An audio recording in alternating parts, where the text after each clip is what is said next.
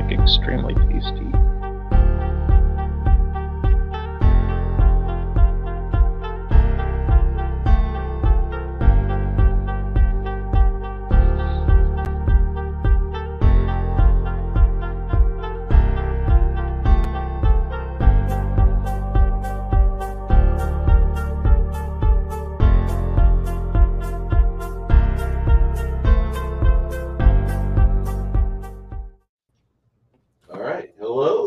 Welcome everyone that's here today. I understand that there are some people that are like, "Are you guys playing?" We'll try. That's what we'll do. We'll try. We're totally trying to play. Yes. we just there are certain times where you want to have a recording going and just be able to broadcast it later because this is our real thoughts. And if you stream, you get some really good gold nuggets off camera. And then you also get some moments where, like, you realize, wow, we are better friends than I thought. Holy shit. And to those of you who review, sorry. Happy birthday is in order for Mr. Six Nation 31 Kings. Happy birthday, Vince. Oh, happy birthday. Oh, really? Yeah. I didn't know that.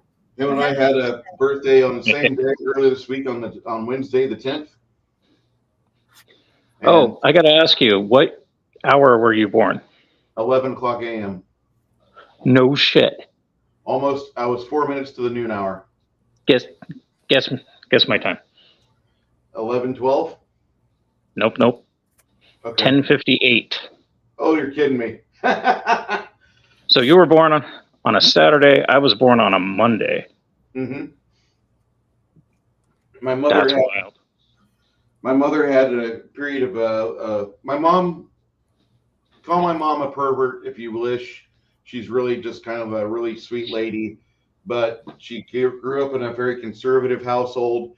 And one of the things that she found out she really enjoyed when she was growing up was high school wrestling. One of the few things that like she derived pleasure from. She really enjoyed going to IHSA tournaments and just that was the thing. And one of our neighbors at the time had a really good match, and it went into overtime, and then there was some other stuff went on at that night's match as well. And then the next day I decided I would roll out. So I was like done, tired of it, whatever. But I don't think you just rolled out either. no, Mom said it was 3 hours of labor, which I think that's pretty short. Most people I know with troubled carry times, it goes from like 6 to 12 hours, sometimes up to 36 hours. Yeah. Which I couldn't imagine. I have a hard time envisioning like a 5-second poop that like takes that long to hit the toilet water. I can't imagine like spending 3 hours in labor. I can't. That just does not happen. Yeah, I was born preemie, 4 months early, and I guess I was thrashing around so much that they had to throw sandbags on me. And for the longest time, they had videotaped my mom's birth and then used me as like another one of the training films for preemie babies. It was crazy to hear that. You're famous. Sort of. I was not that preemie. I was like 2 months preemie, but my mom had a hard time with bearing kids, so I'm the one that made it out. I'm pretty happy about that. Yeah, it's great. The other ones I left strangled in the womb, and it just that's how it works. But Yeah, that's Fury in birth. I had 2 brothers that died not long after they were born, but none of my brothers lived. So girls are just the ones that we know of. well, my mom would not have just abandoned a baby boy. I'm not talking about your mama. Not gonna ever. Your other mother. I know my daddy going out and finding Christmas spirit. He did that. Spreading cheer. Spreading cheer. And thighs. I'd like to say, for anyone who's used to seeing me paint. Nope. It's upside down. Oh, there you go. Yeah. Whoa! This is my painting water. Cincy? It's frozen. What's happened? It's frozen. Oh. There's no painting for me today because it is way too cold. Oh. I'm sorry to hear that. Damn, that sucks. See, everybody? Okay. Oh, yeah. Bruce has it. Yeah. You can even Yeah, see watch the out for the ice thing up there. The thing? Yeah, I'm getting the thing vibes. Like you're out there and Oh, you're. that hand. That's a dragon towel. It does look pretty perfect right there, actually. The funny thing is that like the movie it takes place on the first day of winter, December 21st. Mhm. And I recently discovered a little short story called The Things, which it's about the things perspective after the movie. And it's a sequel to the film, and it's fucking evil. Like if you want to read about an aberration and how an aberration thinks, you got to read The Things. Because the things it talks about like the time when it at one point it had all the ability to control the cosmos, but then discovery and fear from other life forms that had not been blessed with communion had rendered parts of the thing inoperable. So the thing was now on Earth, and it talks about recalling the things that Childs had been thinking about. It discusses the things that Cooper had in his head as it assimilated into him. And so it's just a great, scary fucking story. It's one of those stories like you want to if you find your kid with like body horror films and he's like, Dad, I want to watch Body Double, or I want to watch The Thing, or I want to watch this. I'm like, okay, fine. Have him watch the 1982 Thing, then sit him down with his favorite drink, chocolate milk or hot cocoa, on a cold fucking winter day and read The Things to him and watch that little shit just bug out, because the last 30 pages of it are so fucking good. And the last page just it gives you fear. It really gives you fear. Because if it's real, then we're all fucked. And it explains how we're all fucked. Mm-hmm.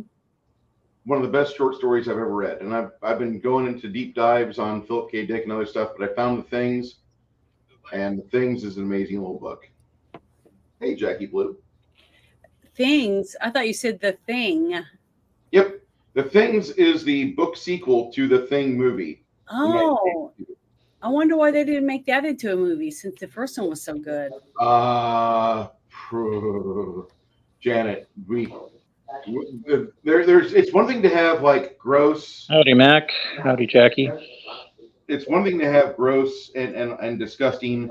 It's another thing to have a level of torture porn, and the main character is excited and happy that it's going on. This is a book? Yeah, because once it I need assimilates, to get this book and read it because I love The Thing. you can find a short story on the web.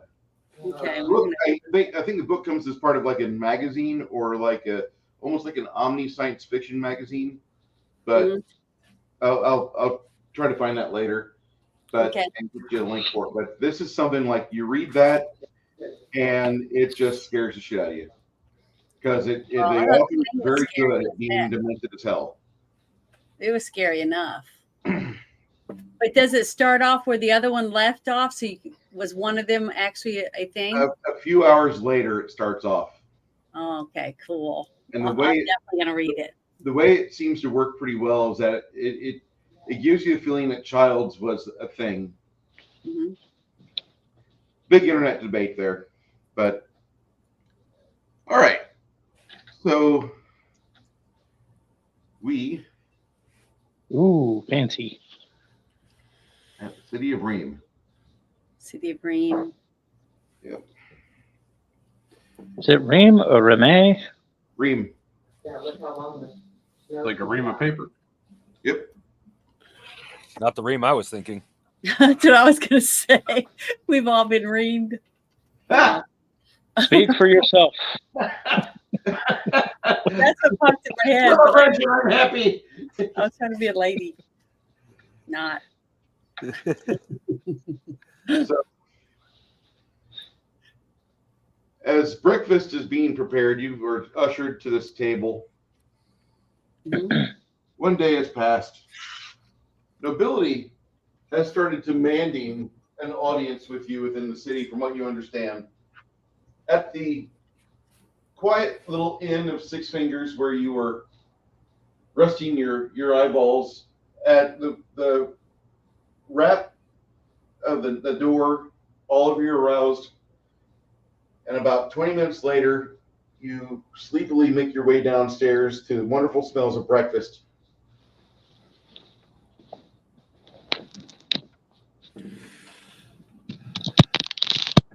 And we're all staying in the same hotel. I would think so, even though you have the ability to stay at a home for clerics of Mir, Mm-hmm. if you so choose. The fact that you would be close to your coworkers and townsfolk that you grew up with, that's something you could do. As you're there at breakfast, you notice that a man with just a simple tunic and looks like a walking stick walks in. He looks at all of you a little bit sternly. How old does he look like? Is he He's young? about 25 to 30. So he's a little older than us. Not much. And then a man wanders in after him, paying close attention to what he does, and then sits pretty close to him. As he sits down, he says, "Hello, my name is Brian. Uh-oh. Good enough, sir. I'm from the city of Ream, and I come to you on behalf of Collegium Arcanium." He motions over to the gentleman to his left, and he says, "This is my assistant. Mhm. This is Keldor." Keldor nods. Brian speaks for him. He says, "Keldor does not speak much. His way of interpreting life is that for him to make it from sunup to sundown, he tries to offer as little to say as possible. It gives him more time to listen." Keldor nods his head slowly in understanding. Cormac reaches up. And by the way, Cormac is in just his like padded leather and says, "I'd like to meet the two of you. I'm Carmack. I'm Carmack." Mm-hmm. And he wanders back. "This is my friend the mongoose. Our friend Lemmy, Quinn, and our lady is the dear Isabella of Mir." At that point, Brian nods. He says, "I think I've heard something about you."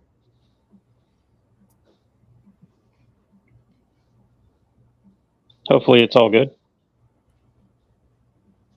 Some of it we wouldn't discuss this morning.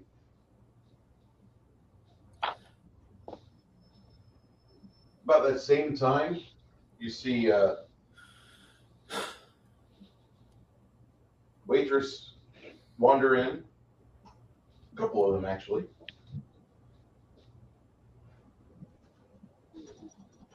They begin to deposit food at the table.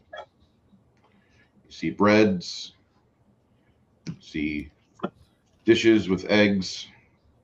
Mm. Well, not anymore. Not with that one. She tripped. Yeah, I know, right? She spilled her drinks. Take that one out back to the tree stump and have her head removed. I don't think that'll be man. necessary.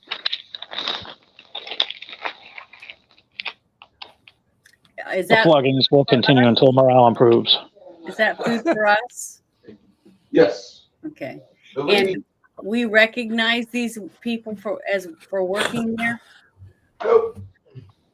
Never seen these ones a day in your life. Never seen these people before, and they're bringing us food. Well, the wait staff, you understand who they are, but you don't know who Brian is, and you don't No, know. that's what I mean. I was asking if the food was from someone else because I was going to do a spell on it to check for magic to see if they're trying to, pull a fast That one. moment you would realize you should have spent the 5 gold to hire a food taster. That's okay, Janet. If we really want to check for anything, it would be toxins. Casting magic on food isn't usually as useful as just using simple toxins because of spells like detect. You Magic. do have an opportunity, as Brian is silent. This lady seems to be straightening herself before she begins to talk. A small black duck, about the height of a halfling, wanders in. He has an obnoxiously orange bill. He says, "Did somebody say they need a food tester for 5 gold per meal? Why, yes, I'm available.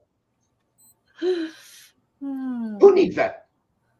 So there's literally a 3-foot tall talking duck. Yes, there is. I literally adjusted the duck over. Here. Well, I'll give him my money. I'll give him $5 so he can have some. Is his name Howard by chance? No, This would be Daffy. Or Donald, excuse me. Donald. Or actually, yes, Daffy Duck. Yeah, he And looks like Daffy Duck. Well, he's a magical being if he can talk. So he might have some information we might need. I'm not magical at all, but the 5 gold. Let me put my talents to the work. And at that point, grabs one of the plates with the rice and eggs and potatoes, and he tilts the plate up into his mouth, and all the food slides into it. And he puts it together.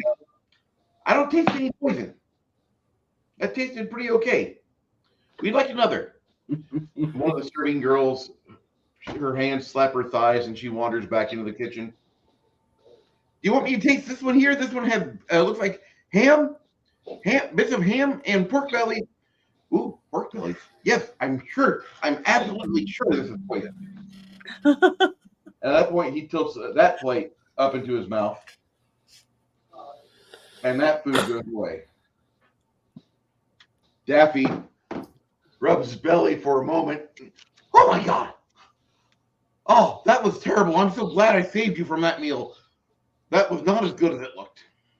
It's going to turn into a deck of holding. if he can retain Or he's it, going to turn into a dragon or something because there's a spell on the stuff. he lets out a belch that lingers for about 9 seconds too long. And then he lets out another belch, and you've seen summon spells take less time to cast. Bruce, if he's going to belch that long, I'm going to cast Daze on him. Daze? You're going to cast Daze on him? Yep. Okay. So now he has to burp for 5 days? No, he's going to lose. He's going to be just stunned for like seconds on end. Yeah, it's just a short disrupt spell. He holds his head as you lay the curse of befuddlement upon him for a few moments. Poor duck. I motion to the waitstaff and be like, could we not have my lunch and dinner talk to me? But I'm thinking 6 o'clock. If you start the oven now, he should be done. I do like my meat juicy, but the skin crisp. So make it happen, ladies. Hey, I intend to leave him at our castle. He'll talk anybody who tries to take it to death. Peking duck. You have a castle? He's still talking. You have a castle? He gets his wits Like back. I said, he'll kill anybody. He'll just talk anybody who tries to take it to death. Hey, Mongoose, how's that sleep spell working for you? I could cast it. No, let's hear what this Joker's has to say. Spells, because we might be getting ready to get it in a battle. We gotta preserve our mana. I don't know what's going on here. He passes I still out. have 5 scrolls. Mysteriously, he passes out. Looks like a spell of sleep hits him. We went from Pathfinder to Tune or something. I don't know. Well, I want to ask that guy the one that's dressed nicely, not in the tunic, if he knows who this talking duck is. Brian says he's been at the inn for the past month and a half, and he's irritated quite a few of the staff, but he pays money and he tips well, so nobody gets really that upset. About the same time, this lady here, Lady Abigail, she speaks up. She's like, I'll have him removed. And you see a man come in, stand by her. He casts a spell, and you see like this yellow disc go underneath Daffy, lift Daffy up, and then the wizard escorts the disc out as Daffy's carried by it. Oh, Bruce, you said there's they brought out like a selection of stuff for breakfast, right? Yeah, you still do have some bits of. Is there any oranges? Yes, you have bits of fruit. You have blueberries, and I grab a couple oranges and throw them to the server. Be like, hey, he's going to taste extra delicious if you put these in with the recipe. And I toss the oranges at her. For the duck. Staff. I ain't lying. Orange sauce. I love duck. True story. Duck every day. Delicious. That or a good plum sauce. God. My character's just shaking his head. About 3 minutes later, a woman from the kitchen with probably the largest set of lungs you've ever seen on a fantasy woman. And I thought that you were going to say something about the cleavage. I picked the miniature up, and then I realized, oh my God, it's Boobzilla. Whenever she leans over, she has to brace herself, like a kickstand, or hold on to a railing or something. She's lopsided. Yeah, she gets lopsided easy. It's great. It's the most beautiful thing men have ever seen, or anybody who admires a healthy set of lungs. And we need Lots of personality. Janet, I'm going to have you and my wife ride a slingshot ride one of these days. One with a camera that faces towards the viewer. I rode that one at Six Flags. Okay. It's fun. Video for that. Have you ridden it? No, I haven't been to Six Flags in over 30 years. No, 25 years. Slingshot ride. I'd be screaming so loud I'd lose my voice. Yeah, I screamed, but it was still fun. This young lady, she says, the wizard came back in the kitchen with the duck and said something that you would want the duck cooked, correct? You want the duck cooked? Is this correct? Flatey, do you still want to cook the duck? I mean, if he's been a nuisance, how does he get his money? Yeah, where does his money come from? Every day he receives a courier. Okay, yeah, we don't want him. We don't want to kill him then, because if we kill him, whoever is paying him and or family is going to come after our asses. Yeah, and plus we might need him. I would just say that make sure there's a little note and the oranges waiting for him when he wakes up to be like, hey, you can taste delicious like this. Okay, that I'm not going to complain about. He probably thinks he tastes delicious anyways. Yeah, that's a good point. Magical talking duck. It's got to impart some sort of flavor to it. Yeah, he's magical. I'm telling you, I think he's magical.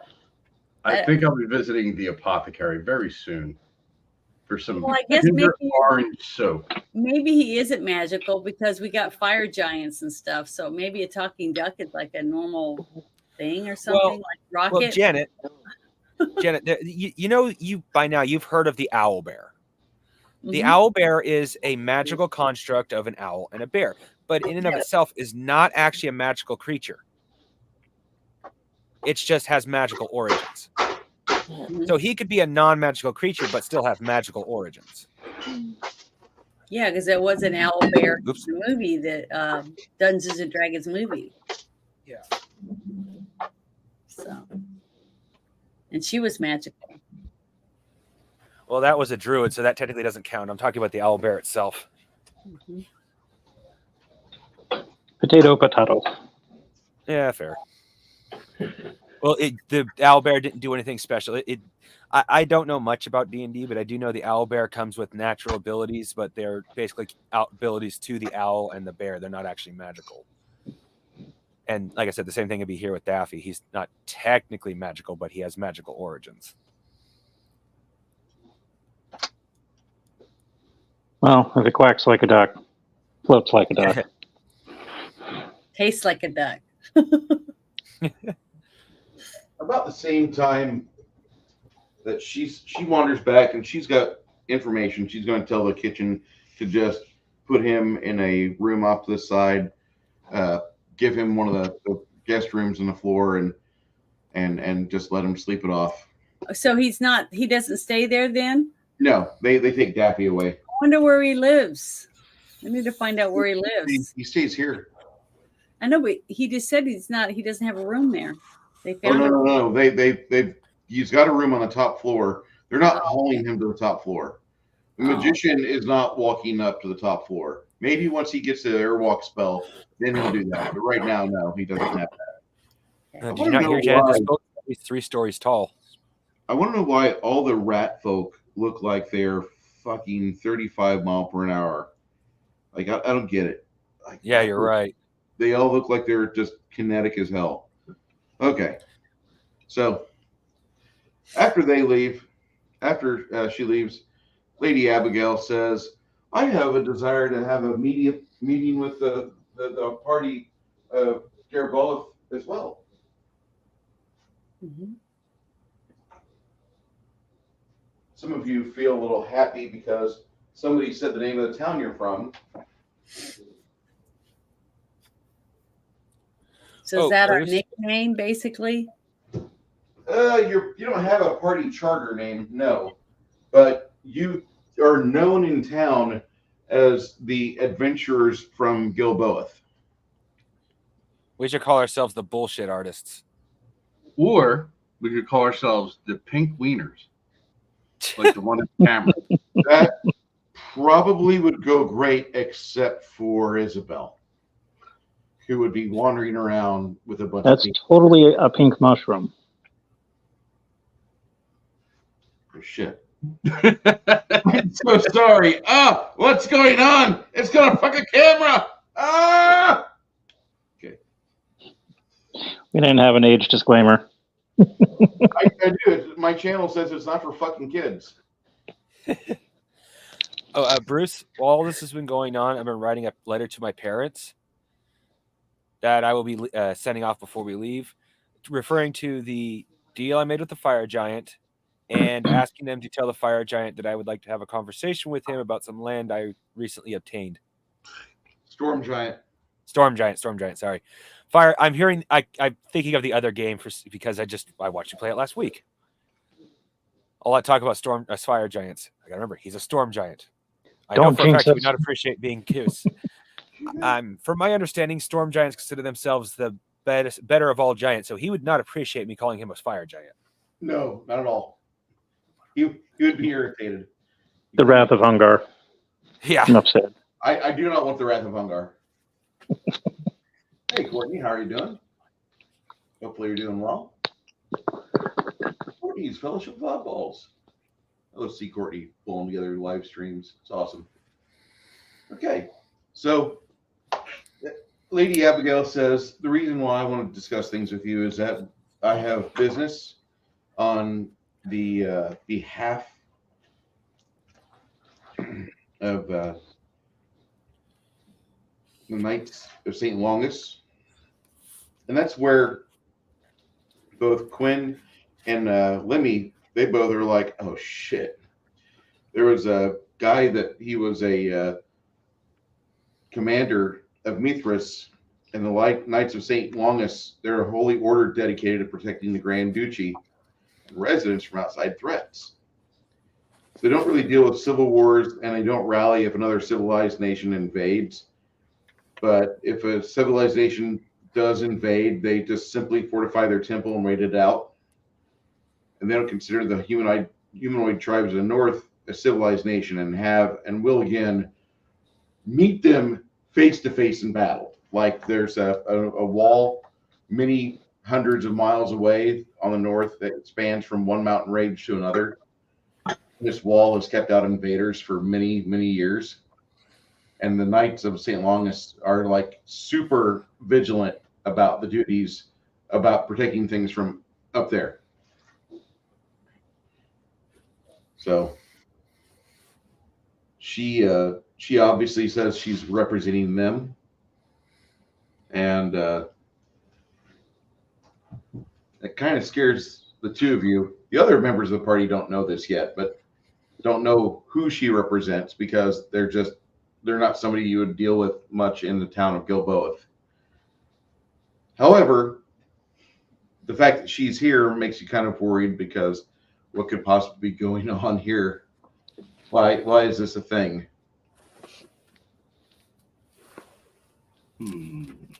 About the same time that she says that, you see the doors open. Another, looks like a bodyguard and noble start making their way in. Is something No. happened in our hometown? Not yet. Oh, okay. A large man, easily 7 foot tall, with a little wreath of fire around his wrist, and his hand is enveloped in fire completely. He's huge.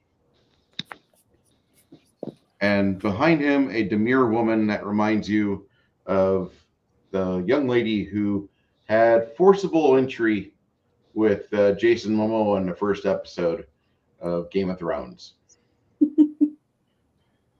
If you've not watched that episode, that's the only episode I thought was worth watching twice. It was okay till season 4. Yeah, I'd say a little less than halfway to halfway. It was okay series. Anyhow. Yeah, when they discuss the chickens, that's the best episode. Mhm.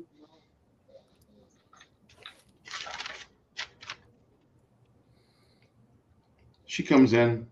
She says, "Hello. Talking a bunch today? All right." Yeah, she's. Oh man. Is she speaking a different language? No, she's talking to all of you, but you guys are just dumb as hell. I couldn't understand saying. anything that she said. She looked at the waitress with boobs as she walks away. She's like, "I guess I'm at the wrong party." And then she does something. She casts a spell for a few seconds and lays it upon her bosom and makes her bosom swell, stretching the fabric. As she does that, you notice the men in the room take note of this. Ah, now I have your attention. My name is Bobby Matthias. This is my assistant, Ignatius the Flame. Mm-hmm. She sits down. Ignatius pulls a couple of biscuits off one of the dishes that's on the table, and he levitates them or telekinesis them back to his hand and hands her one. She says, "Thank you." Oh, Bruce, since my character was busy writing a letter, as soon as he puts down his letter and he does notice the waitress, he takes a double take. Like, what did I miss? You see What? a woman. You see a very shapely woman that you swear you've seen her before, maybe as a young girl when she was younger and you were younger.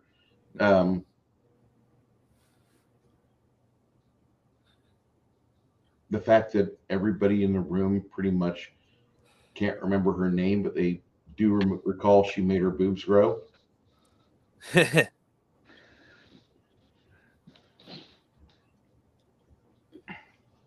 So, I guess since nobody else is talking, Well, I'm just wondering what they're doing there.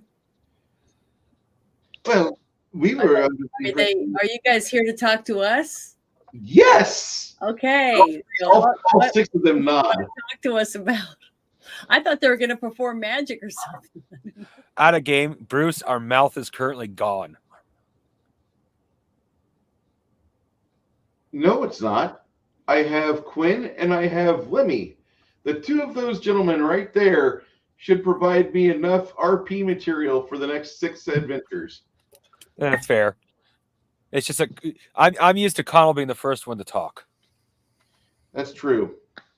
I'm still reeling from the frickin' duck. Yeah, same here. Mongoose, could you spare some parchment? I believe all these people are here for our autographs. Couldn't be Brian, a problem. I have all the time of the day to talk to you about this. If we need to meet up later, we can. I didn't realize that you were holding a parlay amongst all the individuals that were interested in discussing with you. We were only informed that you would be here for breakfast, and so taking the initiative, we took it. And I see others had the same idea as I did. Fine, imitations is the most sincere form of flattery there is. The ladies glower at him. I believe we may need a booking agent.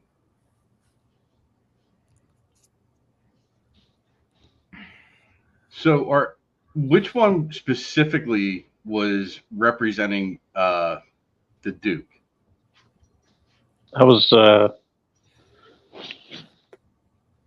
Brian one was in the college blue and white? Phantom. You guys stepped all over each other. Say again. I was just saying, who was representing the Duke? The woman in the blue and white? Nobody's came on behalf of the Duke yet. Oh, my bad. No, we have on behalf of the noble families and on behalf of the town we originally came from. Mm-hmm. And then you have this gentleman here who is from the college. Oh, yeah, and the college. Arcanum. The Duke. The other gal is the representative of the Brotherhood of Longinus. Okay, but when we last left off, Okay. didn't the Duke say he had something for us after we He wanted us to stay in that. town. My bad. He would send for us. I misremembered. That's my bad. It's okay. The Duke does eventually make his way in as this third plate of eggs are being brought in. You see a trio of what looks to be elven wizards, a lovely elven woman, and then the Duke himself. Mm-hmm. And these three have something to do with her, and she has something to do with him. As these men initially look the room over, they sit down. She takes They're her from her same group. Yep. And then the Duke sits right next to her, kind of obediently. And they traveled right. through the town we lived in. No, they have not. Okay. That was the second group, the one with the woman. I Bruce, thought that was the same group. No. what time of day is this? About 9:30 in the morning. Okay. And there's not Well, enough. here's my suggestion. We start in the order of arrival, which means the Mages College, the people from our hometown, I keep forgetting what it's called, and the people that just showed up, devote them an hour each. Which, if they have more to say than what an hour can give us, I think they have way too much to say. Mhm. So, and that gives us the opportunity to get each one of them what they want to say, and then we can figure out what to do from there. Okay, so do we want all of them in the room with us when we talk to each group, or do we want to have the other ones leave so we can have privacy with each group because we don't know what they're going to How talk about we leave that up to the groups? Because each group might say they want to talk in private. Each group might say they don't care. Okay, that's right. That's what we'll ask them. You can ask them. So, among the people who wish to talk to us, we are going to devote you an hour each as soon as we're done eating, starting in order of arrival. Mhm. Do you guys wish to speak in private, or does it matter if we speak in the open? Brian slaps his thigh. He says, I can speak whenever, but It's nothing super sacred or secret. Um, if you're going to retain your work where you apply the highways of the country and you find trails and you deliver goods with the guild, because from what I understand, you have at least a little bit more time left on that contract before they would let you go. If you continue to do that, then we would want to be in touch. We'd want to be in contact. And the reason is because I represent a college of arcane using wizards, and we want to make sure that you are able to help us with equipment and provisions. You would be getting the spell components from various locales, helping us spread out our ability to do logistics properly. You'd be one more group that'd be out there picking things up for yourself and for others. Sounds good, actually, because even with us doing stuff for the guild, we like to go on our own little adventures occasionally. Many times you'll have to have the donkey trains have to rest. They have to sit for 2 or 3 days. It gives you time for you to explore, do your own thing, stretch your muscles, or do something involving your chosen trade, whatever it may be. Exactly. Well, how do we know that we can pick up whatever it is they're asking for? We don't even know what it is. Typically, when you arrive out of town, if there's an order from the college, because of our close association with the Guild of Coachers and Traders, they would already have the information. You would be just picking up one more package or one more donkey or one more what have you. Anything we find out in the wilderness will just be bonus. Yes. And I assume that there's a larger percentage for rare and unusual items. Typically, yes. If you run across things that are of a particularly rare nature, we'd be more than happy to pay you top gold for that as well. Maybe platinum. Sweet. Okay. He finishes a piece of pork belly, and then he looks at his companion. His companion nods. Keldor seems in motion. It's time for them to go. So Brian and Keldor leave. This miniature brought to you by the people of Kinzer and Company. It's a nice little miniature. Keldor looks so average. He Keldor. All he needs is a white that shirt to be black with a white band around his neck, and he'd be a. So I'm assuming you guys don't know who the Knights of the Dinner Table are. I don't know. Vaguely. He looks like the guy Oh, that lives down by the river. He looks like Does Mr. I live Bill. in a van down by the river? Yes. what's his name with his painting hobby?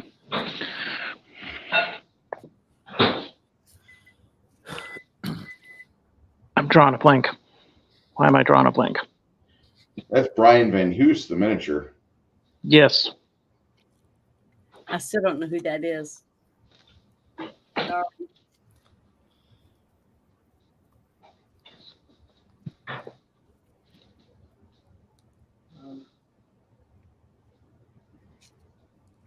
My name is Mike Foley. I've been a motivational speaker for over 10 years. I live in a van down by the river. Yeah, that's who he looked like when I first saw him. I was like, what's he doing here? All right, that leaves the young woman next. He was funny as heck. I need to post a link for Knights of the Dinner Table in the Discord. Yeah. You can find a good one. It's a comic book that's ran for over 20 years, Mm-hmm. almost 30, because of Dragon Magazine. And Yeah. they've done a lot. I'll just say that. It's one of the few physical magazines for the gaming industry left. Like one of 3 gaming industry magazines that's still printed every month, and that's Kinzer and Company. They do a hell of a job. I'm not a big fan of their guy Jolly, but That's fine. You know, he just said some stupid things on Facebook complaining about fracking. And I'm like, do you want to have $10 a gallon gas? All right, then. Okay. All right, So we now- lost Six Nation real quick. Say again? Looks like Six Nation dropped out. Ah, no. Oh. He'll be Well, I back. guarantee you didn't know it on purpose. Yeah, I'm sure it was just disconnection. Yeah.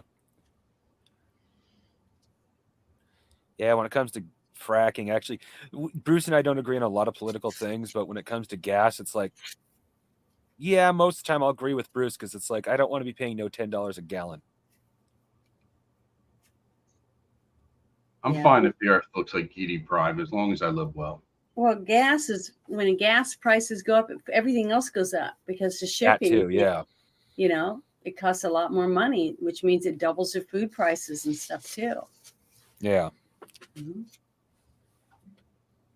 So the little girl in blue with the Human Torch, No. they're representing. Oh wait, I was talking about the other girl, but This is Abigail.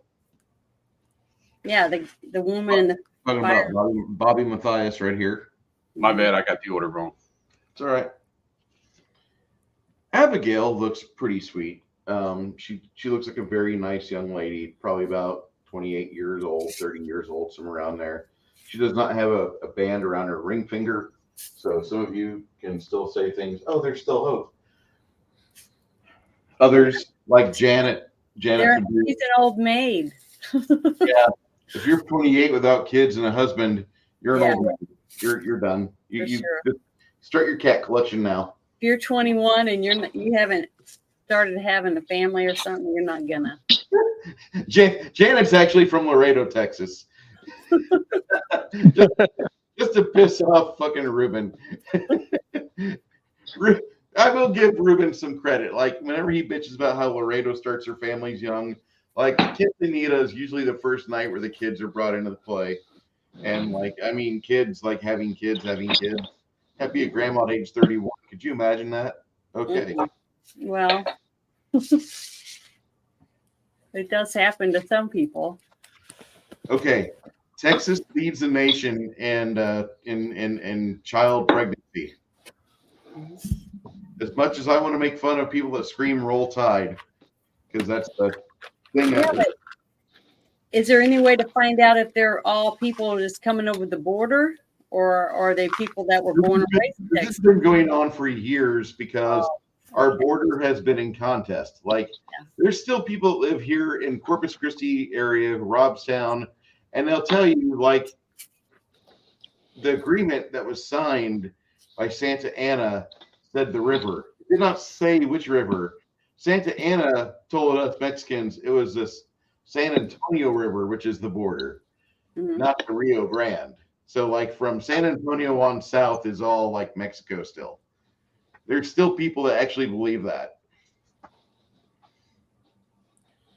They're from here. They're generational. There's a chance that you might have lived on a piece of property that had indigenous people on it. And the landowner, a lot of times what a landowner will do when he gets a tribe on his property, when he buys it, Mhm. years ago, he would put the kids through school. He would build a schoolhouse on his property so the kids don't have to go to like public school. The kids have their own schooling, they get their own education, then they get to be with their parents all day and work in the fields when school's done. That way we have work. We have work that gets completed.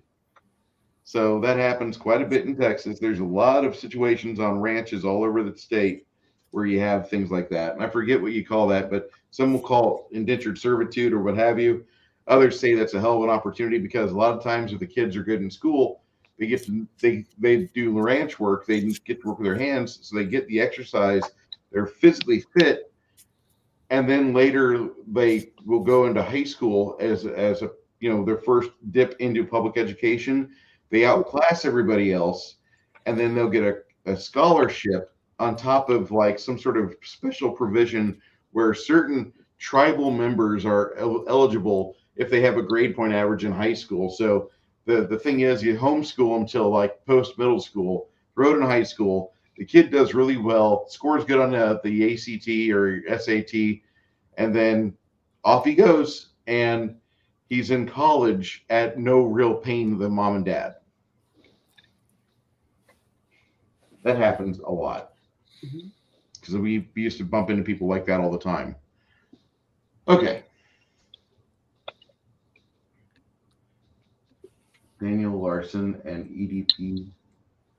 I don't know who Daniel Larson is.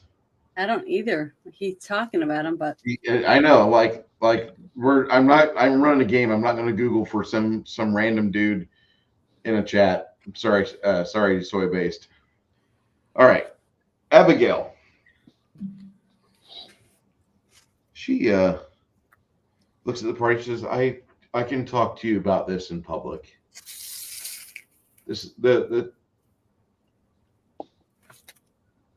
The Order of St. Longinus would like to invite you to our temple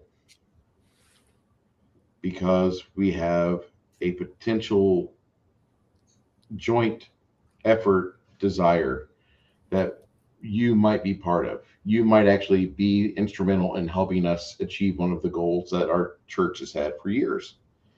Our knighthood seeks to have some friendship with a band of individuals like yourself.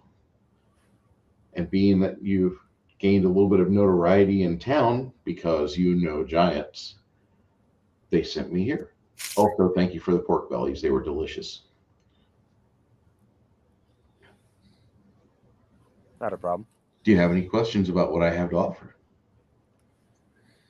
I thought we were talking. Is this like girl that's talking? Is she like connected to the people in the woman in the blue dress and the fire guy? No, she arrived before them. She arrived by herself. I thought she was a worker here. See, I'm getting them all mixed up. That's okay. If you saw the gold and finery on her blue dress, you'd be thinking, "Wow, she's dressed pretty nicely for a servant girl." No, she's not a servant. She's completely a woman who appears to be here on her own recognizance, trying to find a group of individuals that will say yes to some sort of demand or request her order has. So we need to go with her to wherever the location is? Well, first, let's ask, what exactly would we be doing? Yeah, so I'm saying she's representing them. Maybe she doesn't even know. So we need to ask her, what this entails before we're going to make plans to go over to wherever it is to meet these people. We have this is something that's been popping up in the Stoneheart Mountain area. And there's a unusual, there's a magical storm that started happening in the Stoneheart Mountains years ago. And it's caused a ice flow into the southern portion of the Stoneheart Valley. And we don't know what's going on with this. We seek information. And every time one of our oracles starts to fixate on it and concentrate and use some sort of scrying device, they end up with, at worst, they scream and the spell ends. And two of the times that this has gone on, the individuals that were scrying the area froze to death in a well-lit, circulated room with torches, and one of the two men had a roaring fire because he heard the other one froze. No good can come of this. Bruce, go ahead. How close? We have a mission for our guild. How close are we coming to those mountains with where we're going for our guild? What was the mission for a guild? We were going. We were heading in the opposite direction. Yeah, we're heading towards the mines area, aren't we? Yes, We're going That doesn't mean east. there's anywhere.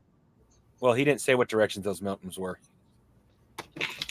So I was Well, asking. he showed us on the map. No, when Bruce showed us on the map, because I asked him. Oh yeah, he showed us where we're going for the mines. Yes, but I meant Yeah. the mountains just now. He didn't say Oh. what direction we were going for those The mountains. mines are to the northeast, Mhm. or northeast, I should say.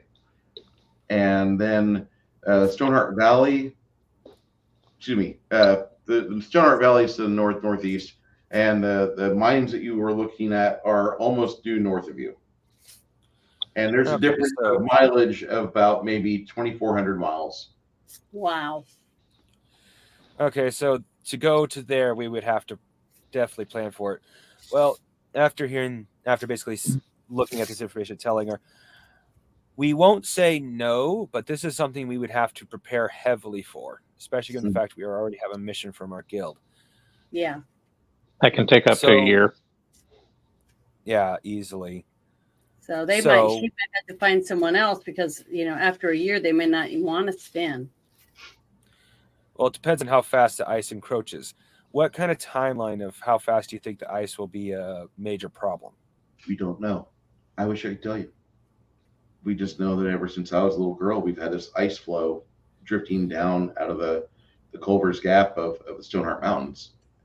And now it's reached the base, and it's going and spreading into the plains, taking with it horribly cold weather.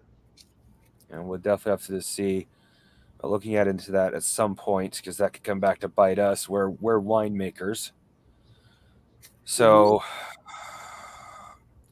like I said, like our cleric said, for now, look for someone else. But as soon as we feel we can afford the expedition, we'll definitely do it if it hasn't already been taken care of. Okay. So don't forget about us, but you're going to need to look for someone else for now. We are not in a position to go up there if it's some sort of major evil or power. Abigail looks a little disappointed as she leaves. You see Bobby and her associate step forward. Bobby's That guy with us. spell wears off, so she has to recast it to grow her boobs because she wants attention. I mean, most people do. This one here is very overt with that. Bobby says, I understand that you already have a member of your faith that is, you're from the Chapel of Mirror in Go Both, correct, Isabel? Yes.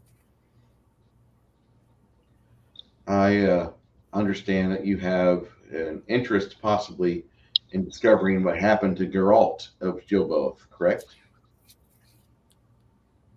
Yes. I guess. If you know what we want to know. I do not, but I know where you can go to start finding the clues and the evidence of what happened to him. Okay. If you want that. Do you guys want it? The information? I would like to know where I know her from. She looks really familiar. I can't place it. Roll me a deep percentile, Vince. All right. Let's see if this will do it. 63. This girl is just a couple of years younger than you, and she actually is from a little settlement to the south of Gilboa, where you used to practice your lockpicking abilities because you were always told, do not practice your lockpick abilities here in town. It will bite you in the butt. And so you would go to the next town over and go test it there. You remember that at one point you were opening up a lock, and when you undid it, she was standing behind the door, and you took her completely by surprise. You were surprised, and then you shut the door because she was immodest at the time, and you thought the last thing you want to do is have a creeper accusation levied upon you.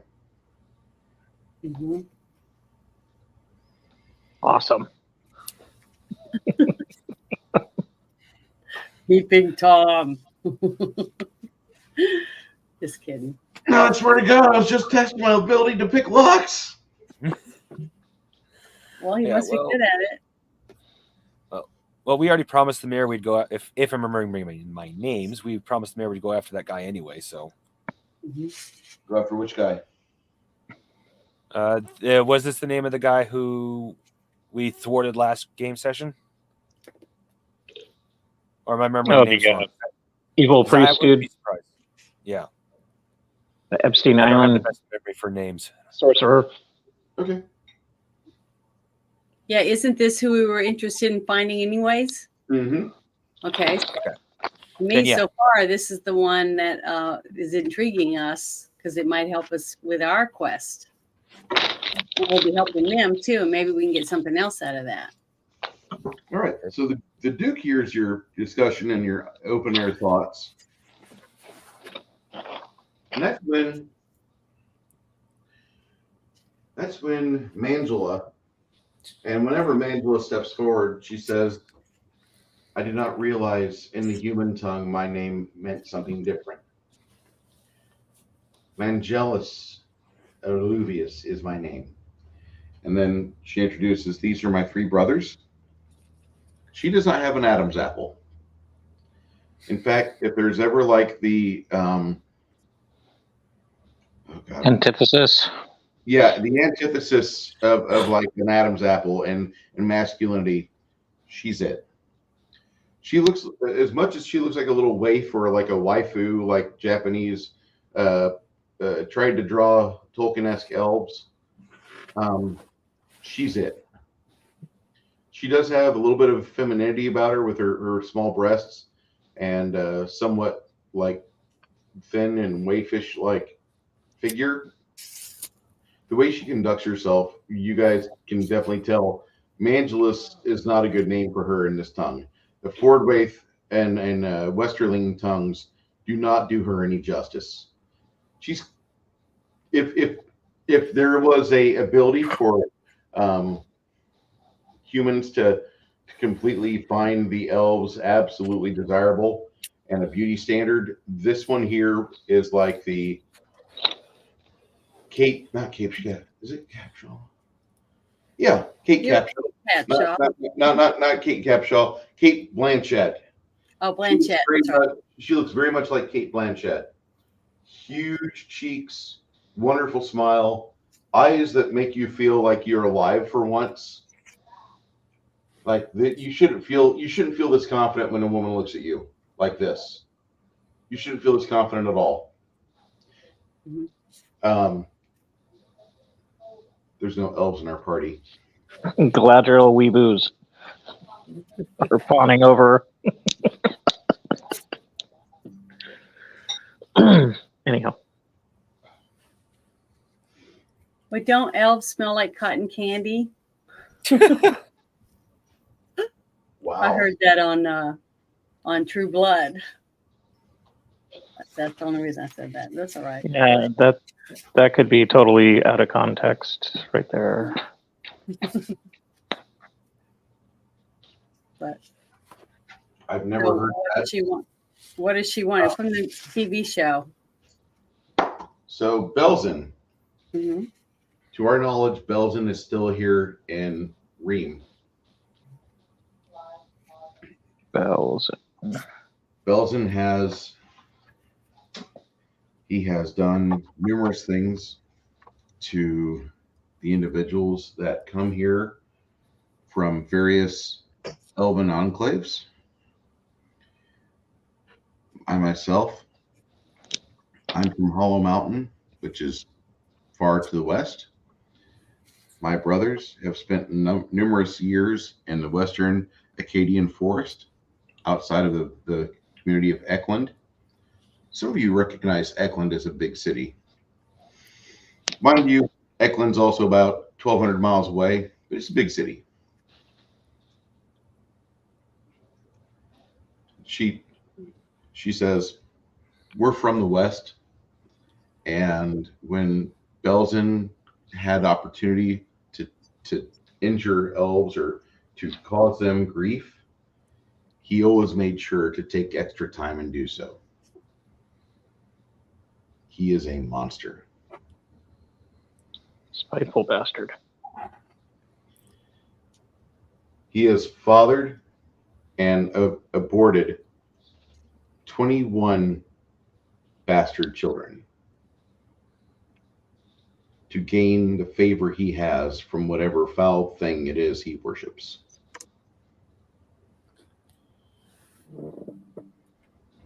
Hmm.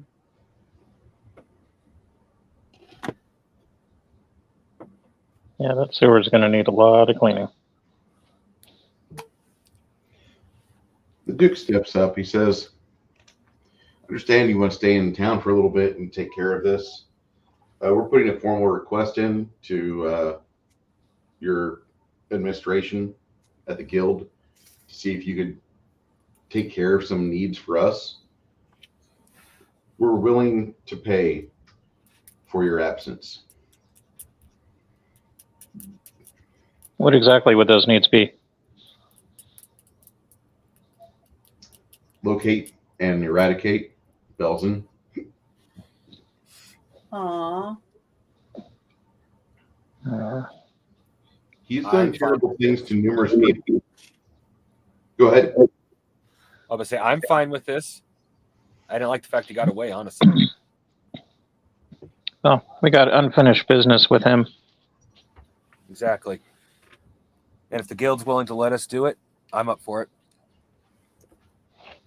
I'm going to go grab some socks real quick.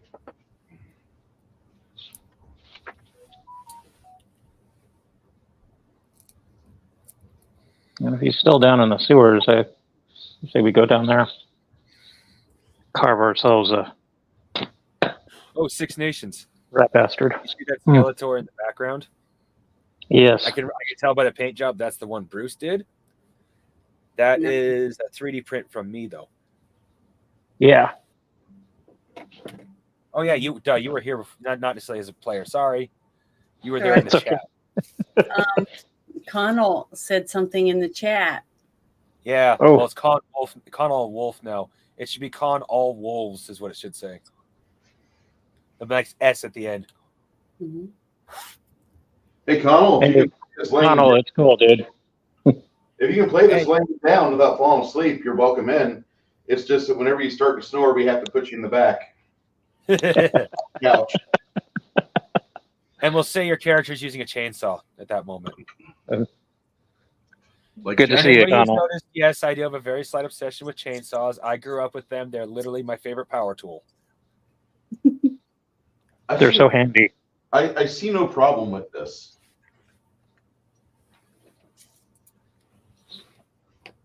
They make good instruments. They do. They do. I have that album on cassette. I don't have a cassette a cassette deck that works anymore, so I have to buy a new cassette deck to play that song on the original media. Isn't that terrible, guys? All the kids No. used to play, they died. Yeah. I remember when I had an Alpine stereo. Did I just date me? Yeah, I did. Yeah. I may have been born in the 90s, but I actually kind of grew up with a few cassette players. For an excellent example, I used to have one of those cassettes for scary stories. Like you're supposed to play it in the dark and imagine what it's telling you. You can get a fair tape deck off of Amazon. I got one for $200 with a turntable, double cassette. Works fine. I mean, it's not great sound, but it functions. I still got like 500 tapes myself. AM, FM, tape, CD, and record player all in one. Yeah, I mean, like I said, it's not world-breaking sound. The speakers are fair at best, but It's no blop, but it'll do. yeah, Hey, better fair than crap, honestly. it's good when you're cleaning the house or sitting reading a book. Mm-hmm.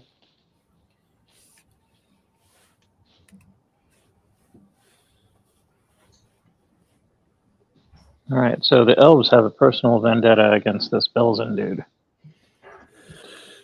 And he's also Duke an is elf. human, right? Hey, Bruce, Connell's got a question. Go ahead, Connell. Oh, it's on the bottom of the chat. Comments. Can I get the Playboy version of where it tells me to search for stories for my imagination? Now draw her with her hands double wrapped around my shaft. And now draw the clock advancing 20 minutes.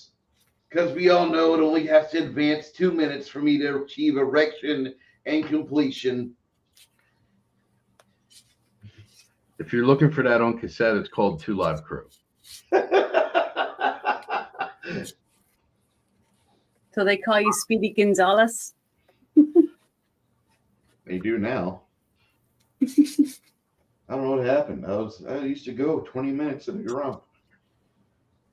Now, that's. But Bruce, the Duke is human, correct or no? Oh, yeah, the Duke is completely human.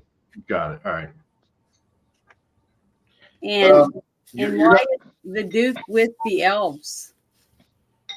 okay. Janet, Mm-hmm. I want you to roll your character's history. So roll a D percentile, and this is a knowledge-based check. If you have knowledge history. Hold on, I'm trying to find my paperwork for my character. So here she is. Okay, and I roll a D6 and a percentile one. Nope. No, what'd you say? You just roll this. Just roll these two. These two. So let me grab the other one. Where is it? Okay, I've got two. And I don't add any of my other numbers with it. Your knowledge history, if you have it. Okay, I rolled an 83, and let me see. Knowledge history of. All right. So the Duke fancies himself to be a man for all comers. Okay. He fancies himself to be an individual who is allowed to do dalliances and such. Although many people that are in the court, including his wife, don't really share the same opinion. But you understand that this guy thinks that he's entitled to have friendships that go much deeper than what they do. Need to make a coffee run. Okay. Godspeed. Okay. Mm, So make me want coffee.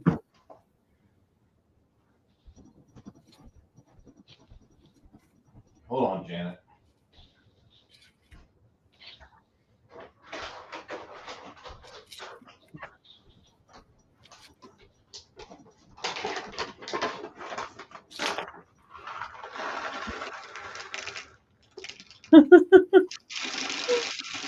It's raining men. Okay. Hallelujah. The rains have come, and it's coffee. Good. That'd be worth a fortune back then. Oh my God, that'd be great. Yeah. So anyway, as you recall, the Duke feels that he's allowed dalliances. So you think maybe the Duke feels that he's enabled or has got the ability to be extramarital, Mm-hmm. especially on a woman who is so enamoring and makes your male friends feel ever so giddy. And it's kind of cute to watch her interact with all the men around her. The elves are mostly ignorant to her charms. She just has an effect on human men where they perceive her to be more beautiful than what she probably is. You look at her and you're like, that's about 1 gallon of water away from being fixable. You could fix her with a gallon of water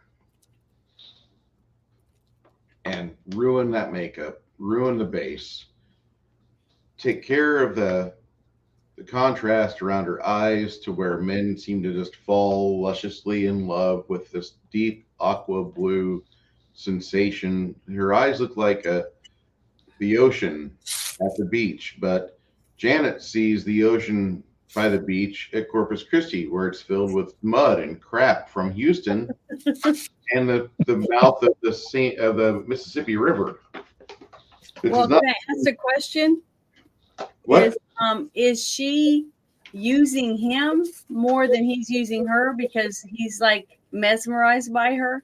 It looks like it is because he, the way he stands with her, you notice that he always seems to swivel his hips to force to have it to where his posterior is in line with her, like it's always facing her, like she owns part of the Duke. Because he's got money, probably. We don't know.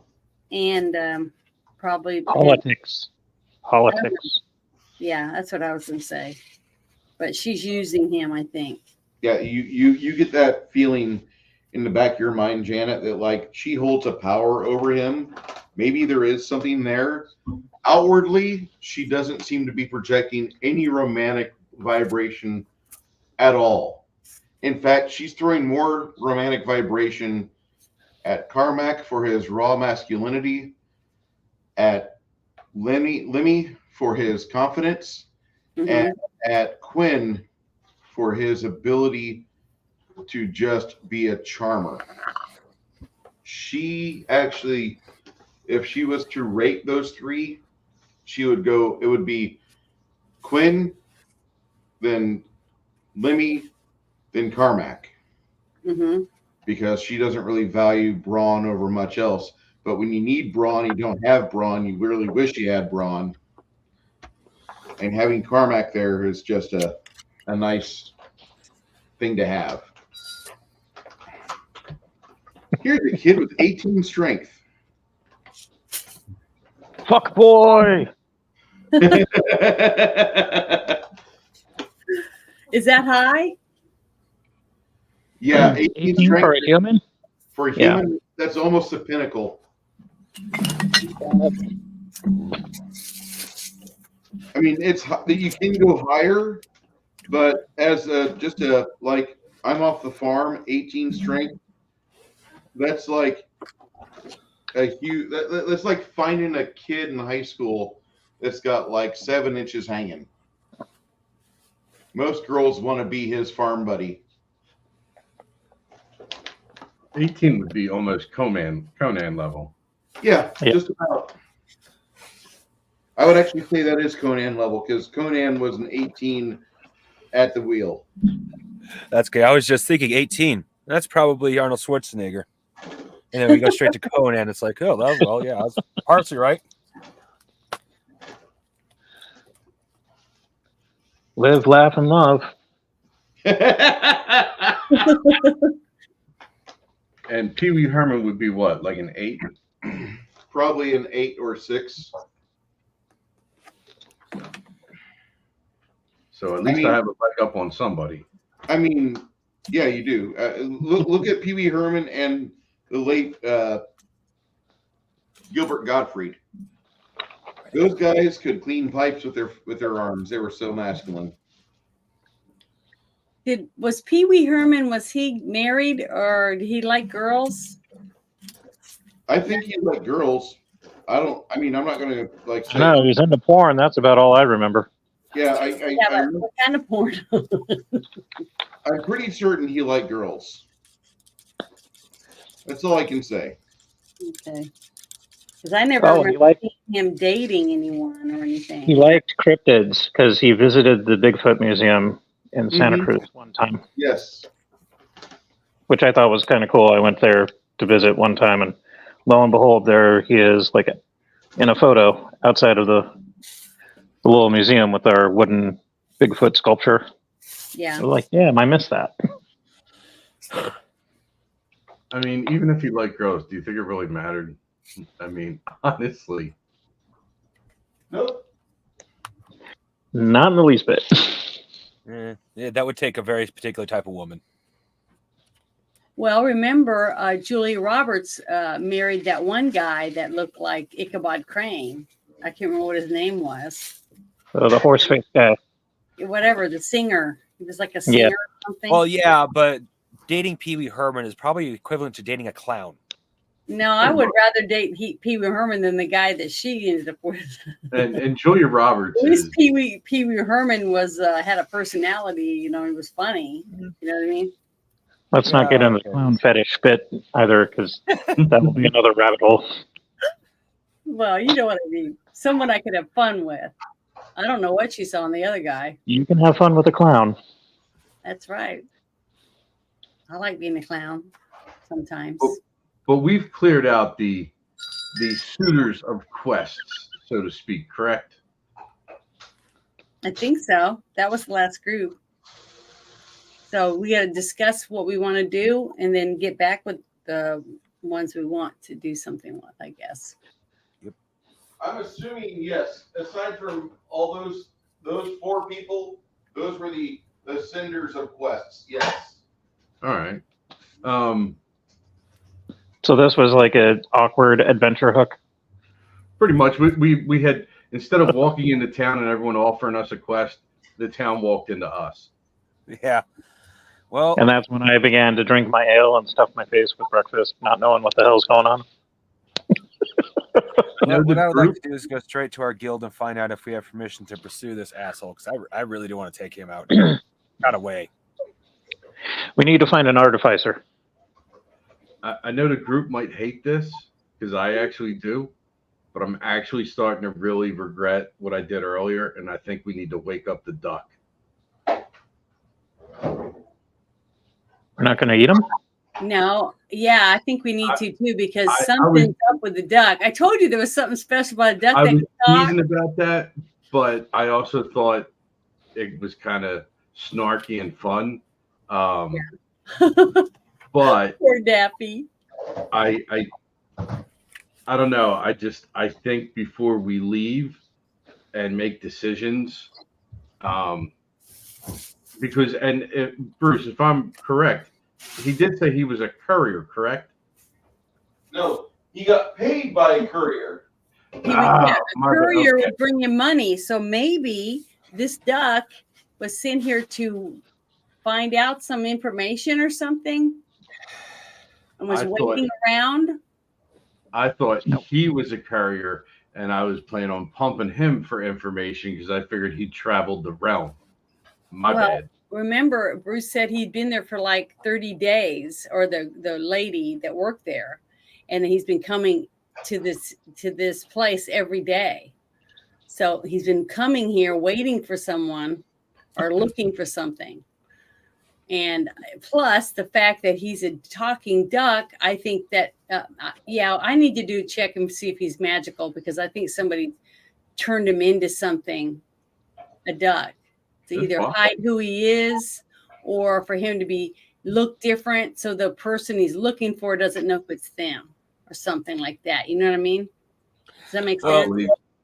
I'm not saying you shouldn't do it, but there is one simple question that will help one way or the other. Hey, Bruce, are there anthropomorphic animals in your game? There are some races that are animal-like, yes. Like, for example, Ratkin. Well, So- I won't force it on the group, but I think we should at least have a clean, private conversation with him. Yeah, me too. That's what I'm saying. I think we should leave here, go wherever the room the duck is in, wake him up and talk to him. Especially with all the information we just got from these different groups. Well, given the fact we're in town, we should be able to, quote unquote, safely split up the party. You guys interrogate the duck. I go find out from our. What if the duck is him? What if the duck is him magically changed? What if the duck is actually the big, bad, evil guy? That's what I'm saying. Then we get a new party member. That's all. I'm just saying, maybe we should tie him up, then wake him up and ask him some questions. I still say we need to find an artificer, though. Lawful orders Always the one, the cleric of BDSM. I can't help it. I just know that something bad's going to happen. I just got that feeling in my gut. So I don't know. Always with the negative vibes, man. A talking duck was really It's way out there for me. When we it's first not a started. bad idea to be cautious. Yeah. It If you guys are put my ti- spidey senses up. Maybe he's a party duck. Oh Well, God, my Chip first and thought is, does Dale. his bill come off? Did we get his name? Daffy. Daffy. Yeah. He said his name Daffy what? Mackenzie? He didn't say that he had a last name. He just said his name is Daffy. All right. Well, he's got an appetite. Force anyone, but I think we should look into it. If he's going to be eating the way that he did this morning, 3-4 times a day, whatever, Oh, he needs Duck Magpul. like, it's going to bankrupt us, and we're going to end up eating him. Yeah, see, if worse comes to worse, we can just roast him and have a huge And then duck whoever's dinner. paying him But comes he'll after us. already be tied up in case we find out he's a bad guy, and then we can just say, send him to the kitchen, put him back to sleep, and say, we want him nice and crispy, but not too dried out. You know, that's the kind of lawful good cleric I'm looking for. I've got to stop thinking of Janet in a nun outfit tying up ducks. Well, I'm just trying to be honest because I Thanks, don't want Bruce. to die. You're welcome. She's only a sexy nun. She Are has, there any other types? she's got the type that they have the portion around the boobs, like that skin's exposed. Oh, open? Yeah. So like she's got the habit on and the top of the boobs exposed. You know, looks like she's going to go on a slingshot ride or something. And then there she is, like strapping the duck, getting the ratchets. Tying him up. Yeah, I can tie him up. Give me that rosemary. Just saying, like, this is a fear I have that's taking place in my mind slowly but surely, and I'm getting my testosterone back. I can feel it creeping into my body. It's thank you to those 24 push-ups I did last night on stream. Hey, I can't even do 3 push-ups, so you feel good. And I lift weights. I can Yeah. do 10. Janet, you have lungs that drag you down. Well, yeah. That's for worst I'm trying to get rid of my moobs. strong bras. But oh well. Yeah. I have a bad habit of forgetting to do my exercises. Uh-oh. And yet I've still lost weight. Well, that's partially due to the fact I cut soda out of my diet. After cutting soda out of my diet, dear God, the pounds just shedded right off. Isn't that weird? I didn't lose any weight, but I hardly drink soda. So Oh, same here, but I cut out exercise from my diet, and that's probably what happened. oh well, yeah, that makes a difference.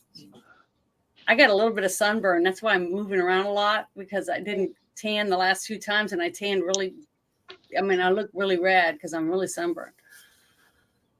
But I needed it because I thought I think might. we have, like, Ironically, if 2 I were to go hours this outside month. without a shirt on, I could sunburn right now, despite how cold it is. Yeah, it was. That being gamer, Bright sun. Yeah. you remind me of that guy that he moves to town and he doesn't get a job from like a regular like brick and mortar. And so he goes into work for himself, and all he can do is find a job doing roofing. The Irish guy, the ginger, the guy that when he touches sunlight with any skin exposed, he turns into like this white, blinding Chernobyl. Oh, yes. Actually, I don't have the red-headed hair, but I have the white skin of my Irish ancestry. I literally look like an Irishman in how pale I am. The lack of melanin. You look like that guy that like the moment you see the sun, you're like, Al, I can feel my sin. I can feel my skin burning. The magic Nice. just Yes, brought that is slices that of is actually very true, Bruce. That looked nice, Janet. Show it again, Janet. pizza. Someone just brought me 2 slices of pizza. Holy smokes, that looks really, really good. I'm starving, so I had some I peach figured pie breakfast earlier. should be lunch. I had gas And what's station that? chicken Salami? sandwiches earlier. A little bit of salami, a little bit of rice, I love veggies. it. Summer sausage is I'm also becoming a big fan of salami. I yeah, not like love. salami. Then I grew up. Mm. I like dry salami, and there's a recipe for summer sausage that I want to try. Sausage. Because the normal summer sausage for me is a little weird. Like I'll eat it, but the homemade stuff, my God.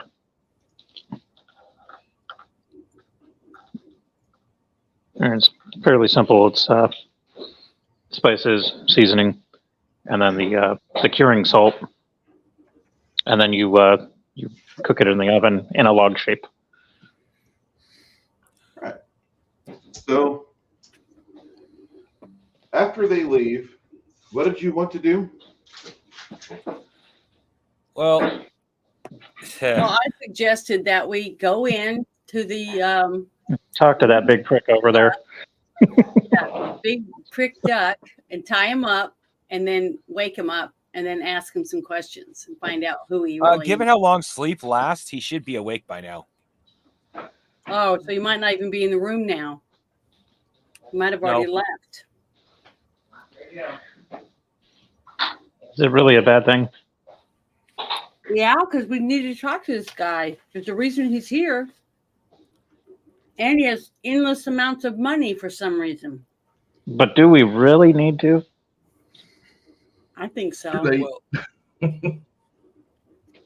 Why? You don't think we need to talk to him? I've got a bad feeling well, about this.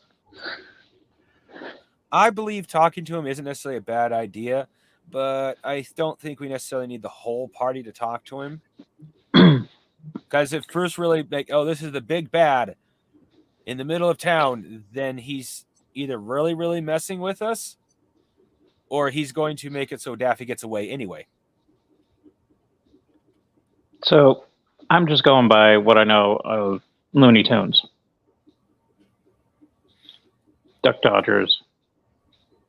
His interactions with Fudd. Yeah, this is good. If it is the It's dude, going to get complex. yeah, it's going to get complex. If it's the dude, it's going to get complex. If it's just Daffy, it's going to get complex. Oh, I forgot. What's the name of this inn again? Six something? Six Stones? The Inn of Six Candles. 6 Fingers. It's the Inn of Six Candles. 6 Fingers? Thank you. Sorry. Who's saying candles? Yeah, no, I'm saying fingers. Oh, Don't listen to me. But I have the fingers on the left hand. Ooh.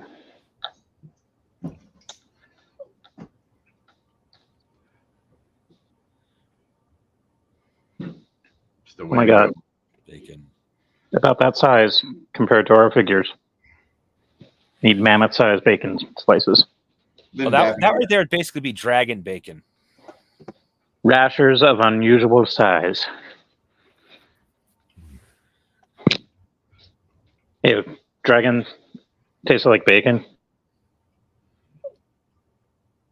So I have did no we idea. I'm go just to saying. Daffy, or did Daffy come down to us? Just naturally coming back down to the I thought common you room? guys went up to Daffy. No, what happened was he walked in the door, and then one of us, that was me specifically, gestured him to come over. You're despicable. Why did you make me fall asleep? Technically, it wasn't me. I didn't get a chance to cast the spell. It was it was another wizard. No, I specifically thought it was you. I woke up minutes Pause. later. The wizard Pause was for a second. unloading Bruce, me was from, that me? The wizard was unloading me from the disc as I woke up, and he was upset. And now here we are. And he looked upset. I was upset. Somebody made me fall asleep. Bruce, I'd like to influence him with a little bit of diplomacy and apologize. You know, just tell him, like, look, your It's appearance, been a hectic day. not as a parent, your presentation caught us off guard. We've never met anyone of your kind before. And you just literally start gulping down plate after plate of food that was meant for us. You said you needed a food tester. Yeah, we were talking to ourselves. Listen, That was an AV conversation. You guys said we will pay 5 gold to be a food tester, and of course, I fought I fought long and hard for silver pieces. They're giving away 5 gold just to eat. Okay. You misunderstood us. Well, no, I took the money. The money is good. It's great. Thank you. Do you need me to, do we have another meal coming up? I can be bought for another 5 gold.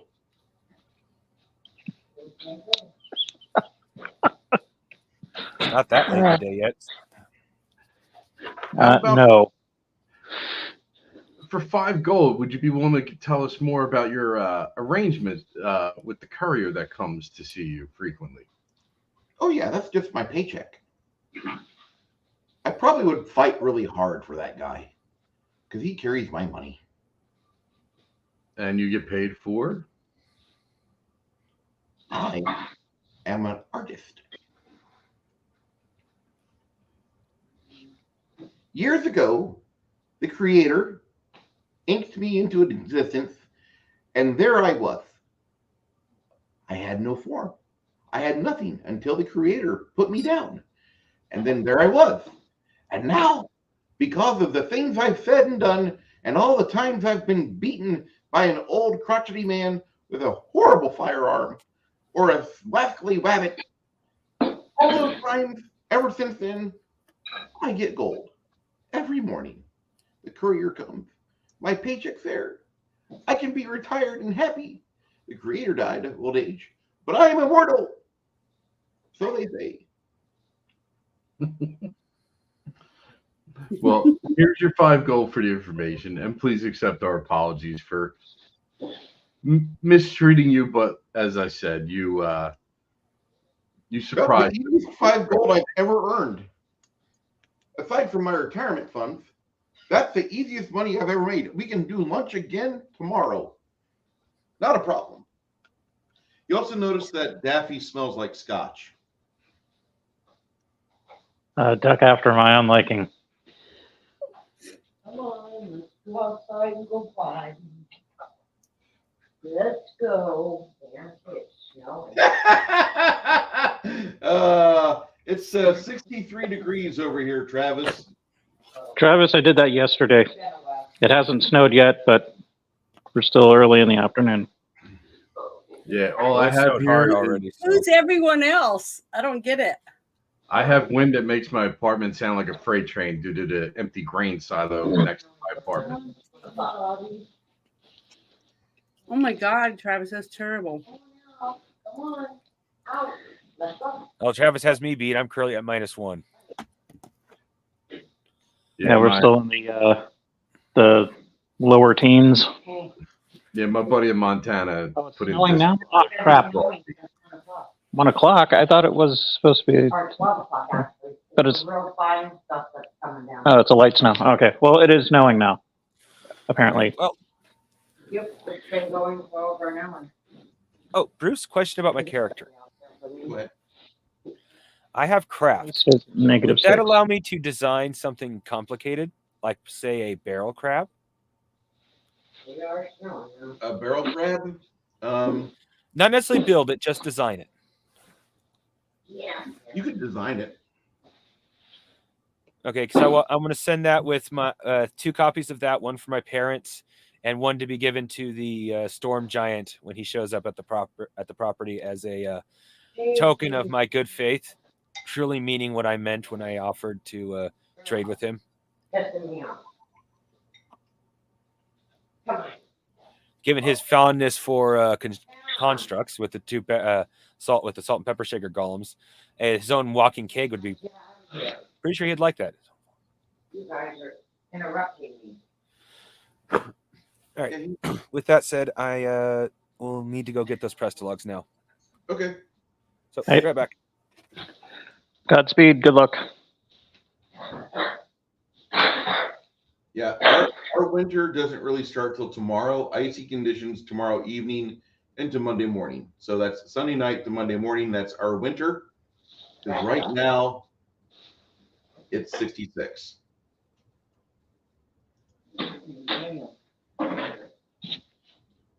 Yeah, I posted in general a picture of the front yard from the computer room.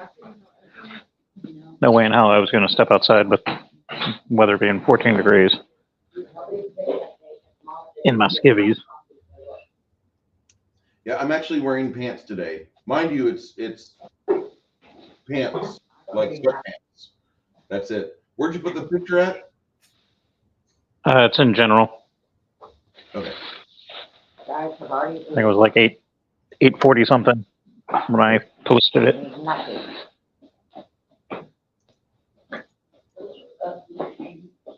Huh? They're my snow boots. It was snowing earlier Slipping and Oh, it's sliding. in the week. beautiful. That's It's just really pretty. Slicker than cat shit leaving my job. Yeah, it's a shitty photo through the blinds. So pretty. The snow is gorgeous. Yeah, everybody says that, but then when you start shoveling it and you realize you get wet and cold, or hot and sweaty and then cold, like, yeah, the hell with snow.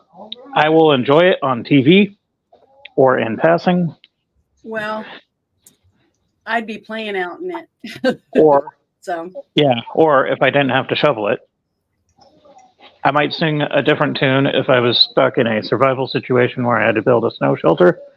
Then I'd be singing its praises, but any other time, it's backbreaking work, and the HOA gets on your case. Sucks balls. Why does the HOA worry about your snow in your driveway? Because we got a law here that says like any sidewalk you got out in front of your property needs to be cleared. Oh, so just a sidewalk. So as long as it's not like constantly snowing, they expect you to clear off your sidewalk so that some little old lady who's not going to be out in that weather to begin with doesn't slip and bust her hip and then sue the county or sue the homeowners association or whatever the situation is. I would not live there. My bad. My bad. Yeah, I hear you. I mean, it's worse. I could be in McCall, going a quarter mile out a driveway out to the highway to get into town, chopping down trees, shoveling 8 feet of snow, and then come back and do it all over again just to get indoors. Like, yeah, that ain't cool. So this little, several inches to, I think it was like 4 feet of snow we've had since I've been up here isn't that bad compared to others, but man, it does suck. Correct, sir. Absolutely correct. Yes, they are the devil. Bitch about one dandelion in the yard. The dude 4 doors down has the entire yard full of dandelions. And it's like, what?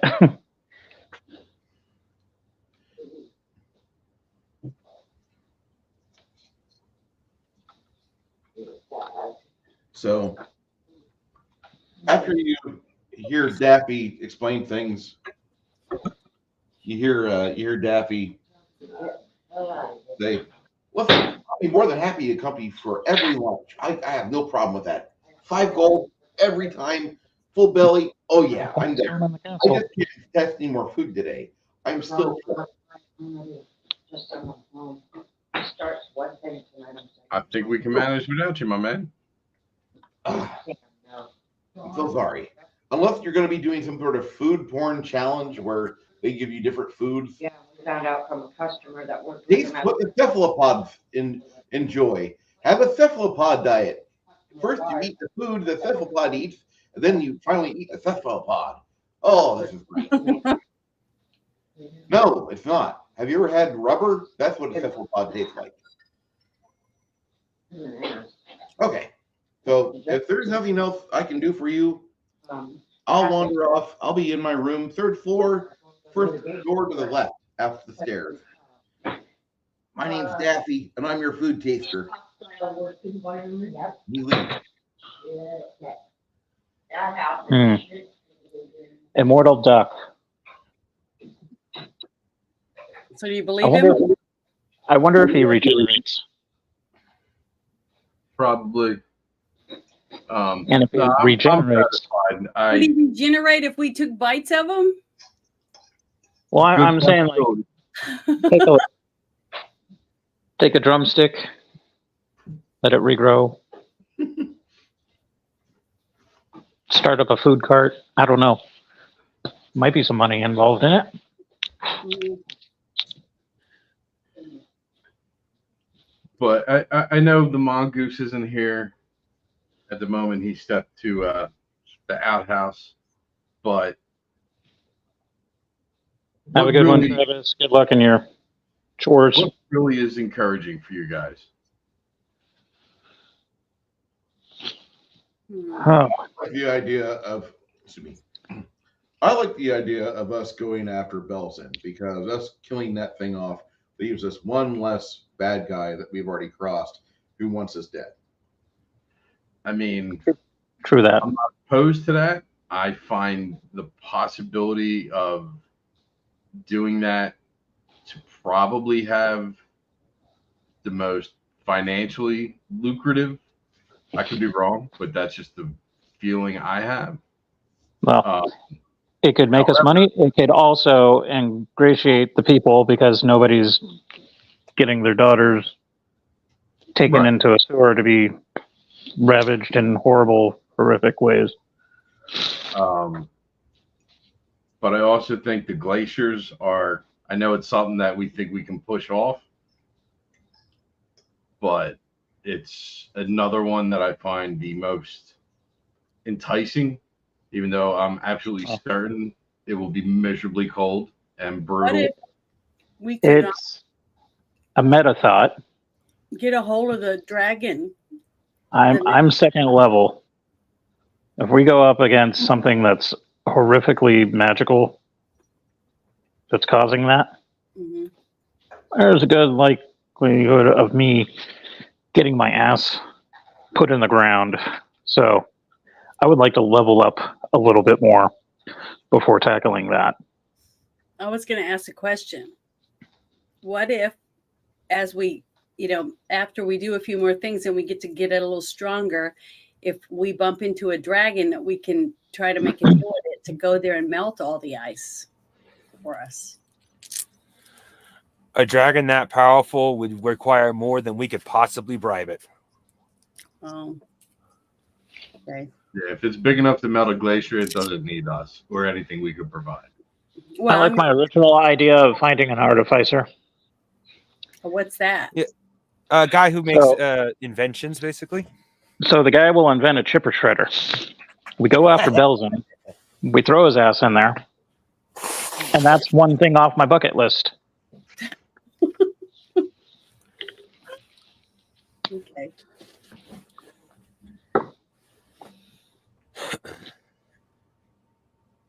But Mongoose, what do you think? So far, it really sounds like the Belzen issue is the most pressing. Yeah, that's what I was going to suggest, that we talk to the guild and make sure we have permission to take care of that. To either skip that supply train or The guild has a supply train within what, 12 days? 11 days? something. Yeah, it was. You had time. Okay, so as long as we take care of it within that amount of time.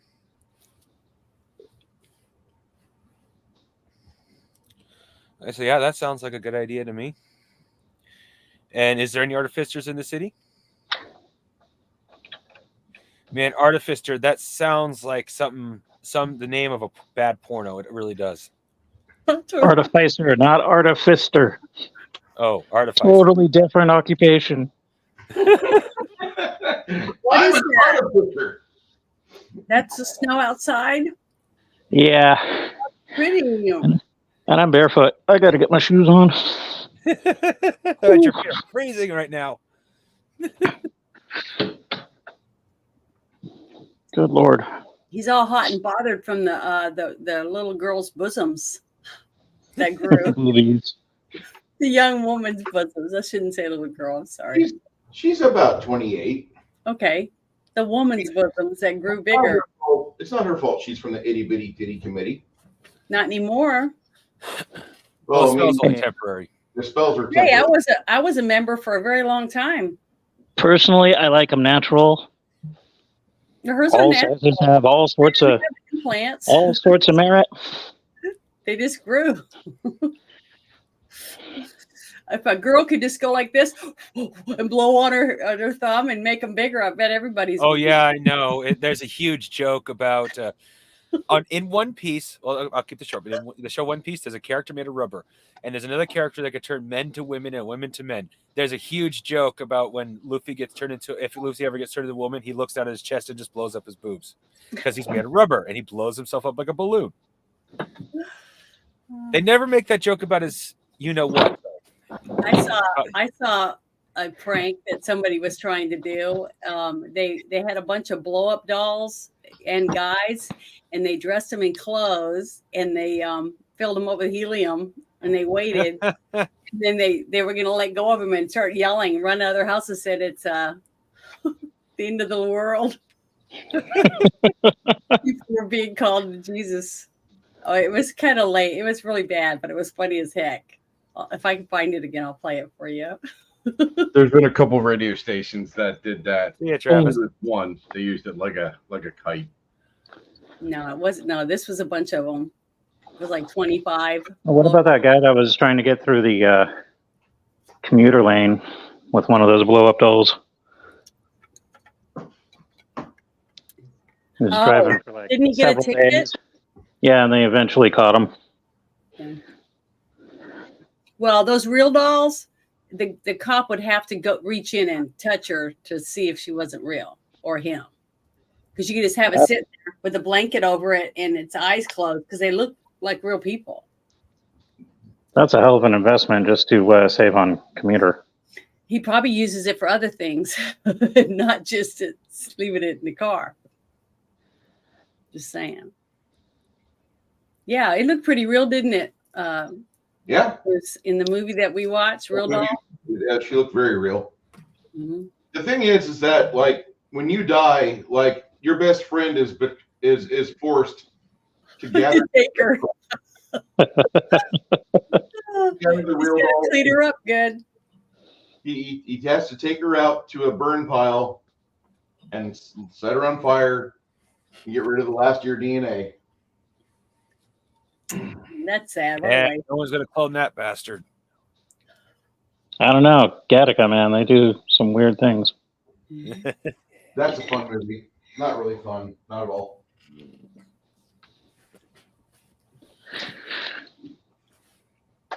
So anyway, so we're pretty much in what are we agreement, gonna Bruce. do? We're going after what's his name?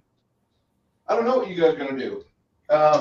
Daffy is done with you guys for the day. He's gonna go sit in the outhouse. It's a 1-seater, not a 2-seater. Mhm. He's gonna go sit in the outhouse and whine about his life, and then push out about 9 pounds of food from a duck. It's time. It's time. That's what ducks do. Like, oh, it's gone. I'm going to happen.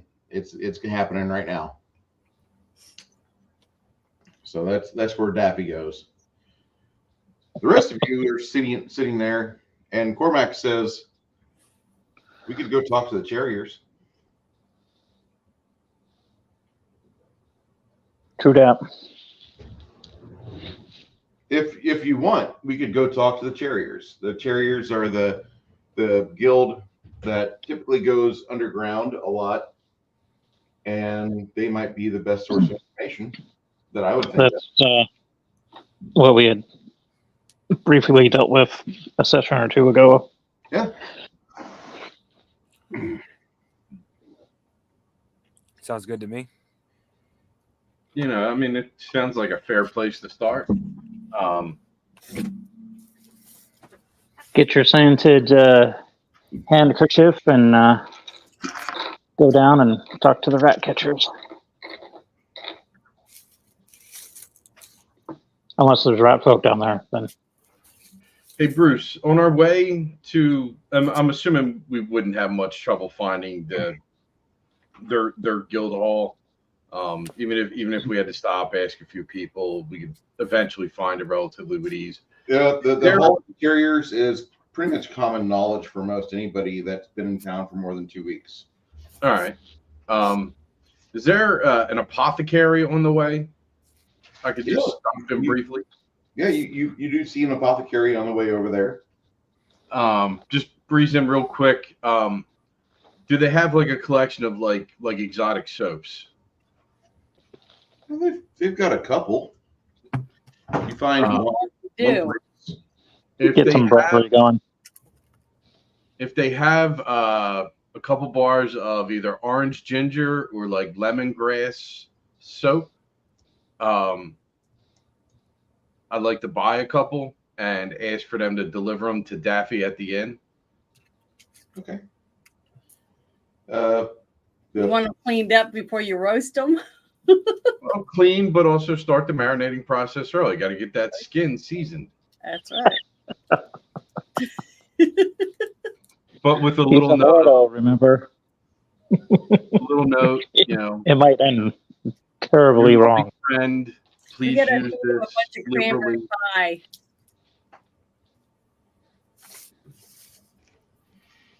You know, for stuffing. It's like why we don't eat troll for exotic cuisine. You know, you go and get a little troll medallion of flesh, you eat it, and next thing you know, you got a troll crawling out of your stomach.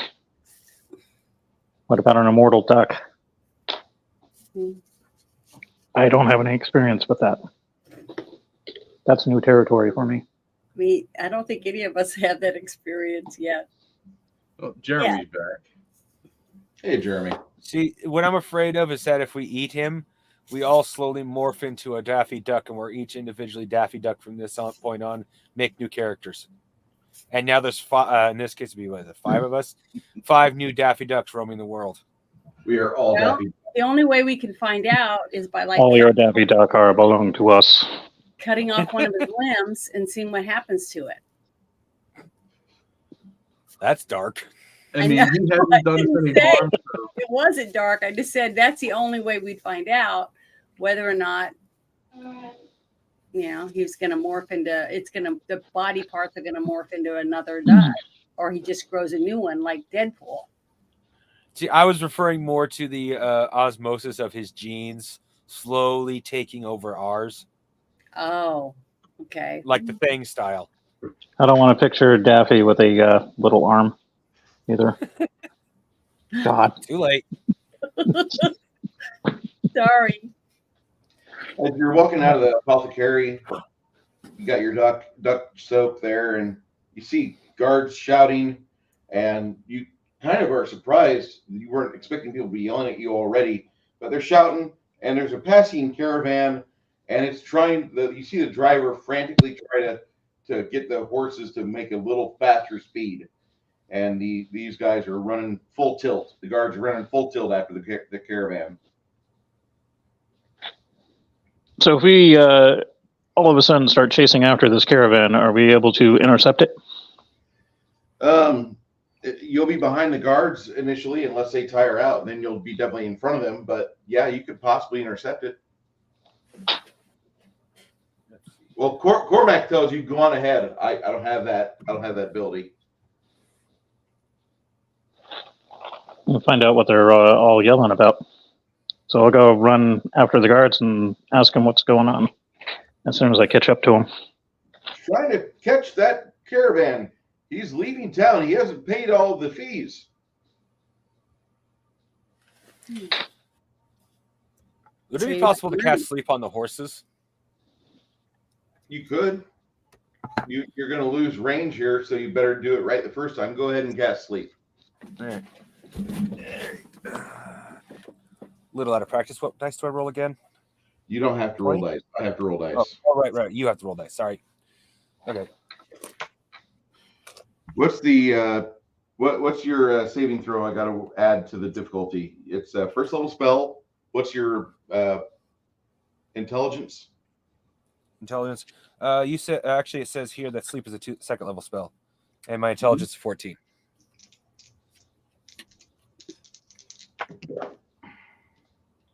All right. One of the two horses falls over, completely unconscious. Roll a 5. Should at least slow him down a little. Oh yeah. Well, He they'll have falls- to stop. Unfortunately, the horse that's asleep has probably gotten run over and is killed or injured to the point it needs to be put down. I The expected that when I cast sleep. harness and rigging keeps the horse up for a moment as he skids to a stop and causes the rest of the caravan to stop as well. The cart almost puts a wheel up and over the horse and tilts violently to one side. About that same time, you see 3 guards do these amazing body tackles, almost like a young man at a courthouse earlier this week, where he decided to go up and over the judge's desk in a flying tackle against her. Leroy Jenkins. I don't understand that guy. Like, what did he think was going to happen? This is going to I'm come out sorry. okay. That clip 12 with the felonies and a misdemeanor. is just beautiful. I love that clip, lady. Yeah, I Thank you. saw that. That was scary. She looked petrified. Hey, Judge. well, you know what? I mean, look, he's a bad guy, but if you're gonna stare a bad guy in the face and poke fun at him, don't be shocked when he beats your ass. I'm sorry. Well, I'm not saying he should have got any leniency because she pardoned him more than once, or well, whatever, light sentence. So she kind of built her own design mhm. because he went out to terrorize other people. So I hate to say I don't feel bad for her, Goes around, comes around. but I do hope that for at least something he gets, what's appropriate by law instead of, 5-star dinners. Did you see the sentence that the other judge handed him? No. He's not Dude, good. it was a laundry list. Angry Cops did a live stream of it. Yeah. Worth the watch. But if it's in a big city, he'll probably get a free college degree, a medal, and early release after learning to crochet 2 baskets or something. Hey, Hungar, how's it going? But hopefully we get rid of him for a while. He doesn't seem like a good person.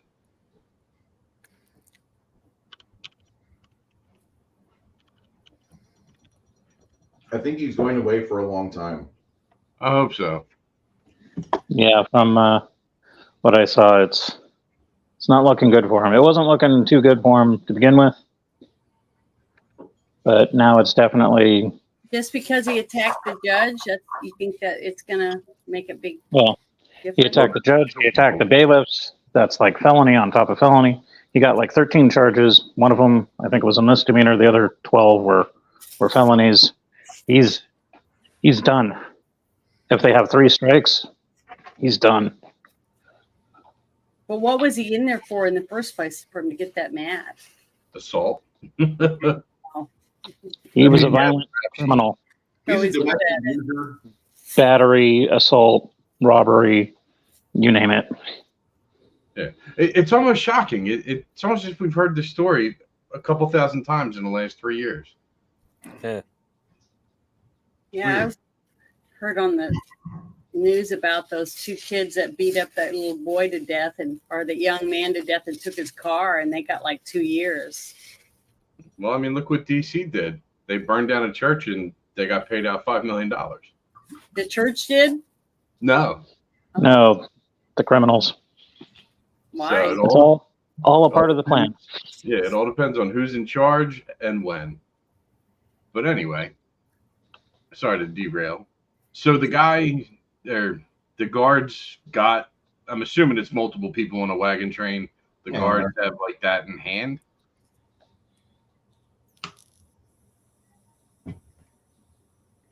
Say again, Quinn. Oh yeah. The guards, did they have like the situation under control? They got Yeah, as soon as the one horse falls out, the situation gets rapidly into control, and you can see other guards from other directions coming this way through the crowd. So you may have just helped complicate the escapees' matters just a little bit. You did good. All Good right. job. Good job there, Mongoose. If any of the guards are not like physically wrestling someone to the ground, I'd like to just double check and see if this is all about not paying the road tariff.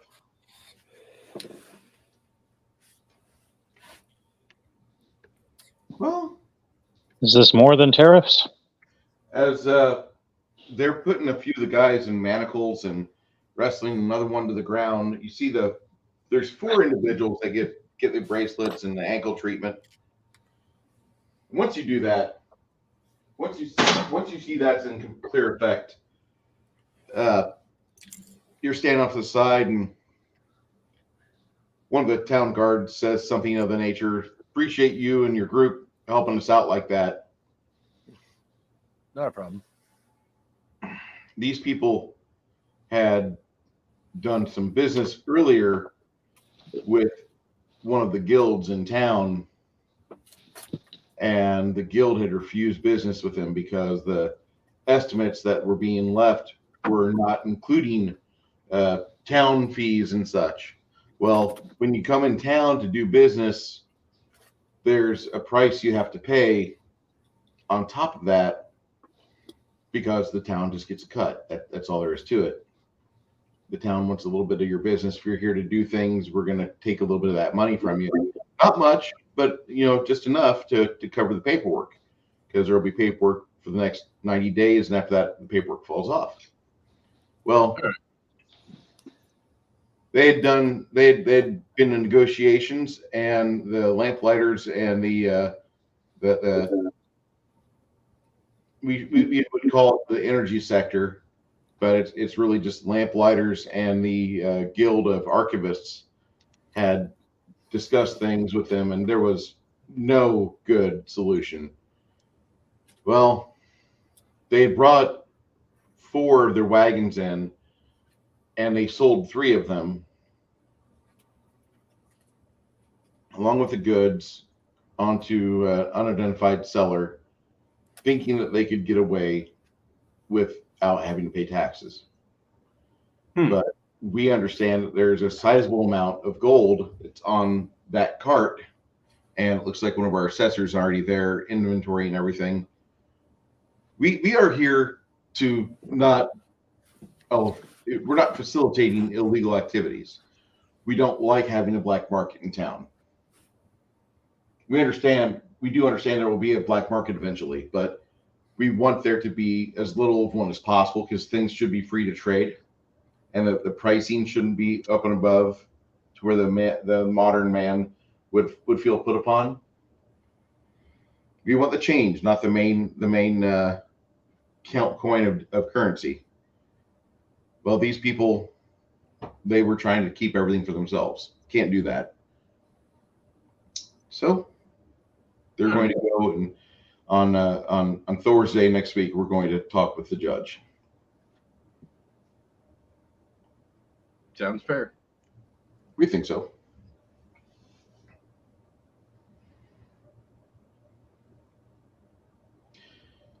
So if they have that on their hand, I guess it's safe for us to continue on to the territory. It really is. I mean, I hate to say it, but save or suck spells, you want to roll up to where the bad guys suck, and that makes the game a little bit faster. We didn't even have to go into initiative. Yeah, it sucks to be them.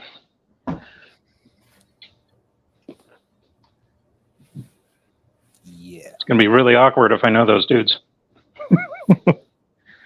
Oh, hey. That group of people is from Bard's Gate and supposedly Vermis, but mainly Bard's Gate. Okay. Just to give you an idea. Keep in mind, every hex is 50 miles. Mm-hmm.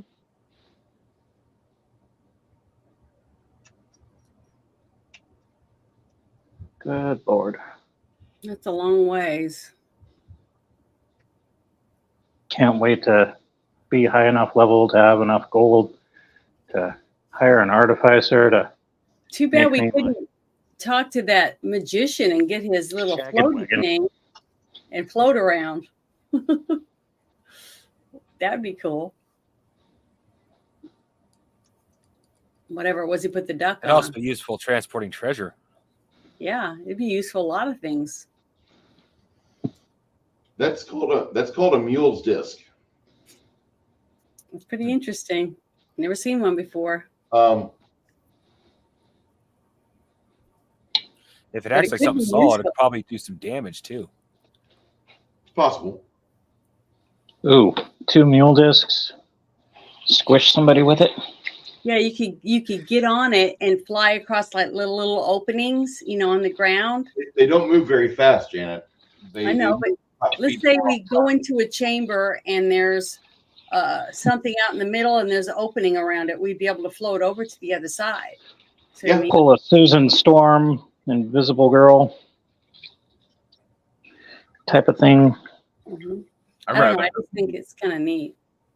I'd rather have them be razor thin and do a little I come in peace slicing and dicing.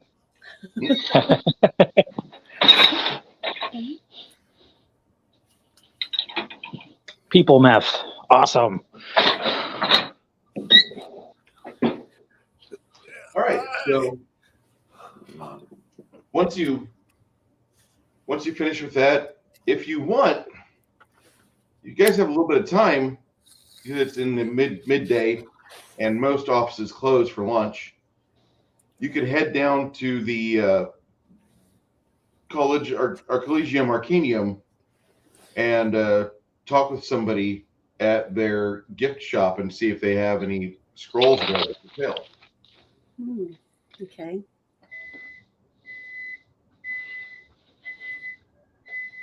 Yeah, I should hit up the apothecary, get some healing potions.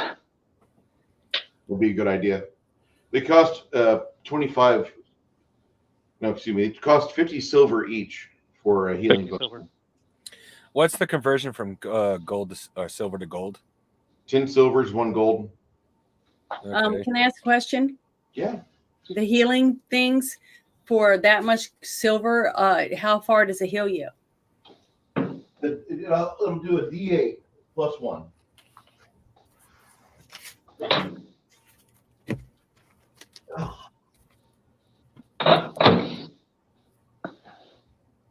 It's all the overhead. It's not the actual.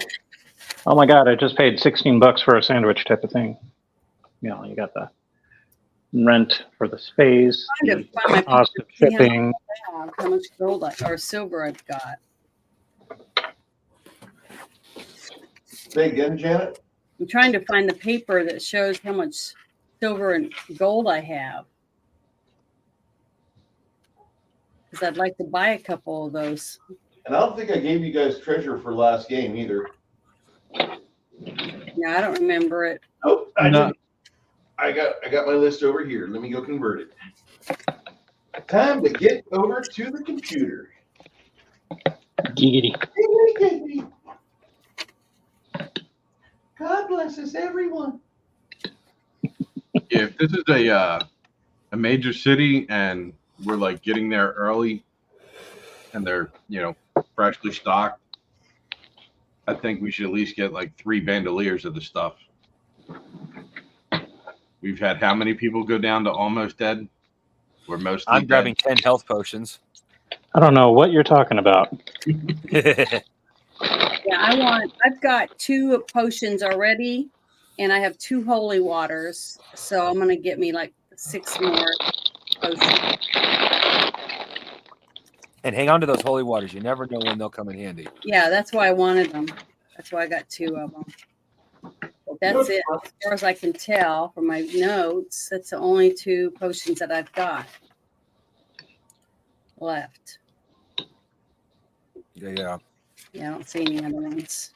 I'm going to see what kind of scrolls they might have because a few other scrolls besides sleep might come in handy.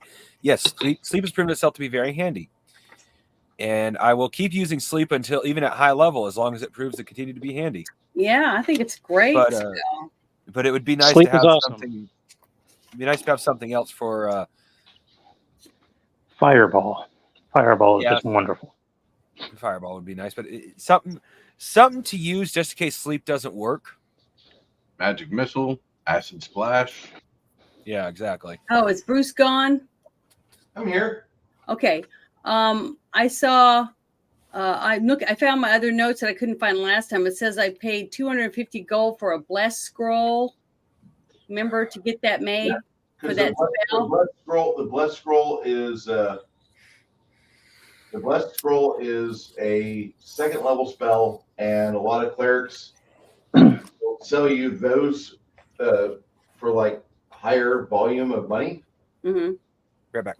Potions of curing are typically pretty cheap. Yeah, because it says on my paper that I have 300 gold pieces. So I'd be able to buy as many, I guess, a fix of those potions that I want. Because do we have like a carry limit? I mean, Oh yeah, yeah, you do. so we need to make sure none of us are over carrying. Shout out to LDG Free the Net. Hey LDG, how you doing, sir?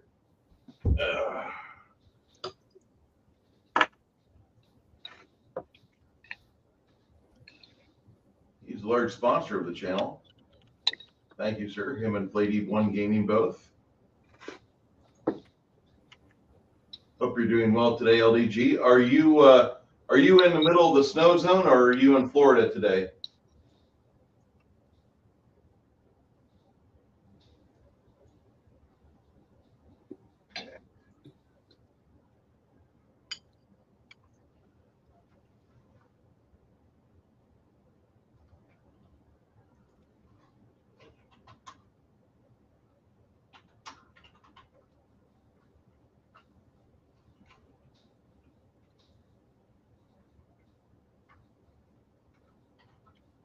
Jealous. So jealous. Enjoy the sunshine for me.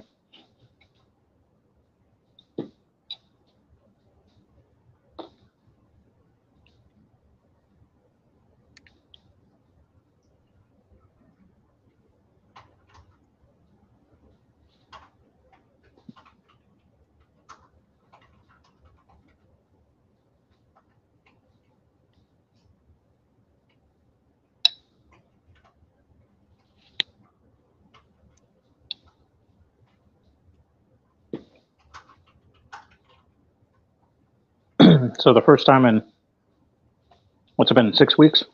Yep. 5 weeks? Something like that. I've come to the conclusion all my dice suck as far as rolling, as long as they use the whole set of one color or another. So I took one of each type of die and I've mixed it up. And so far, my first roll has been somewhat successful. So I figure I will have better dice rolls now. And my original idea of microwaving my dice until they were molten doesn't have to be a thing. Yeah, I don't recommend that. Just pour some holy water on them. I'm gonna have to find me a young priest or an old priest now. I might get my rosary and put it in the bag with my dice. Maybe that'll help. Can't Hopefully that will work. Potions.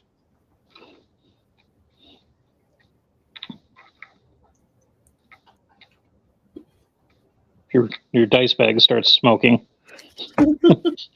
or you start hearing weird languages coming out of it. Yeah, see, it says bag of holding on the bag.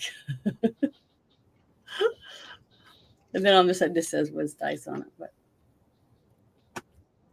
it's got a lot of dice, different dice in it.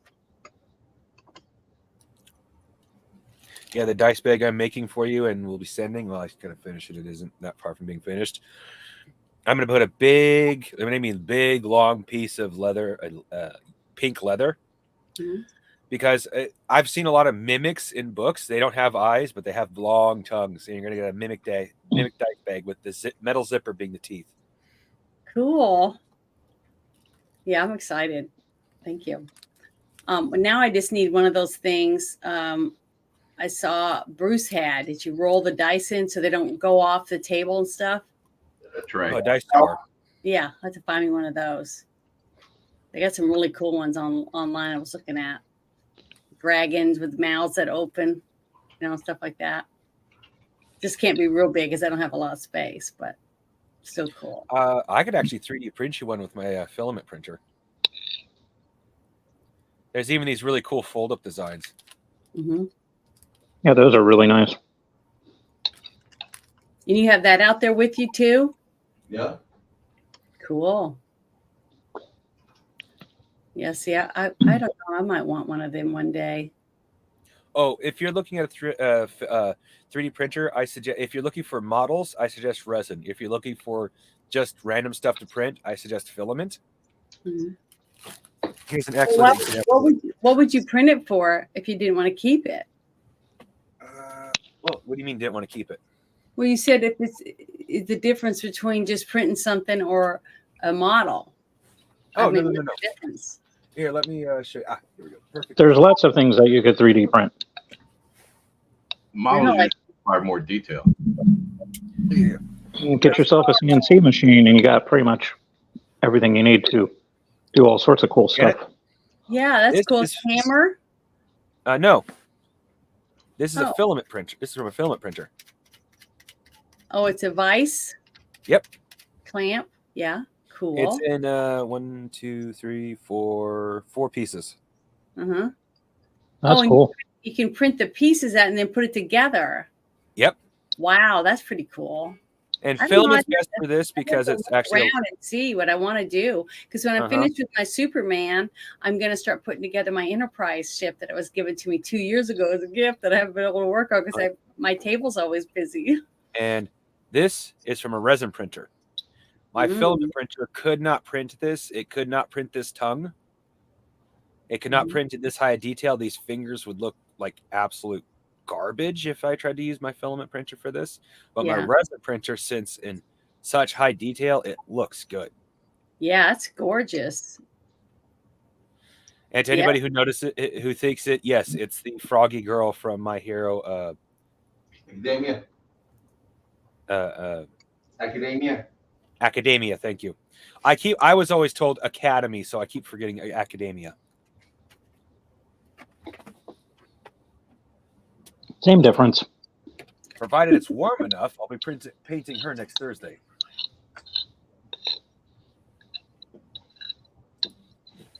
I find the lack of your big tittied Neko girls a little disconcerting. Oh, he had to say that, didn't he? Let's see here. 1, 2, 3.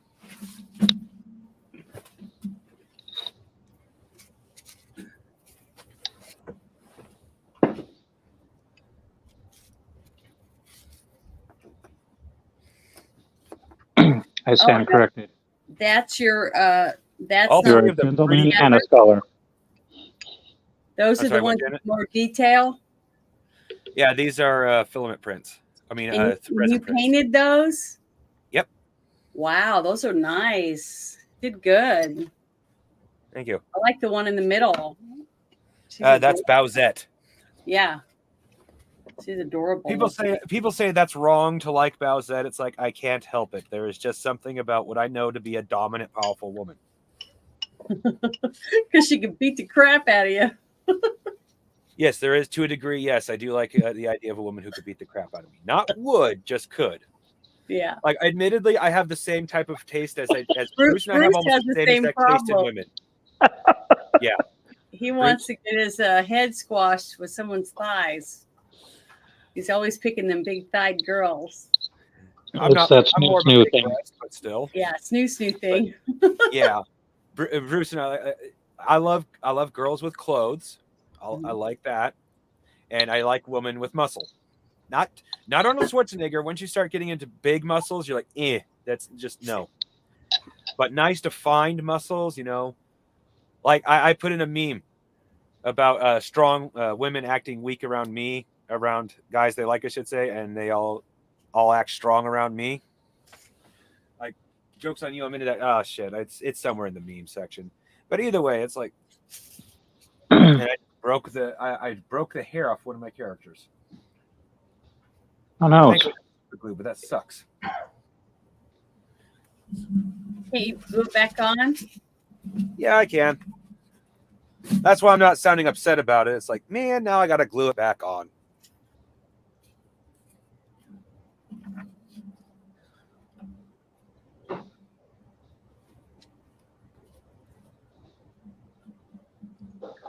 I'm sorry for being silent, guys. I'm over here typing away stuff. That's fine. Hey, Bruce, we presumed you were busy. I guess it would be our part to do the little dog and pony show while the intermission thingy is going on. Yeah, I'm gonna go brush my teeth real quick then for a minute. Is that okay? Sounds like fun. I ate that pizza. Yeah, don't blame you.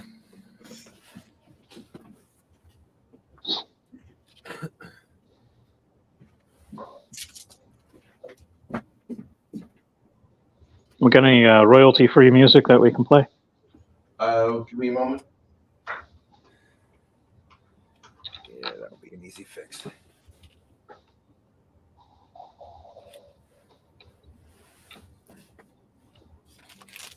Anybody who likes painting miniature, oh, what the hell was that?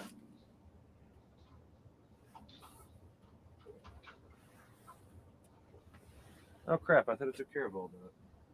What's going on with that? Oh, broke some glass last night. Just discovered another piece. Thought I took No, at care least of it isn't Sam Squatch. Yeah.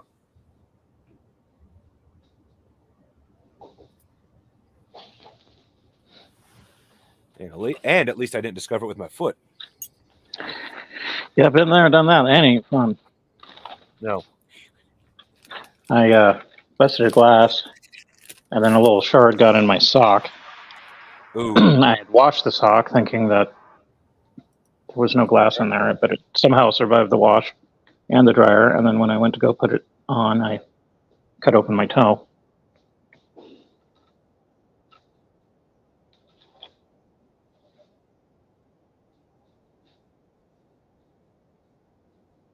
You hear that in the background or no?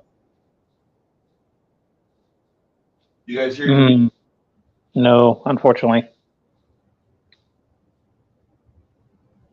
I wonder how I can key that on through here. Yeah, I was about to say if I could find my phone, and then I remembered, oh yeah. Did you get a new phone? Not yet. I'm like due for a free one, so. Who do you have service through? Oh, Metro piece of shit. Okay. Yeah, I was doing Verizon a couple of years ago. Well, it's been over a decade. And that was really nice. A buddy of mine had a plan that he had forever, basically got grandfathered in. And he's like, I got an extra line. It's like, you should try this out. And so my first phone was like one of the original Samsung Galaxies. I was digging it. It was cool. Back when I used my phone. And then I started to slowly drift away from cellular technology because it was all spam calls and some little old lady looking for her kid. Apparently, my phone number had been recycled a couple of times. And the last guy to have it was sent to jail or something.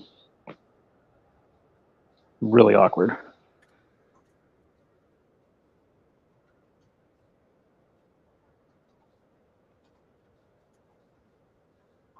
Hey, Kronos. Janet went to go brush her teeth. And yes, spam is delicious. But not the email or telephone spam. I didn't even think about that. I was watching Last Meals last night, and Fluffy Gonzalez was talking about his last meal, and on his last meal was grilled cheese spam sandwiches. I haven't had one of those in a long time. And my mom would add spam to lots of stuff. All right, so I got a beta test loop channel updated with some stuff you found. So, okay, so I got to go to Discord and get it. Yep. Okay. Ooh. This is going to be awkward.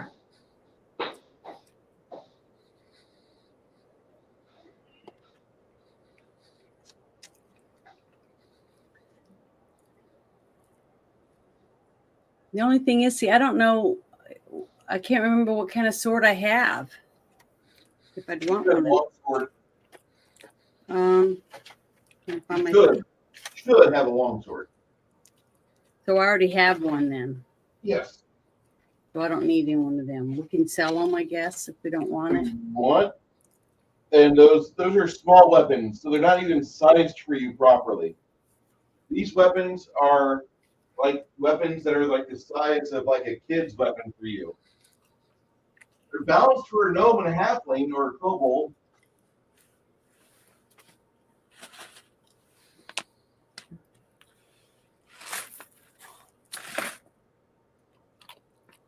Now, this is each, or do we have to split this up? You have to split this up with the party.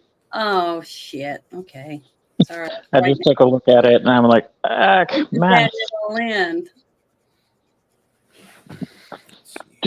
Why can't it be just like a singular jewel I could swallow and crap out later?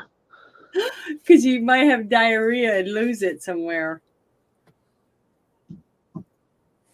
Hey, a wizard scroll with hold portal. What is that? It's a wizard scroll with an ability to hold a door open or hold it shut. And Hey, protect. Bruce, are we still from- counting Baron's character amongst the split of treasure? Baron's character? No. Right now you're not. Okay.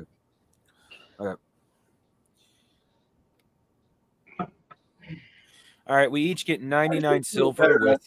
Getting him back in this game, right? 99 silver.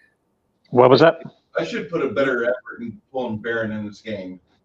Yeah. Well, either that or we sell his body. Like, I would prefer he play, because that would be awesome. Yes, it would. But if he's not, and you got so many NPCs to deal with, you could donate his body to science or something like that, and I'll hold the money for his sick elderly mother or next of kin. I'm perfectly cool with that. Because you can trust me.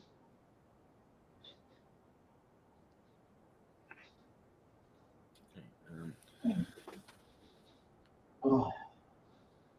There's I gotta keep my back popping on me fine. There's 0.2 silver left over afterwards, so not even a full silver piece. Now, if Garrett comes back and he's wondering where his body went, yeah, that'd be awkward.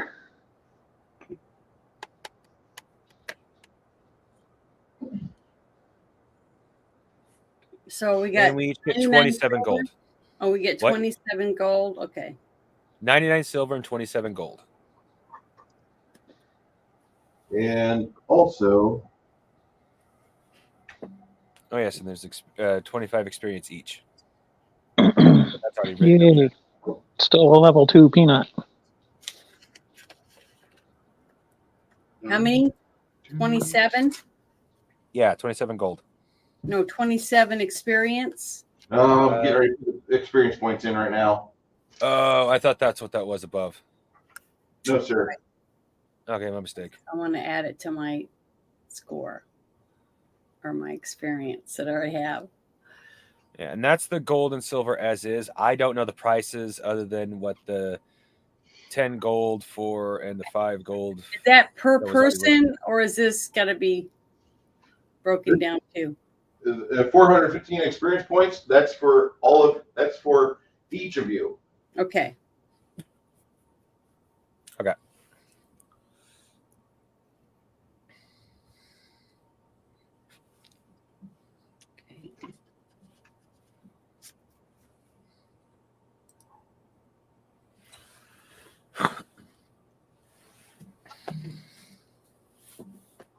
Yay. Thanks. I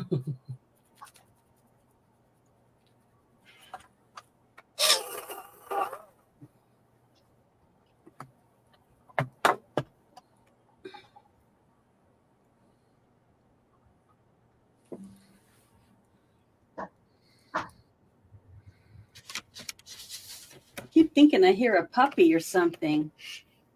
Does somebody have a puppy making noise? I don't hear anything.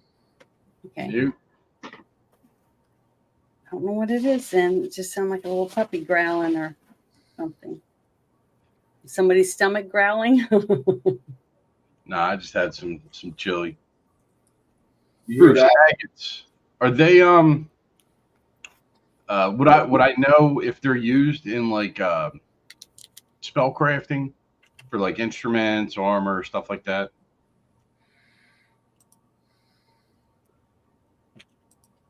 The bits of armor were parts of leather armor that the kobolds were using, but they're sliced up beyond repair.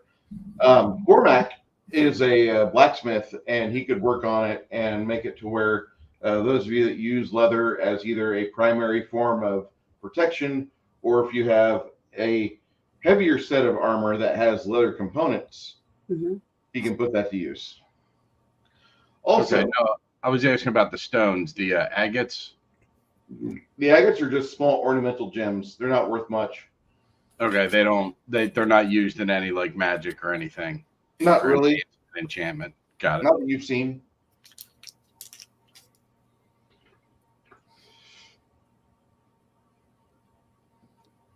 So they're not nothing. It's not worth anything then. They're for like They're worth about 25 each, Janet. Even though they're cut up, we can still sell them. She's talking about the gems, not the bits of leather. The bits of leather has already been listed about worth 10 gold as is. Yeah. I just know sometimes certain gems or stones are used in, certain magical enhancements. But there's so many different. I just, wanted to know if my character would know if they're used in stuff like that. I mean, other than that, they're probably sellable or, for jewelry and stuff. You're not My familiar. suggestion we go straight to the jeweler with him. He'll be the happiest to receive them. I mean, I got or a if it's question. got a green tile floor, you can put them in front of the refrigerator when they go for yogurt. Oh my God, this yogurt's amazing. We got off Hollow Mountain.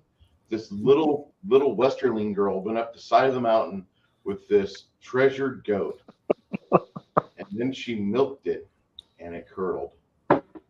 And now it cures blindness for all those chronic masturbators. I got a question. A small masterwork longsword. Yep. Is that like a tiny person longsword? Yeah, it's like a gnome or halfling person longsword. Would it work like a short sword? Not really. It doesn't. It'll give you a -2, and you're doing like a like a D6 damage on it. -10 to hit, and a -2 to damage. Not even a dagger size. Kind of hoping for a little cheap bling. Yeah. So we'll sell everything and have a little extra money. I have no idea what any of that's worth. Well, Bruce will. We'll sell it to the storekeeper. If you want to send somebody over to sell it off, you'd send Thomas and Rodrigo over to do that for you. Yeah, because none of us can use those swords. So If only we had an item box that we could just put all this stuff into. well, maybe we can sell that stuff and buy us an item bag or a bag of holding, and then we can. That would probably be more money than we have currently. I'd rather Not saying steal. it is.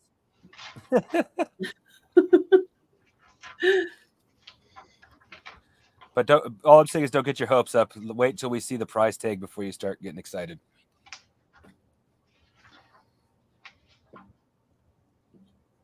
I guess if we can afford it as a party, yeah, I'll definitely chip into that. That's what I was going to say. If we could. How many longswords did you get? I was 4 small swords, 3 long swords, and then 1 masterwork longsword for tiny peoples. The buyer's Uh, agent looks at you and he's like, I could sell this, but I'll be at a loss. I'll offer you 88. I'll offer you 88 silvers for this as it is. And you look at it and you look at the dents and dings on it. A lot of these pieces of metal are not worth a whole lot because there's a lot of wear and tear. Not a lot of care has been given to these weapons. The only one that's worth anything is a masterwork weapon, and he's throwing a high value on that. But Cormac, if Cormac's there, Cormac will tell you if we can get 70 out of this in silver, that'd be great. Yeah, I'm happy with anything we can get. I mean, it was more than what we had before we came, Okay. right? Yeah. I'm just a poor plebe. I'm good with that. More than I was expecting. He'll give you 88 for it. That'll And pay for some, potions. yeah. So that's good. If you opt for it, next level, Janet, Mhm. one of the things you can do as a cleric, actually, no, you have to wait to 4th level because you'll be a 3rd level cleric. You had 1 level of divine before that, but I'll explain it to you when you get there. Anyway, as you transact with this guy, he gives you the money that you are due. That's just for the swords and the armor bits. The agates are worth a little bit more money, and you have to go to a different vendor to find somebody to purchase that from you. You have 3 of them, and they're worth 25 silvers each that you can sell for, and then you can split the 75 gold amongst all of you. But they really give you guys like some extra money, which will pay at least for a couple beers And the potions. and potions. Mm-hmm. Beers and potions are good. I just want to make sure we don't croak before we get where we're supposed to go. At Chrono- 88, We have to stay hydrated. Kronos, a cleric or priest in this game, is often very efficient with the weapon that their god uses, and Mir is a fighting deity, so the longsword is her weapon of choice. Therefore, Janet is a cleric with a longsword. Yeah, so don't mess with me. I'll take you down, Kronos. Clerics with edged weapons? Oh my god.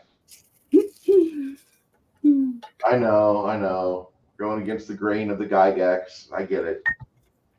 No, he was a little nutter when he came up with that because, Templars. Go fig. We're not going to use any weapons that cause bleeding. Really. After the fucking Catholic Church themselves used one of my favorite How the weapons. hell are you supposed to take out Sarsens without making them bleed? How are you supposed to protect anybody without a sword or something to protect yourself with? Yeah, harsh You language. can't defend the bank without a sword. I mean, church. I guess the you just 18 yell at silver them until they divided up survive. is sorry. Go ahead. The 88 silver divided up is 17 silver left, 17 silver each, with 1 silver left over, which I vote to give to Janet Why? because you're the healer. Healer deserves a little okay, extra. That's a good idea.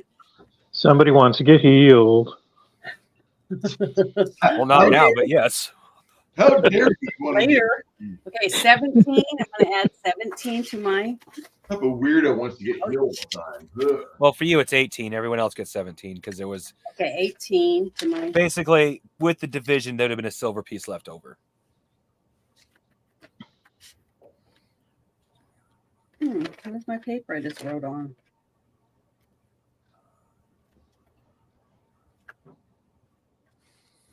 I'm a thief. I'm good at addition and multiplication. Here it is.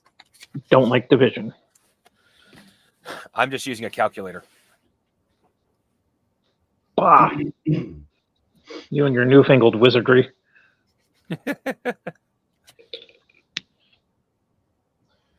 Okay, know- excuse me, an abacus.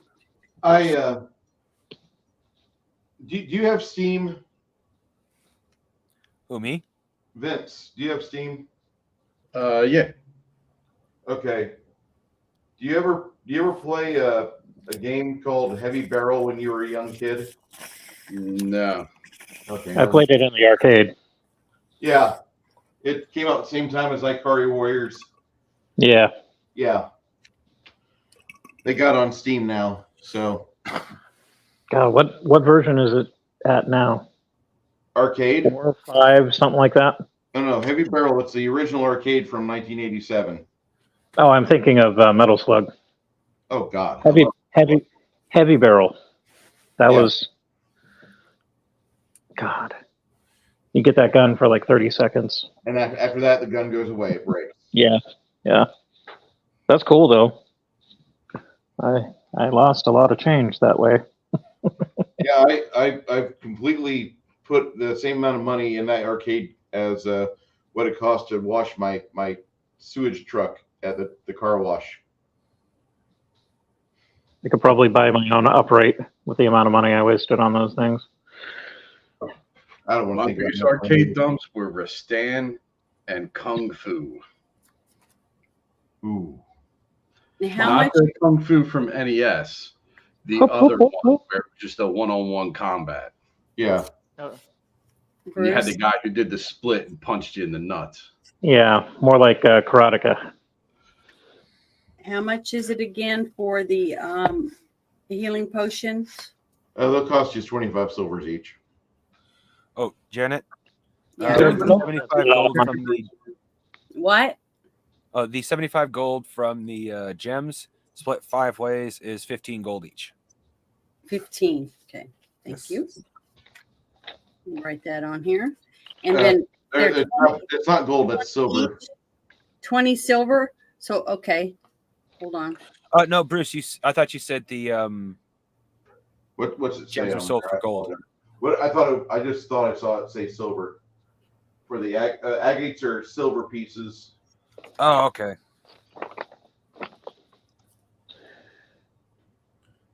Could have Okay, sworn I how heard many gold. gold?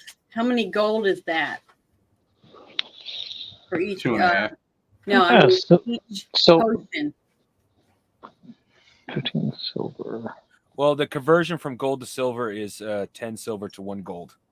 Okay, 10 silver equals 1 gold. Okay. And it's 20 silver for each one. Okay. 25. 25 So that comes out to 15 silvers each. and 15 golds. Silver. Oh. Don't Typo. forget, you get a discount. Oh. No. The majority of the trading in this game world with this system is silvers. The Pathfinder Part 2 or Pathfinder version 2 came out, and that was the one thing I liked because like majority of your transactions, like for food, for beds, for renting a room, is silver. And therefore, a lot of things they kind of scaled things back. The economy is not so nearly broken like in Pathfinder First Edition. Yeah, I didn't like the idea of just one currency myself. That's why I have 3 quote unquote in my game: $quarter, $half, and a full dollar. Yeah. And most of the time you're running around with the $half. Okay. I'm going to buy 6 of the healing potions Okay. for 90 silver. Well, So I'm taking that off of my silver. So I'll only have 9 silver coins left.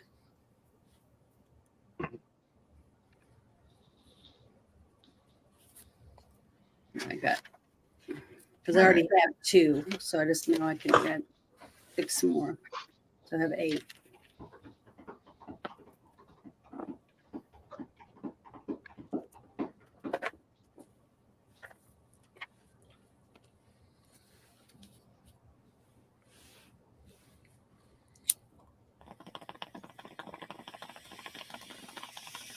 I Okay. thought I heard somebody's dog.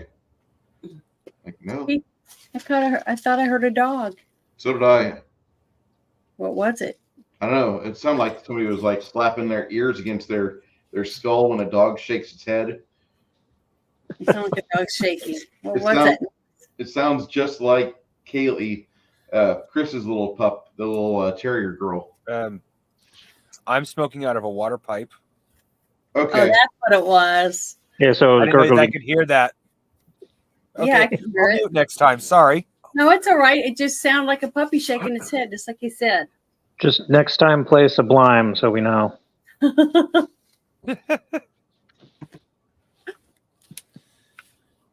Wow, lady, that looks like a shithole of an idea. I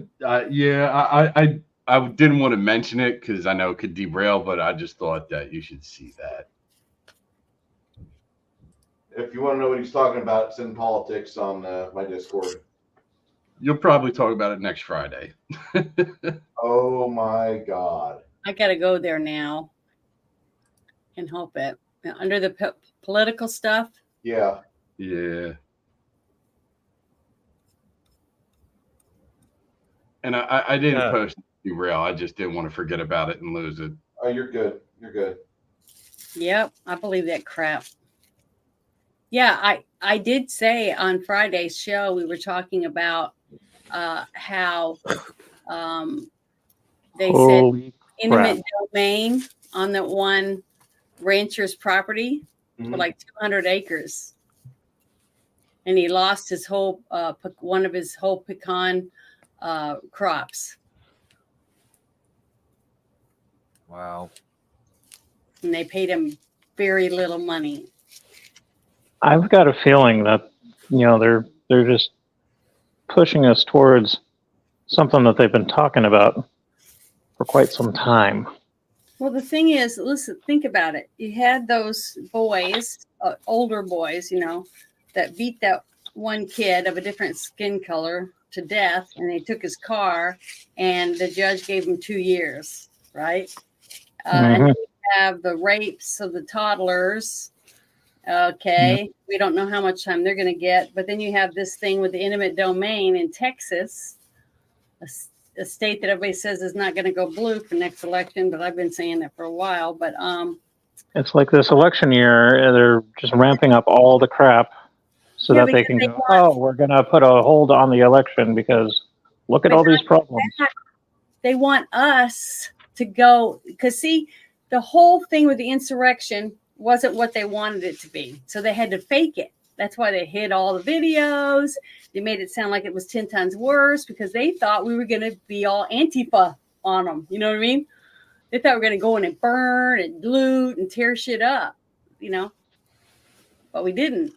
The people didn't. They walked in the ropes, took pictures and selfies like they were on a tour. Meme the hell out of them.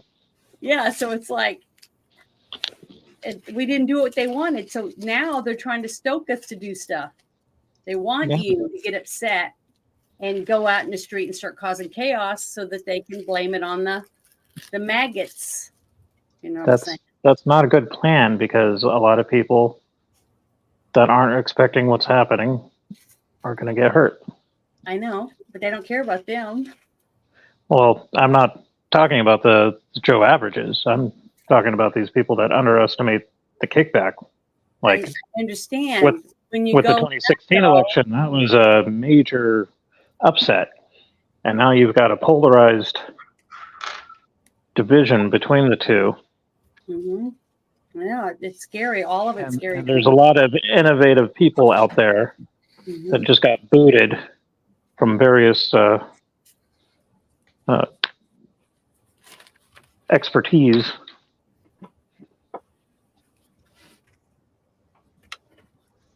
Terrible. All of this is just bad. On a lighter subject, because I don't want to be in this dark place for very long. It's okay.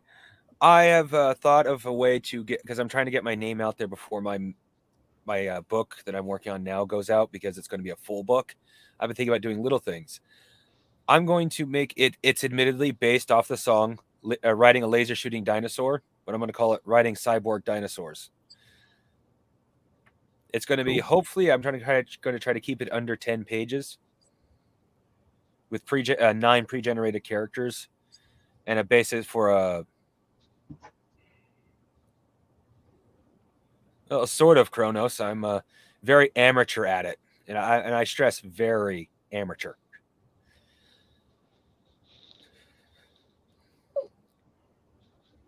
Unless you're talking about book restoration, then no.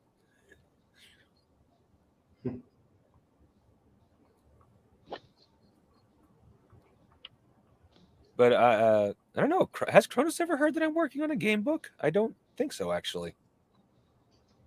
No, Kronos, he's I working not on mean to go so high pitch. I'm sorry, what? his game. I've played his game. It actually feels like a real game. It feels like a roll under type of deep percentile game, and it feels good. It's a good game. It really is. It's set in a different.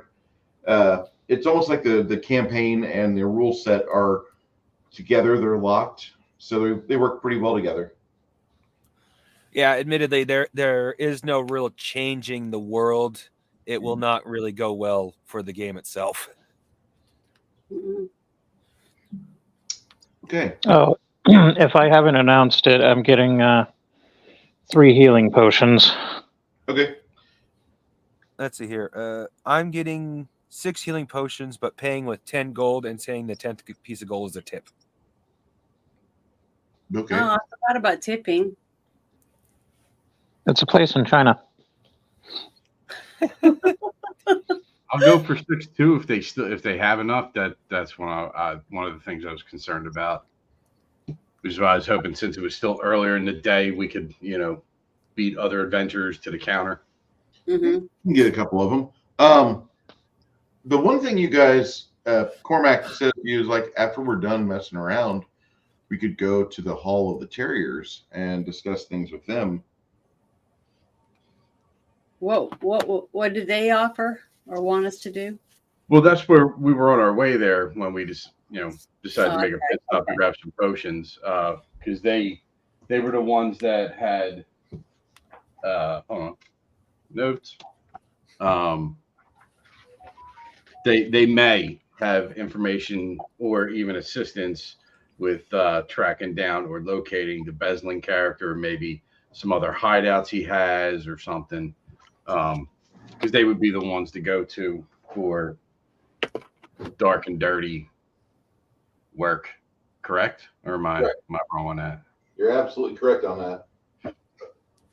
Yeah, I'm just hoping when we get there, they can help us.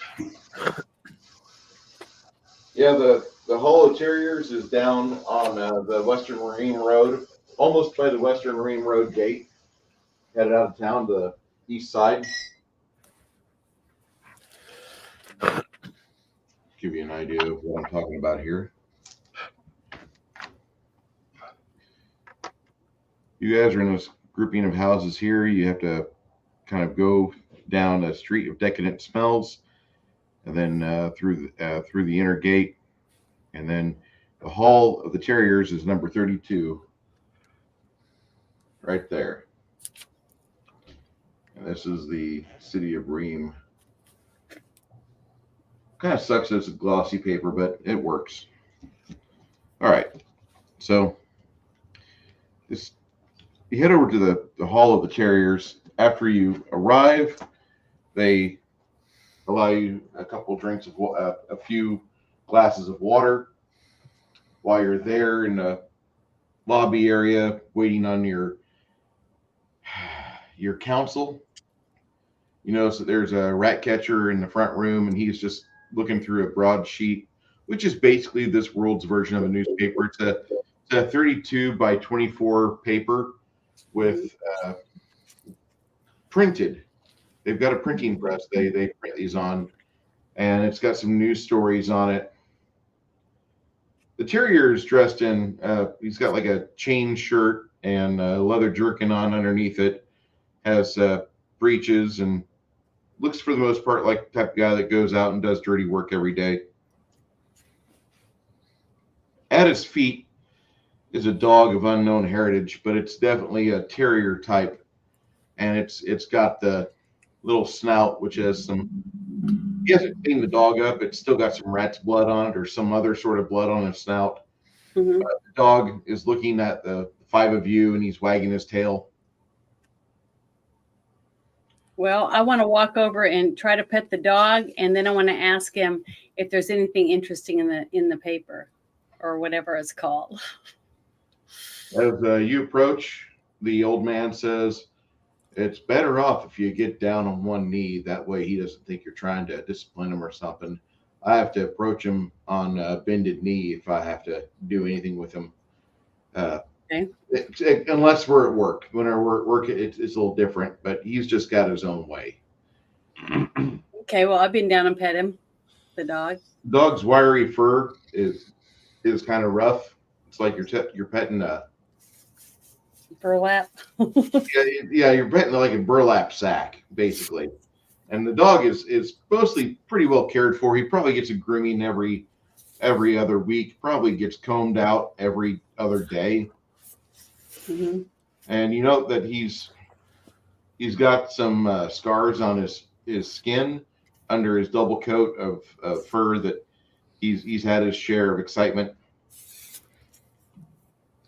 The old man puts down the broadsheet and he says it's just information about the upcoming elections for the aldermen of the city. Nothing too exciting. What brings you and your mercenary band in here? We're just stopping on our way. I can't remember the name of the other town. We're just stopping.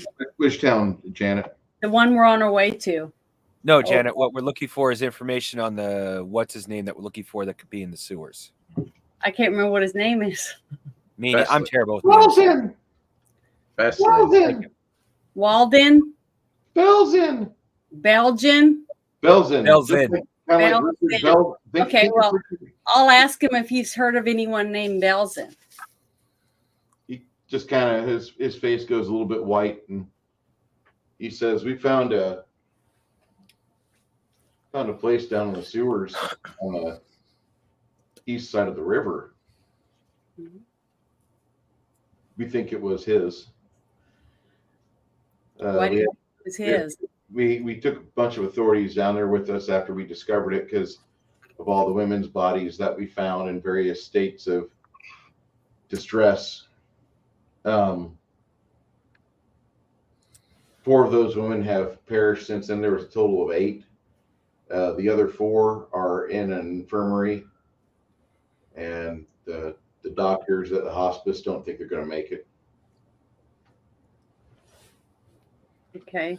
They were discovered pregnant, and the women's ability to communicate on a level has been deteriorating.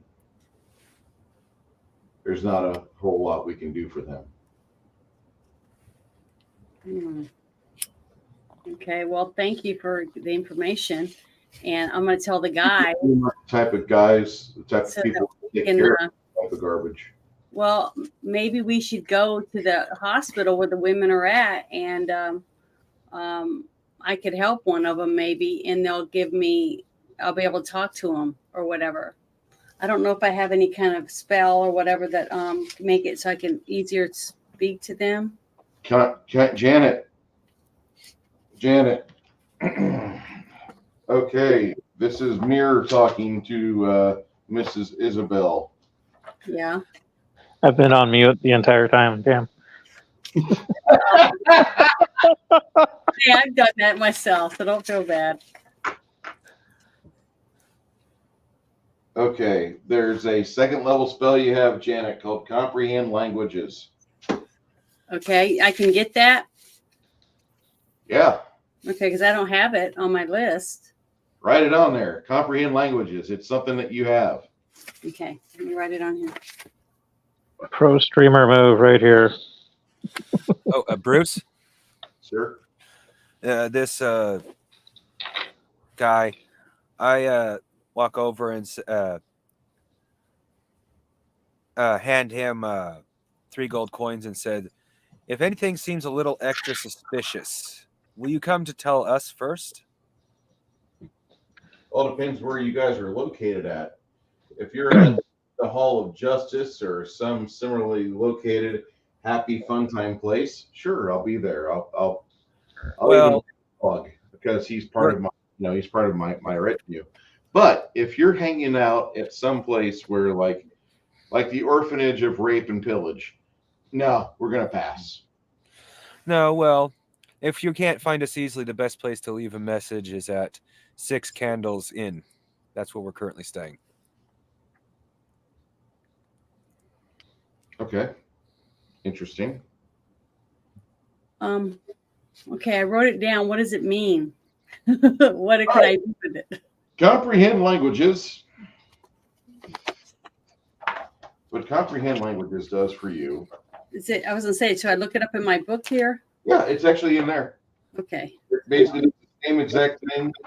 Comprehend languages will last you. This is a 10 minutes per level spell.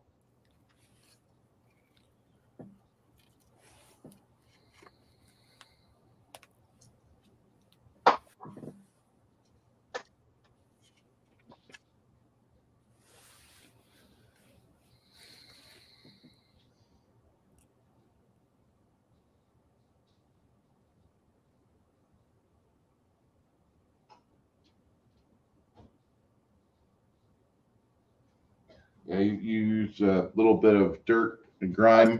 It's almost like speaking in tongues. I Yep. can't really say it just on a regular basis, but when I'm using the spell, I can understand what other people are saying to me, and they Correct. can understand me when I'm talking to them. Yep. Okay, great. I'll have to put a piece of paper in there. And It's see you a later, magical Chronos. version of subtitles. yeah, great. So the terriers, this old fellow you're talking to, as he's chatting away, you notice that there's been a person that just entered the room from the interior offices, and he's just kind of listening politely. The old man says, "Yeah, if you guys are hanging out at like the orphanage of rape and pillage, we're not going to come and visit you. But if you're hanging out in town here at the Hall of Justice, or if you got a room at the Inn of 6 Candles, I have no problem going over there and trying to find you or leave you a note. Hey, come by this location. I need to talk to you. It's urgent." Okay.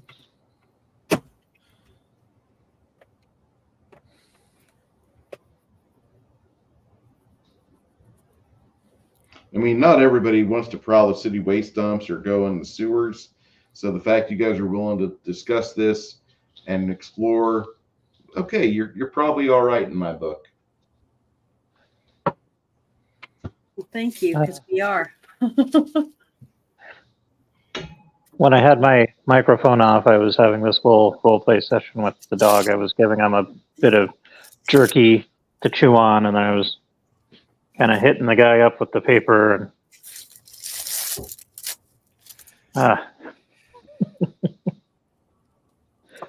It's all right, man. Pro gamer moment. Totally know what I'm doing.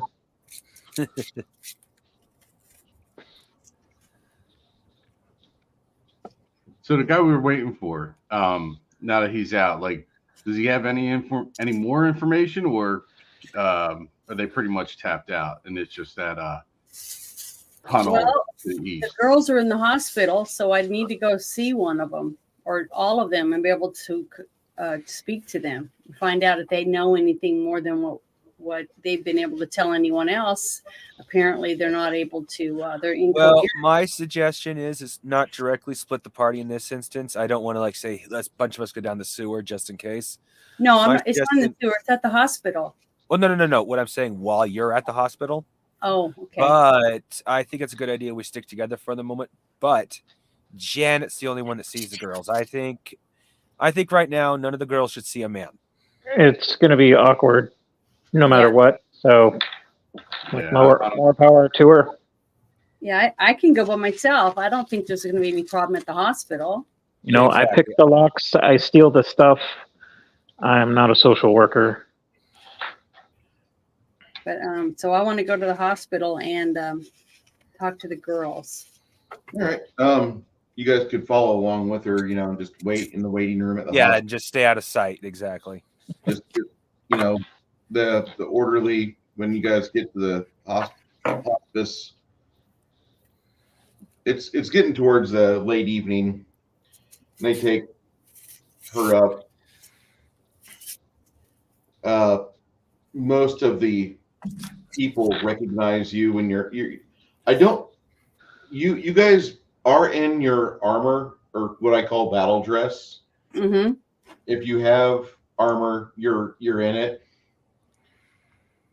This isn't like the old style of RP where like everywhere in town you have to have piece bonded weapons and such. You can't wear plate mail anywhere. No, this town is fairly libertine with their weapons and armor displays. However, inside the hospice, one of the orderlies offers Isabella a set of gowns to wear over the armor. Okay, that's good. So you wear that inside, and you notice how much slower you are in your armor than out of your armor, Isabella. And inside the armor, it's just you're encased and you're protected, but at the same time, it does slow you down. You move with the orderly, and you're kind of having to try to keep up a little bit because he's got longer legs than you. Mm-hmm. Okay. So once you get to the 8th floor of this facility, and the 4th floor is when you're going up the stairs, you notice the 4th floor is a little different than the 5th or the 3rd. And he says the 4th floor is the floor where all the secondary pumps are at, because the pumps on the ground level that are not magical, they can only pump up to the 4th floor. And so we have this entire floor as an auxiliary pump station where we can get water further up the climb, and then it can just run down the side of the building or the pipes, whatever, however it goes out. Mm-hmm. Okay. On 7th floor is where they bring you, and the office lady looks at you and the orderly, and before they admit you, she asks you your purpose for being here today. I want to see the young girls that were brought in that were attacked. I want to pray with them. Okay. You mean Janet? You mean the women that were Yeah, the struggle women- cuddled by what's his name? You got to be kind of that specific. Oh, okay. Um, The young women that were attacked by whatever his name is. I can't pronounce it again. Belgian. Belzen. Sorry. Belzen. The women that Belzen attacked and impregnated. Why is that funny? Because it's just, I'm here to pray with the girls that got attacked. They're like, we're gonna start you on the 1st floor, and you're just gonna go pray all the way up the rest of the night. All your, Yeah, I guess you're right. In a big city, there probably would be a lot more. there's like a whole But bunch of girls hopefully- that have been like, Hopefully, they have all the girls together in the same room, so that yeah, they kind of do. There's they're a probably trapped together too. they Got Isabella doing the Ronald McDonald House tour. they take you into another room after the first, I guess you'd say the first shift supervisor questions you. They take you into another room, and a lady sits down opposite you at a white ash table, Mhm. and she says, I need to know your name. Isabel. Isabella. She Mhm. looks at you of Mir. Okay, I know who you are. Okay, so the room you're going into, these young ladies were attacked by a monster by the name of Belzin. Mhm. Belzin is something different. He is made up of worms.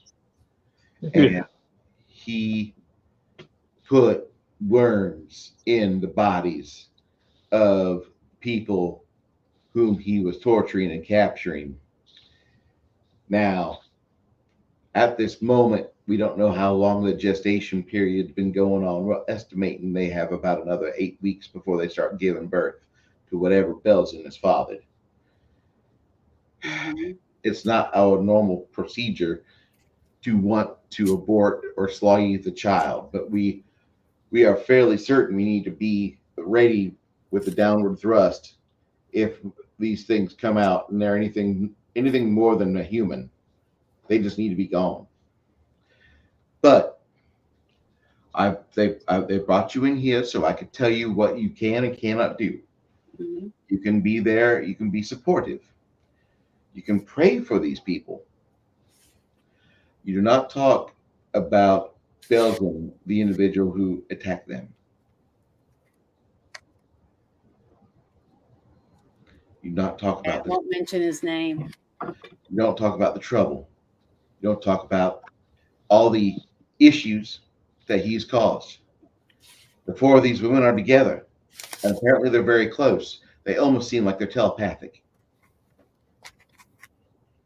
That's so gross. Hmm. He bonded. It's like the City Eel moment from Star Trek II, but instead of going through the ear, they were deposited on the navel, and then they entered through vaginal. Oh, I've seen Squirm. yeah. I haven't seen it, thank goodness. It's a wonderful movie. You should see it. It's up there. Doesn't sound wonderful. It's got worms, like actual worms. Janet, did you ever see Slither with Nathan Fillion? I don't That know. was a It sounds hilarious movie. familiar. It sounds I'm familiar. Bill Party.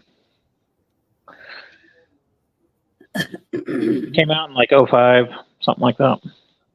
Yeah, it was after the Firefly bullshit that Fox had go on. But Yep. it was an amazing movie. I got it for Christmas and watched the hell out of it. Who plays the big Slither guy? The big Slither guy. Who is that? Oh, that was Yondu. Rooker. What's his name? Michael Rooker. Michael Rooker. Yeah. He plays the head bad guy in this movie. Janet, you'll love him. He sounds familiar too. It's Yondu from Guardians of the Galaxy. Yeah, I know, but I mean the character you were just talking about for the movie.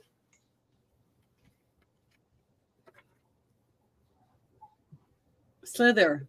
Yes. Yeah, well, he gets his girls pregnant by putting a proboscis through their belly button. Ugh.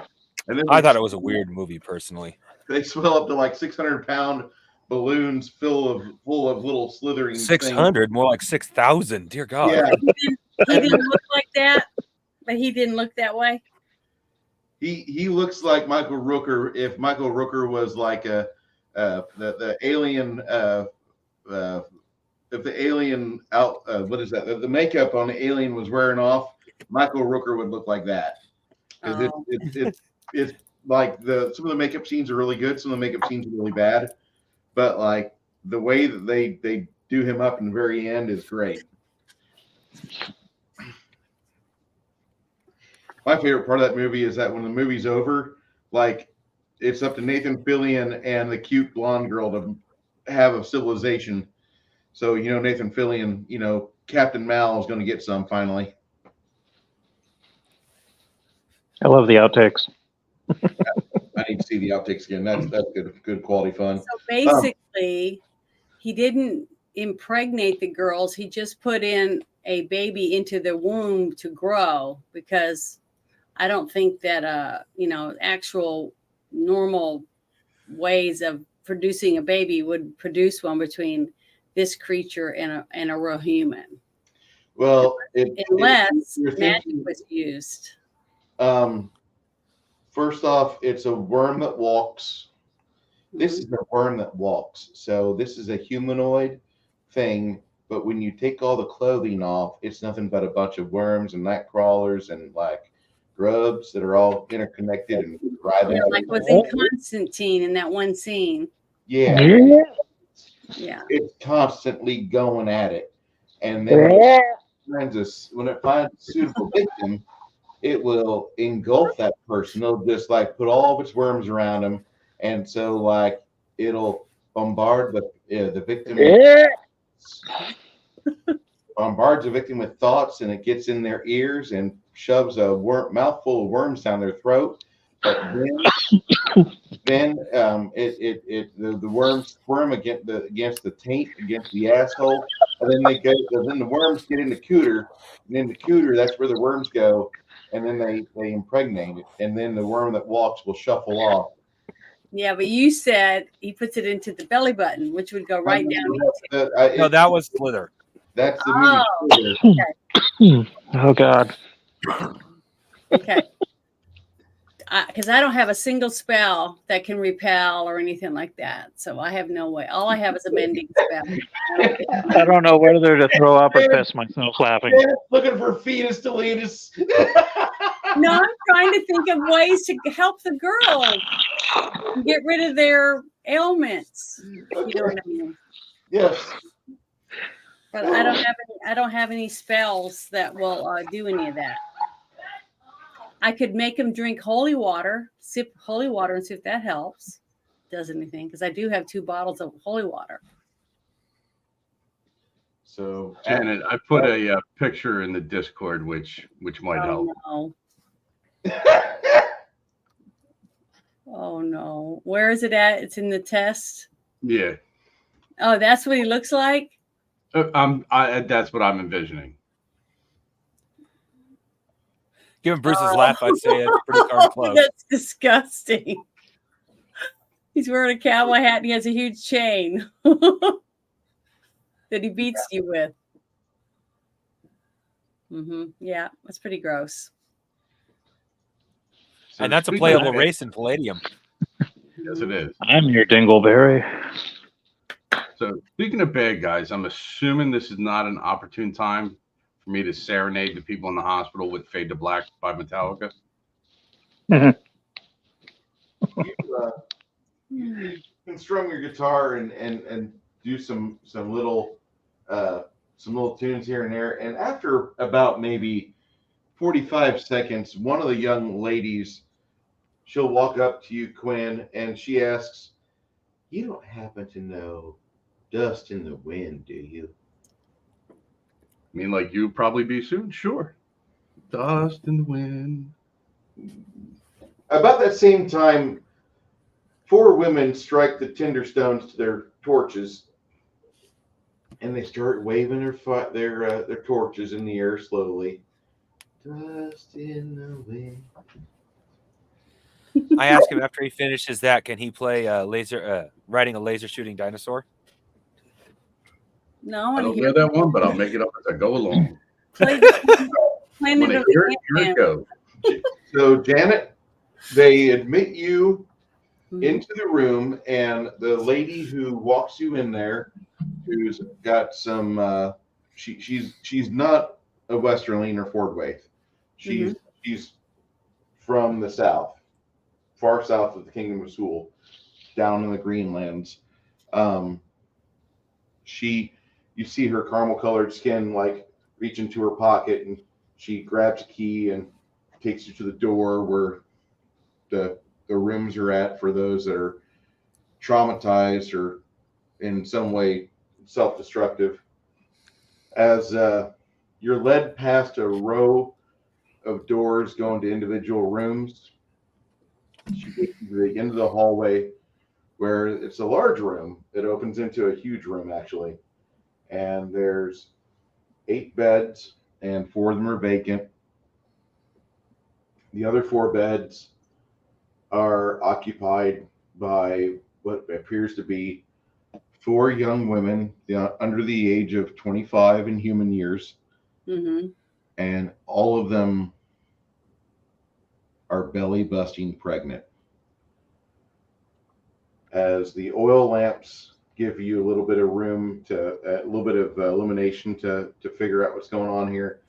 As you're staring at them, they don't pay attention to you. They don't notice the door open. Mhm. They just know that they're in these beds. Their faces are unemotive. Their arms are by their sides. They're wearing these hospital gowns over their swollen breasts and huge distended belly. After a few seconds of letting your eyes adjust to the dimmer light near, you can see that each of their bellies seems to be moving because of something crawling around on the inside. It's Yeah. almost like there's a roving tumor on one of their intestines that keeps traveling around under the dermis, Mm-hmm. trained. But the bellies are moving from something underneath them. The orderly next to you says, these people give me the creeps. I can't even stand to be in here. Okay. Well, I want to cast that spell. Comprehend languages? Yep. All right. Mark it off. Cast it, and you'll be good for it for the next 20 minutes. Okay. So I'm gonna go to one bed at a time, and I want to put my hand on the forehead of the girls, and I want to pray over them. As you touch the first girl, she's got a very clammy feel to her forehead. Mm-hmm. A little damp. Her head swivels towards you, and you see her mouth moving. That's when the spell kicks in and breaks it down to where you can understand it. Every squirm is sacred. Every squirm is pure. Every squirm is sacred. Every squirm is pure. Oh, Okay. just what we need, a worm building a cult. Yep. Okay. I want to go to the next girl and do the same thing.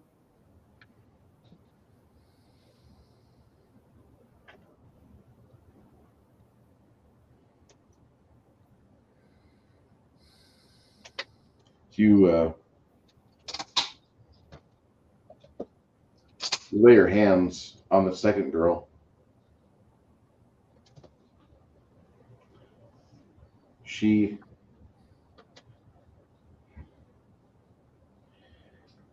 You feel her skin like super clammy and damp, like she's sweating under the skin.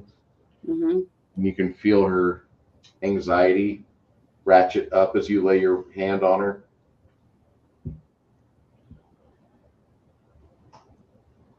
Why are you here?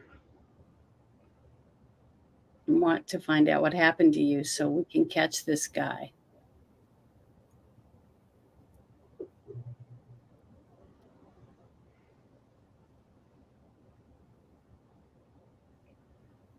She starts to hum a little tune. There are Jews in the world. There are Buddhists. There are Hindus and Mormons. Then there's their follow Muhammad. But I've never been one of them. I'm a Roman Catholic, and I have been since I was born. The one thing they say about Catholic is they'll take you as soon as you're warm. You don't have to be 6-footer. You don't have to have a giant brain. You don't have to have any clothes on. You're Catholic the moment Dad came. Because every squirm is sacred. Every squirm is great. If a squirm is wasted, our God gets quite irate. Every squirm is sacred. Every squirm is great. If a squirm is wasted, our wiggly God gets quite irate. Let the heathen spill their tears on the dusty ground. Our God shall make them pay for every squirm that can't be found. Every squirm is wanted. Every squirm is good. Every squirm is needed, especially in your neighborhood. At that moment, her lips fall silent. The other girls carry the tune. This is a weird room.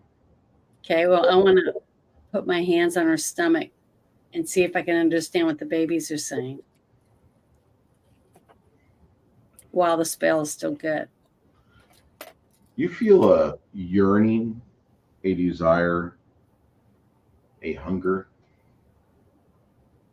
The thought you get in your mind, Isabella, is that of a great morass, a great lumbering mass of roiling flesh to grab you, to, to lick you,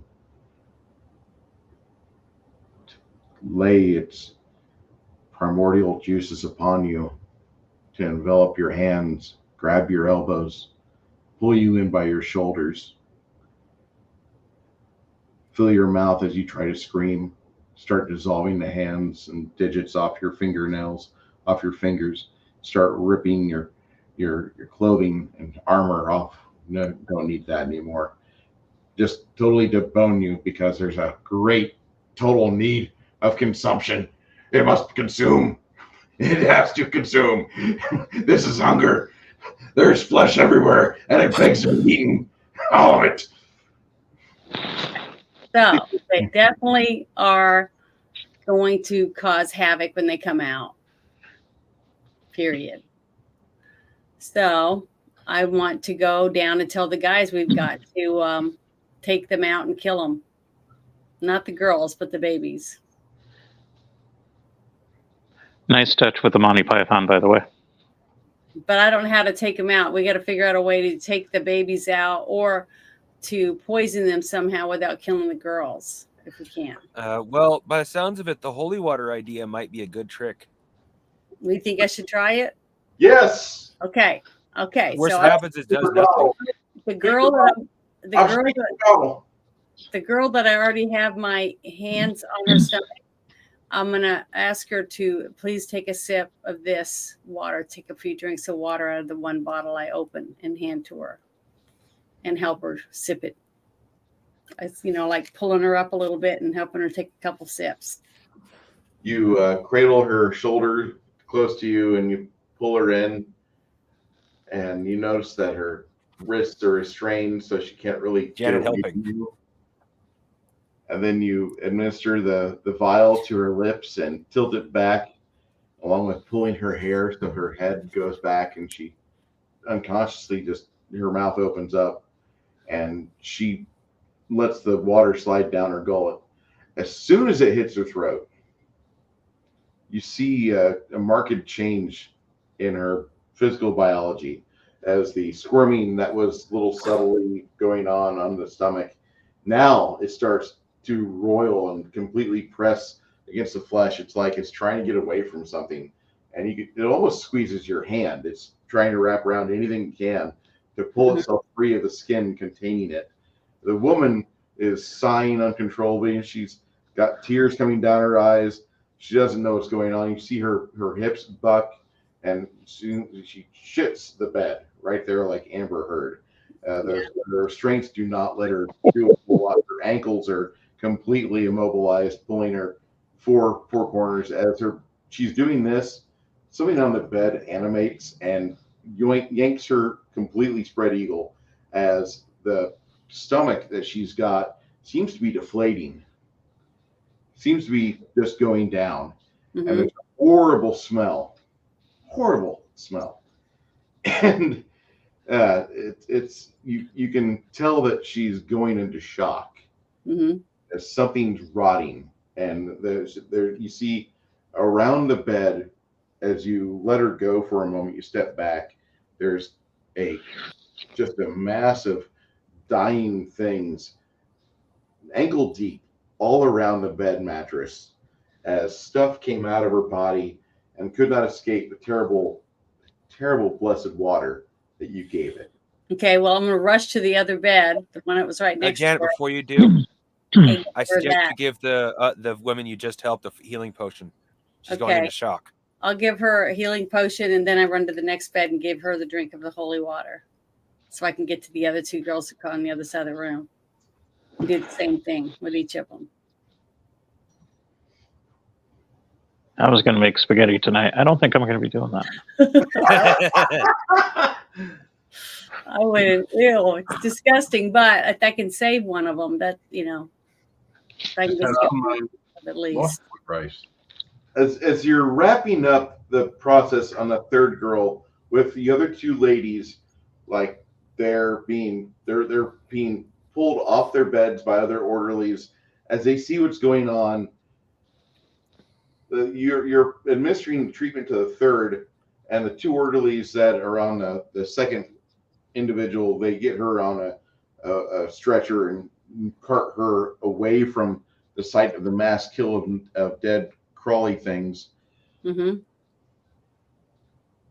The third one is being given that, and the same process is repeating. The fourth girl, for some odd reason, is going into labor right now. You see water break on her bed across the room.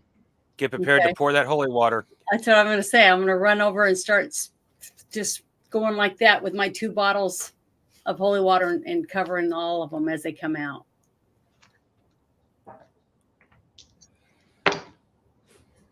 For some odd reason, Holy hand grenade of Antioch. your treatment of holy water on the fourth girl is not working as well as you want it to.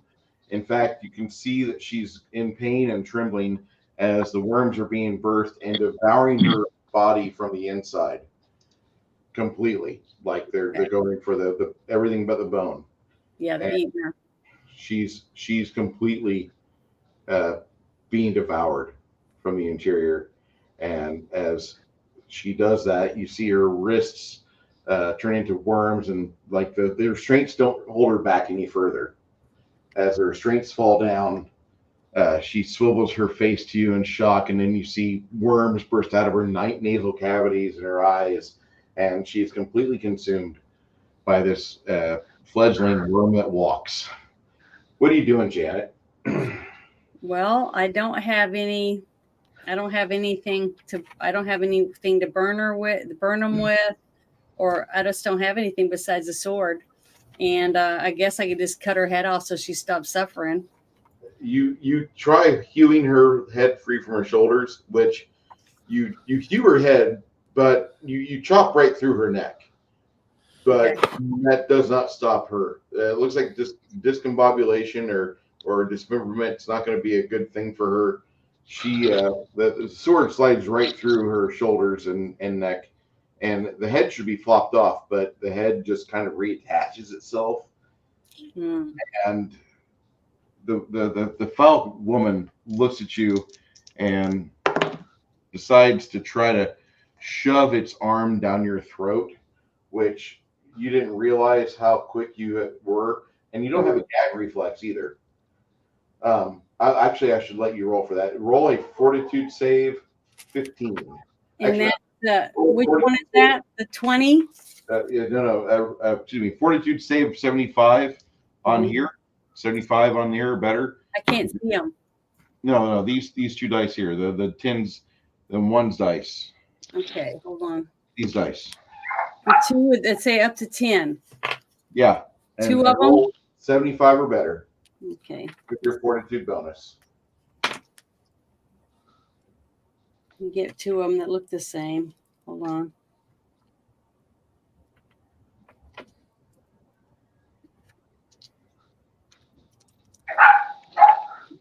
Oh. While this is going on, Janet, you feel an outside presence in your interior. Yeah. You feel it in your head saying, I will convert even you, and I will give you communion. We will join. We will have the world at our fingertips. We will glide between the seams. We will go forth. We will propagate. We will make everyone appreciate the change we bring to this world. We will have others like us through communion. We will have a complete and utter magocracy which we deserve. We will have the ability to develop our own belief system. We will become gods ourselves. Pray for blessings. Ask to perform miracles which we can command at our fingertips. We can do it. You and me. Okay. I couldn't roll high enough for what happens to me. All right, Janet, you feel worms slide into your mouth in a nasal cavity, Okay. and you pass right out. Oh, I pass out. Yep. Okay, so I couldn't do another spell. All right. Yeah. Oh, Shit, hell. none of us are there. We don't know what's going on. Exactly. Meanwhile, downstairs, I can't do Back nothing at the about it. ranch, Santa Barbara, that is.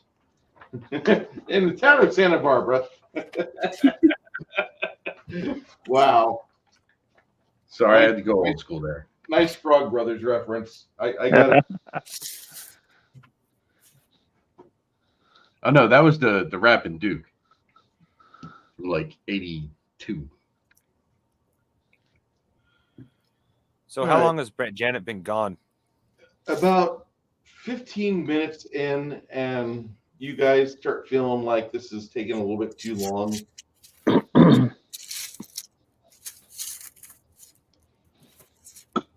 Cormac, if nobody else says it. He's like, I'm going to go upstairs, guys. I'm just going to make sure she's doing okay. I don't know what's going on. I'm a little concerned.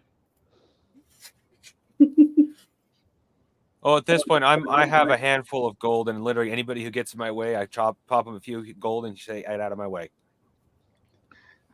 I love his idea. That's smart. I will pay you not to I be. want to be in your way. Silver would probably work.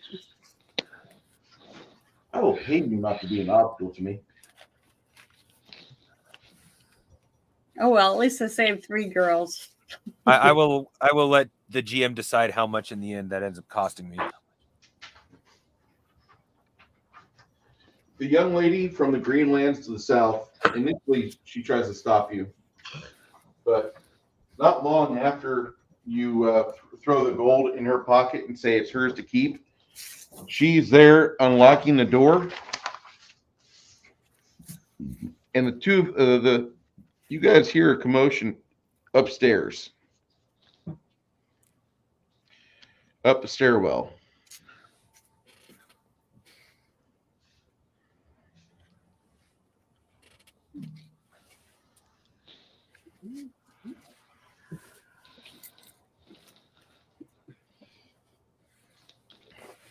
Found out one of the guys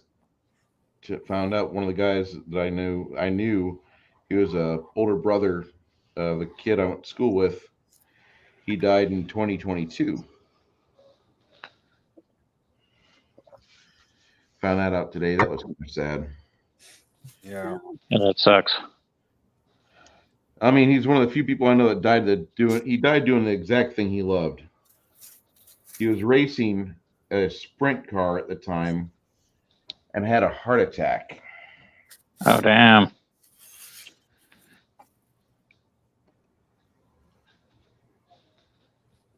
That's terrible. I know a cool guy, Rick. He's a veteran who, after he got out of the military, he was armorer. He did sprint car racing, stock car racing. In fact, I think right now he's chasing some sort of racing circuit back east. If I'm not mistaken, there was something going on. He was going to be gone for like 10 months.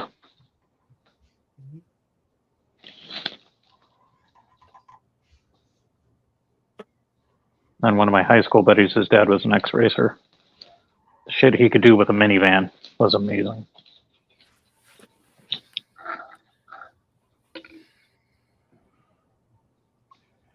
Well, if you know racing, Shannon Babb Racing and Terry Babb Racing, those guys graduated from the high school I went to in Warrensburg, Latham.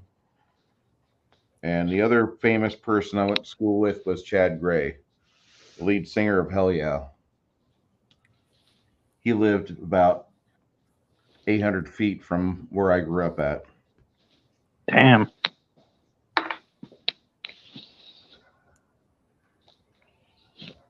That's walking distance where I live. It is.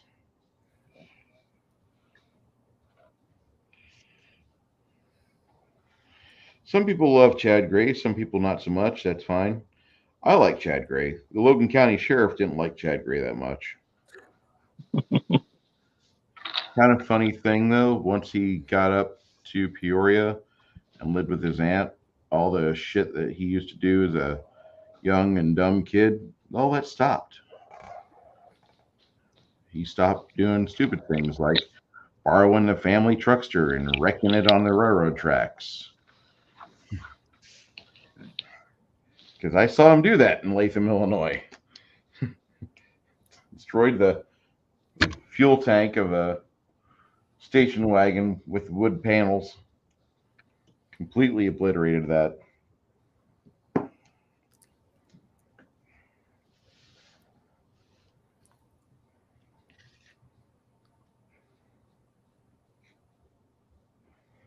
All right. I don't have any bed miniatures yet. I will get some.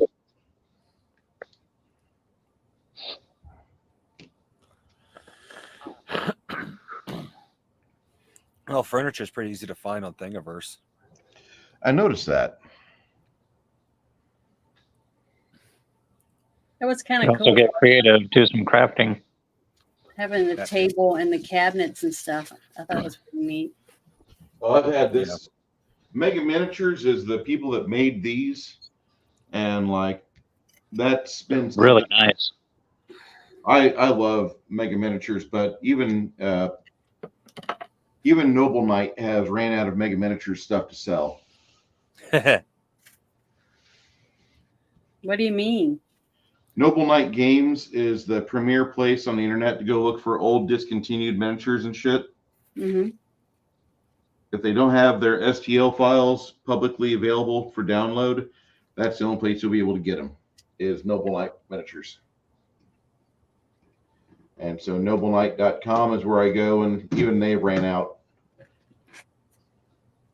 Oh, a lot of people are buying them then. Yeah, they've been out of print for over 20 years, though. So, I mean, it's kind of, we understand. Market dries up. Yeah, that market's been dried up forever. I'll have to look for those. Well, then they won't stay in business. They don't have anything to sell. Oh, they sell other things too, Janet. It's just the fact they ran out of those specifically. Okay. I misunderstood what you said. My bad. That's all right. Okay. Not your fault. All right. But they were able to get. Were they able to get the other girls out, the orderlies? Yeah, as you guys get in, over here, there's a bunch of orderlies that have got some other girls that are in various states of shock and trembling, and they're not doing well, but they're outside the door. You enter in here.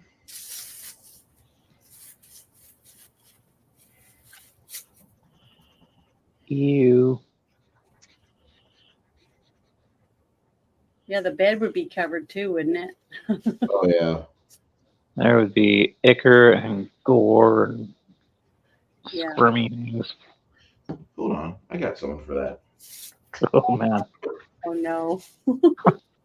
In real life, I'd be screaming nonstop and flailing like crazy. Ugh. Kill it with fire. Well, that's what I was looking for. I was looking for. All I could do is touch into my sword and make light, but it's not hot. You know, it's not burning. It just glows. Yeah. Light. So that I didn't have anything for a torch or anything to put on her body while she was. Need to find you a holy avenger or something. Yeah, we have to get something like that. I just didn't. Come on, think you're on about- second level. Yeah, I'm only second level too. So Just saying, Gosh, for future reference. but I definitely have to buy some holy water some more. Now, what she needs is a hiccup sword, a sword that can catch itself on fire, powered by fire, dragon's breath. Ah, that's a good one. What we need is some vitamin D, vitamin C, and ivermectin.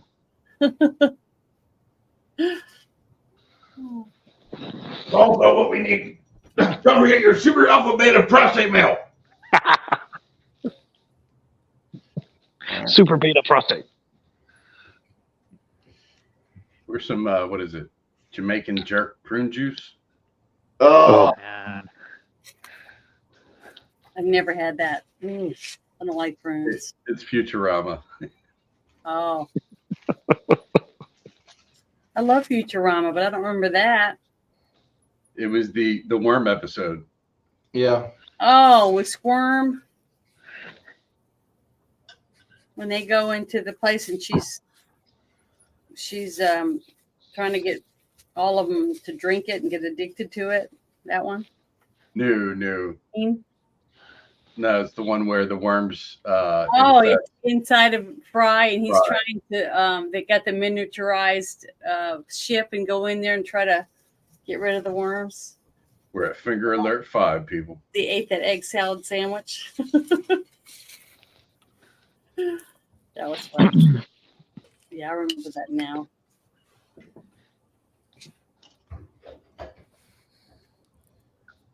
Okay. So you guys get in there and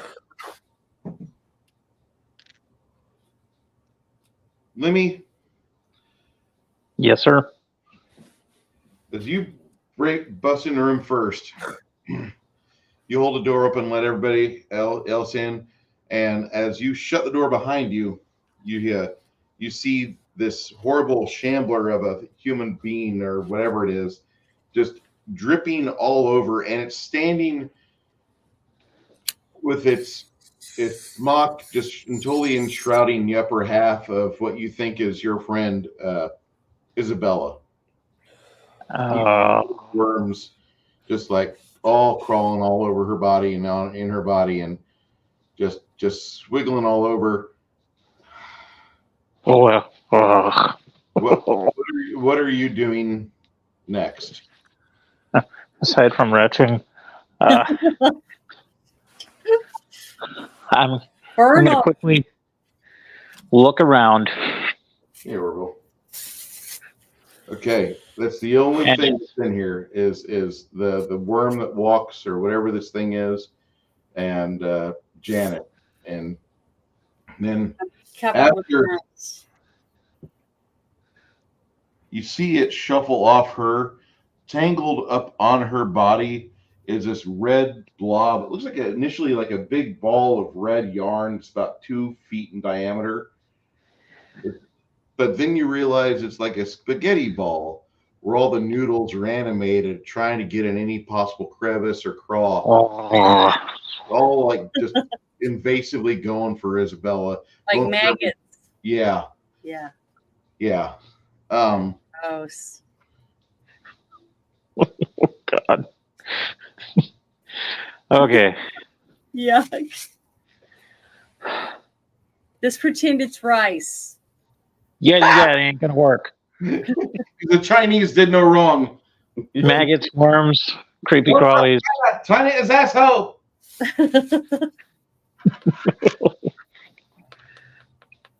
Okay. How do we fight a shambling mound of worms? I'm Burn? hoping sleep will work on it. Yeah, just set me on fire. Do we have access to torches? Is there like candlelight torches or something? We've got oil Open lamps. flame.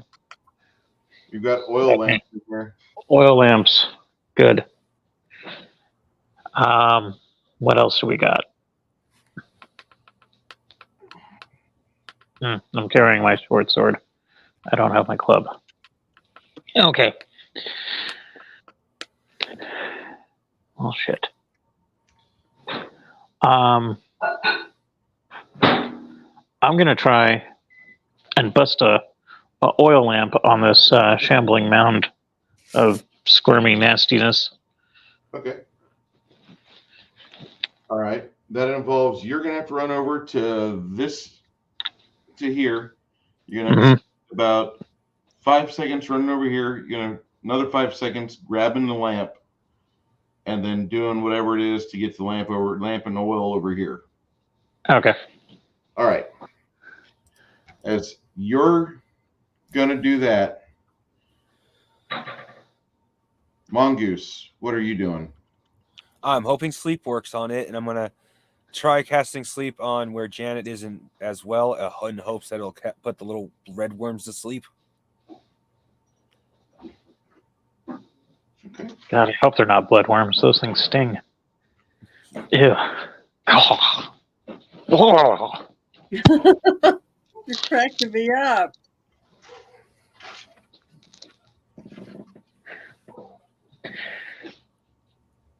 Because I'm not only picturing like all the gross anime that I've seen, but I'm also picturing the time when I was young and I went down to the yacht harbor and there was a trash can, which I thought was a regular trash can, but it was a chum bucket. I opened that up and every form of maggot and creepy crawly was in there. Chum bucket. I opened that up and every form of maggot and creepy crawly was in there. Somebody's echoing. I opened that up and every form of maggot and creepy crawly was in there. Lady. Lady, Hold on.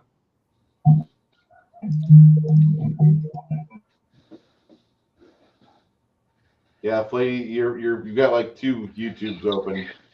You've got StreamYard open and got YouTube open. If you're gonna have YouTube open and back, you got to mute it. Okay, Sorry about that. you're good. Completely good, sir. All right. Lemmy. Yes, sir. I'll start you off. You'll start off at 5, and then I'll have things proceed from there.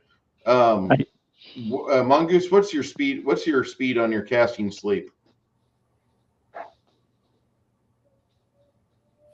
Let's see here. I've actually, no offense, but I've always relied on you to tell me. I've never actually was told what the exact number was. Okay. On your spell book, just write down for your Janet. What's your first level spells cast at? 7 or 8? Hold on, let me look real quick on my paper. I want to say it was 7. Yeah. Yeah, I think it's 7. But Okay. So your sleep spell will go off on 8. This is a second level spell. Okay. All right. on 8. Yeah, bards have 1 digit longer casting time. I don't know why, but they do. It just takes them longer to cast. That's all. Because they got to find their pick. They got to find their pick and start strumming, or whatever performance they do. They got to do that. Okay, so Cormac will do what he can to charge forward, and Quinn, what do you want to do? Going to pull out my mace and start singing "We Are the Worms." Inspire courage. All right. Inspire courage. Is there a speed factor associated with that? I do not believe so. Okay.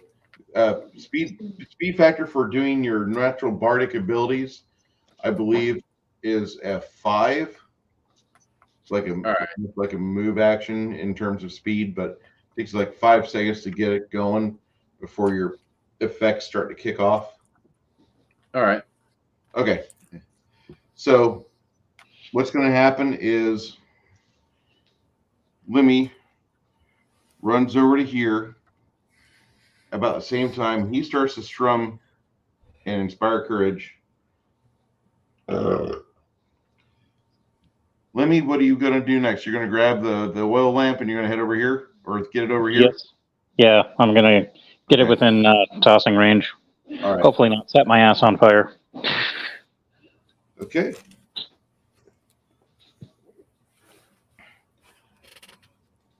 As you start to play, Quinn, how long are you going to play on this song and keep it going? As long as it's needed. I mean, because it's a bardic ability, I can do it and take 5-foot steps per turn, right? Correct. Yeah, you haven't unlocked any ability to move real fast and play at the same time. Yeah, so that'll be until I can get within striking range, or unless something else happens and I decide to do something else, I would just continue to sing and take my 5-foot step until I got something nice and juicy to smash. If it makes you feel better, most modern artists on tour can't run and sing at the same time either, which is always funny to watch because, like, you see Rob Zombie on a stage and he's moving around completely out of breath, can't sing a song. Madonna seems to do very well in that last video. I noticed that. I was really surprised. It was like they had the tape synced up and everything. Wait, shut up. I'll shut up. It's been like 20 years since I've seen Rob Zombie. Maybe longer. I stopped watching him and music whenever Sean and him broke up. I considered her to be part of the band that I appreciated most.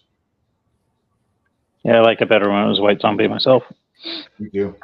I was never really impressed with his music except for Thunder Kiss. It was all the others just sound too much the same for me.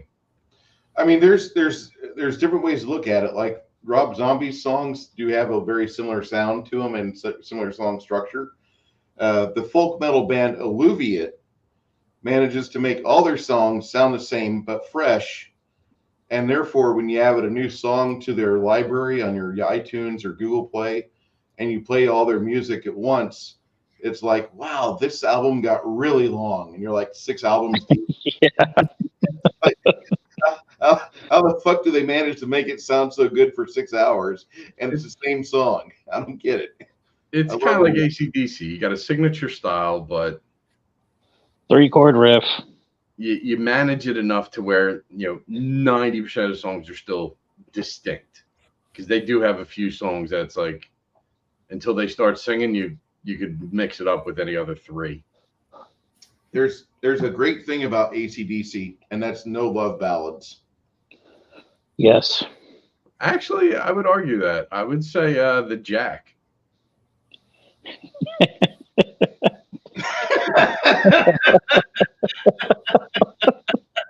All right, not to get too much of my personal history, but I used to frequent bars where some people would take off cloth, and one of them was playing this song, and I couldn't stop rolling. And they asked me why. I said, "Do you understand what this song is about?" And she was like, "Well, yeah, it's Jack Daniels." I was like, "No, it's not."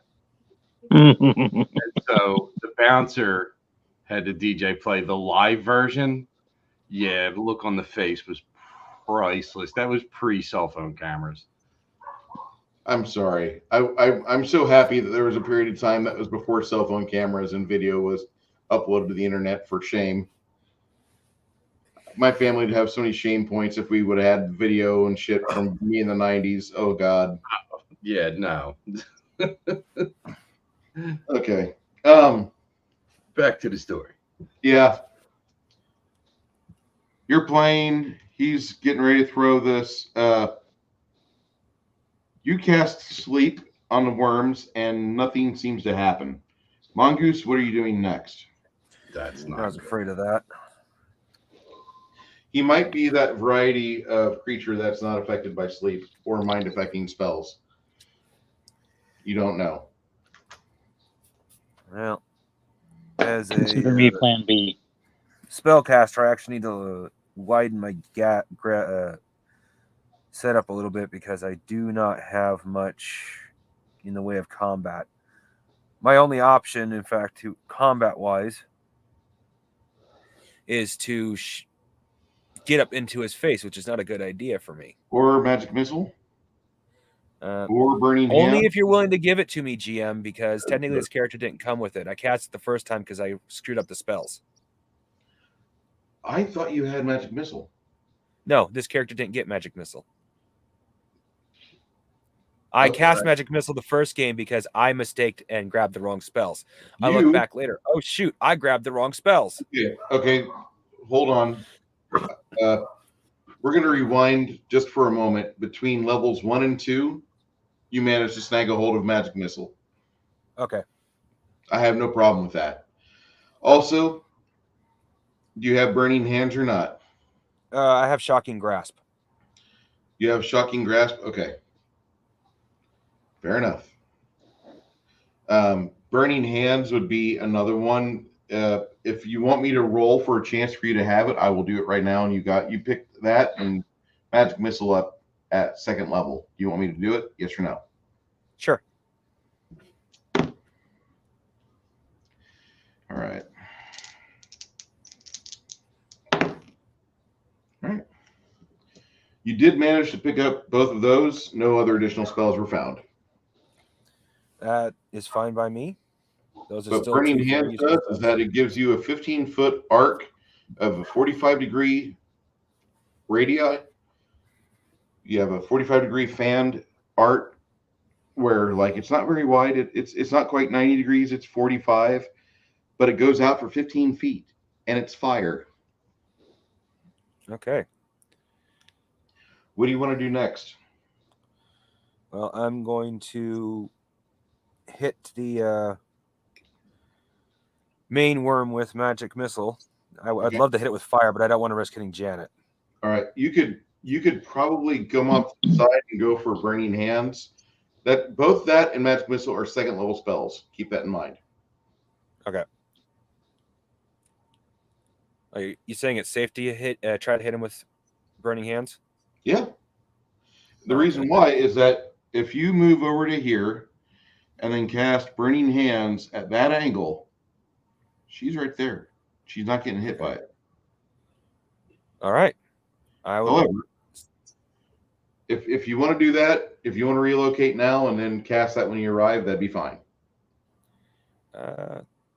Yeah, because I definitely think fire would be the best option against this, and I don't want to risk hitting Janet.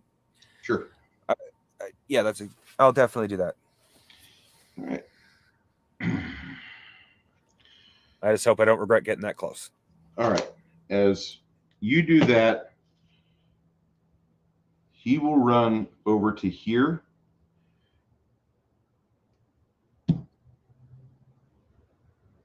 Lemmy? Did he just leave us? Yeah, I think he's having StreamYard issues. He said it was acting wonky earlier. Okay. Give him a few They said seconds. that was Flaming Hand? It'll be Burning Hands. Burning Hands. Okay, just making sure so I write down the spell properly. Yeah, you'll burn 4 mana points burning that spell.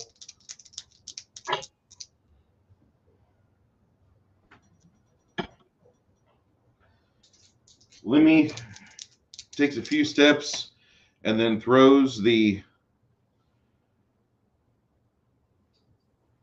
lamp with the oil in it over to this guy, and he completely hits it. Now, granted, he does, like, there's a little bit of splash of oil everywhere, but it's only like maybe 5 feet. Janet's mostly out of it, or Isabella's mostly out of it. The wizard's more than 5 foot away, or he's right at 5 feet away. Quinn continues to play. Carmack unsheathes his sword and charges while unsheathing his sword and goes for the attack. Wow. I rolled a 15. Hey, there's Six Nations. All right. Six Nations, you threw What'd I miss? you threw your lamp directly at this thing and you hit it. It's unlit, but give it a moment. Somebody's about to make it very interesting.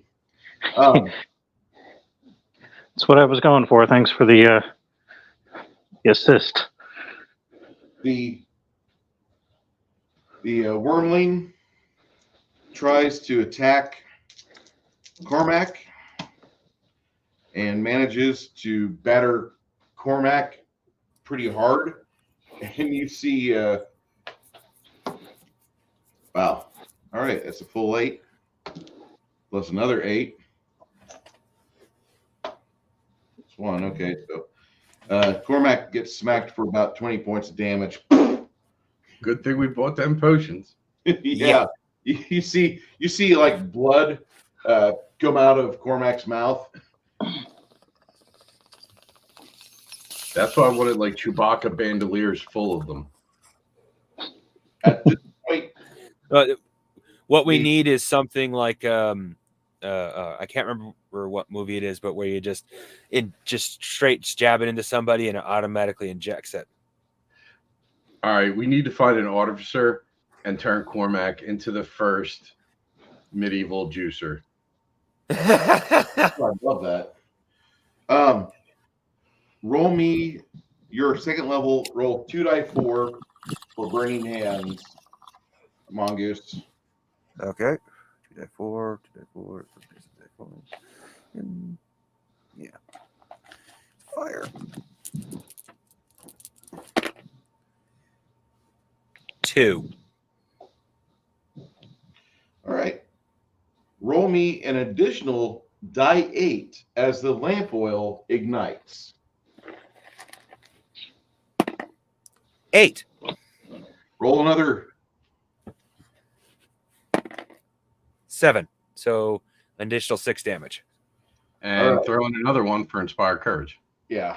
Okay. So you see this wormling that just got battered or attacked by Cormac and then just completely doused with fire. And then his robes go up, and that's when all the crewmates fall off of it. You see just this horrible mass of living worms underneath it, completely emoliated. This guy looks like he looks like he's getting ready to enter the oven at Auschwitz, or maybe he just came out of it. Yeah. By the way, the smell of burning night crawlers, Not pleasant, right? no, at all, not at all. What are you doing next, Mongoose? Am I still in a position to safely do burning hands? Yeah, you'll just have to pan over towards the left a little bit, but you're keeping Janet out of, or Isabel out of it, because she's currently laying down with a meatball of materials on top of her. Or, I mean, you're also in a good position with Cormac there for another shocking grasp. I would not do the Cormac right there. Do not do that to Cormac. Love you, Connell. Anytime he hears the crackling of that, he just twitches now. I never said I was playing the nice bard.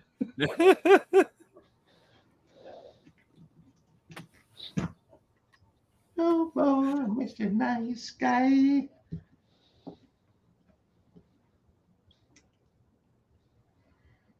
Okay. So,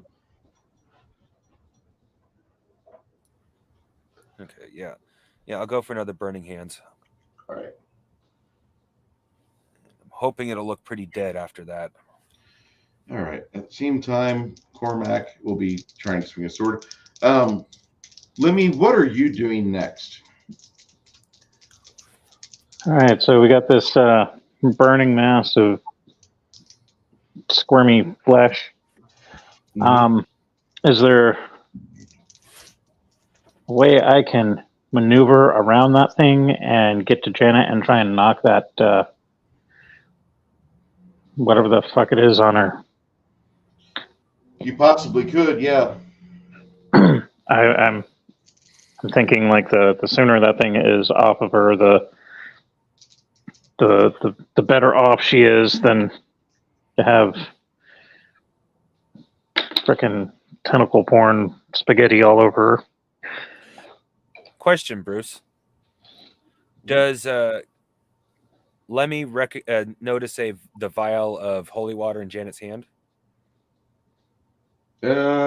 She's got one on her belt, not in her hand, but Oh, I thought she still had one in her hand from when she was attacked. no, that fell away.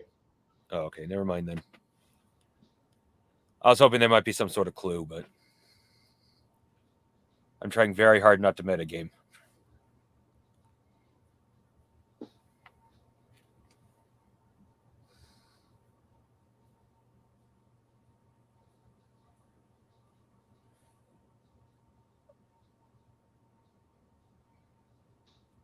All right. So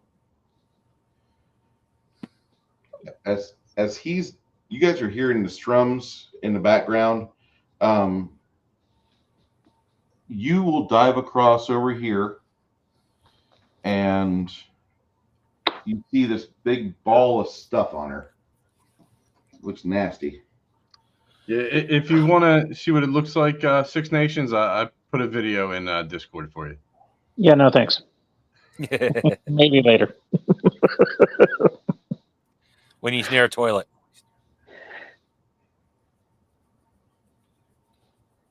You're looking at this quivering, shaking mass of Bowl, what? the bowl, or the green mass of stuff. The bowl. Oh, that is kind of gross. The red worms in the bowl. Where do they come from? They're bloodworms. You can buy them in any pet store. For what? They're good fish food, and they also help keep the tank clean. Oh, disgusting. The little African water frogs used to love shoveling them in their mouth. They look like little cigars and hot dogs hanging out of their mouth. Oh, gross. That is disgusting.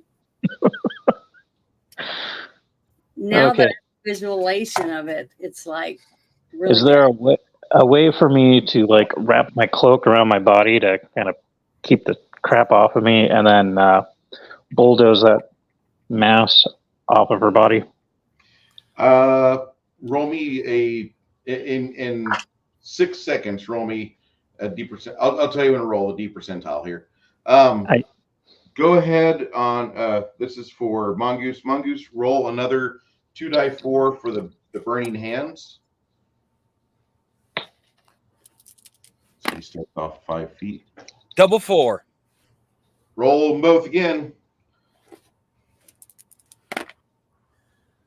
Grand total of 4, so 3 extra damage. Nice. Now, Bruce, with the bonus from Inspire Courage, is it just a +1 or is it a +1 per die? It's a +1. All right, well, whatever it is, +1. You also get a +1 for damage, +5% to attack, +5% for saves or skills. So, Just saying, a little nickel and dime helps. yeah, it does. Did you roll double 4s 2 times there, Mongoose? No, I rolled just a total of 4 next time. Okay. All right. Cormac throws a flask of oil on the worm that walks, and that's when the wormling collapses to the ground, and you just smell all of it. You hear Isabella scream, "No!" Okay, that's creepy. Yeah, that's gross. Go ahead. This is for Lemmy. Lemmy, make a D percentile check for me, please. Have I had to take any damage? Janet, we're going to get to that. Oh, okay. Because I haven't written anything down yet since the beginning. It'll be important for us to notate this later. Okay. Come on, no whammies. 83 +5 is 88. You knock half the meatball off of her. Whoa. Other bits of viscera are just kind of like shimmy on around her and such. Well, you knock all that into the pile. The wizard Mongoose goes over there, and with a small, like a first level spell called Flame Finger, you see him insert just basically touching the worms to lit finger, and you guys, about 2 minutes will go by as the remainder of the worms that you can see cease to exist, but Isabella is fucked up. When she opens her eyes, you see like some little blood worms fall out of her eyeballs, and you see that she's not herself. Holy fuck. Okay, if I like it or not, I got a very bad plan. Sorry, Uh-oh. Isabella, I'm about to Let pull me up drink something my very holy Brucey. water. Oh, even better idea. It's on my. I was going to start shocking, grasping you. No, Here, if drink the this holy water conducting. doesn't work, Go ahead and shock the shit out of me. Yeah, only if the holy water doesn't work. The power of electricity Go for it. compels you. Oh, yep, that's right. If Compel there's life. any It smells like burning hair. I like to do my Bing Crosby impersonation to squish them. And remember, I also have a healing potions on me too, Yeah. which I'm gonna need. Well, I was going to shove one down your throat. Then I was going to shock and grasp you. Ugh, yeah. But yeah, I forgot about the holy water already. Need to do some research and develop a spell called Dewormer. You get a hold of her and tilt her head back as you splash the holy water in her mouth and stroke her neck to where she starts swallowing it. You see the holy water going down her throat as you can feel things underneath the surface of her skin wiggling and gyrating and jostling. And then afterwards, after the holy water is completely imbibed, you're there and trying to hold on to her. And finally, you just do it. You give her electrical shock treatment and hit her with the shocking grasp spell. And for a while, Clear. yeah, like Isabella get cleaned up after this, but for minutes afterwards, she's breathing. Her breathing is really raspy, and you give her With worms. the final vial of holy water, splash that down her throat, and then you put your hand over her mouth and hit her with shocking grasp again. Conduct the greatest amount of electricity through the fresh and moist tissue. At the end, does she look like General Grievous's last scene? I don't know what that is. It's not. See, my good first for thought you. was the mugshot of Nick Nolte. So it's Nick Nolte's character. Yeah, I She think gets- that's the guy who has his hair all standing up on end and looks drunk as fuck. No, I Yeah. was talking about the cyborg and Yeah, I Ben- know. I was just telling you what I thought. Mhm. after you hit her with holy water and then shocking grasp, you let her lay there for a minute. The orderlies come in, and one of the orderlies says, "Take her down to the Temple of Mir. Take her down Word. to the Temple of Mir. They'll get her back up." As leave, like Isabella's out. She's in La La Land. She's doing something in her head. Trying not And to vomit. at dark, at night, at sundown, you guys get to the temple, and the attending priest that's there says, "Oh, yeah, come on in. She's one of ours." And you lay her down, and he says, "Your skin's kind of greenish. Did you notice that?" Well, we And explained to him everything that we've seen, everything that we believed happened. he says, Son, I want go boil up some Mountain Dew. It's going to be a long night. to use this scroll on her, and because of who she is, it won't cost normal, but I'm going to need, at some point in the future, we're going to need 600 silver from you so we can do I this. only have half that. I literally just pulled 60 gold out of my pocket, out of my bag, and said, "Here you go." Very well, sir. And he begins to read the spell. And as he lays his hands on her, after he reads the cure disease spell on her, he puts his hands on Isabella, and you see her flesh turn back to its normal Mediterranean tone. And not quite so green, more olive green or Italian, upper boot peninsula sort of thing. And her skin turns right to its normal color, and her breathing smooths out. And he says, "Now all we can do is just wait and let her rest."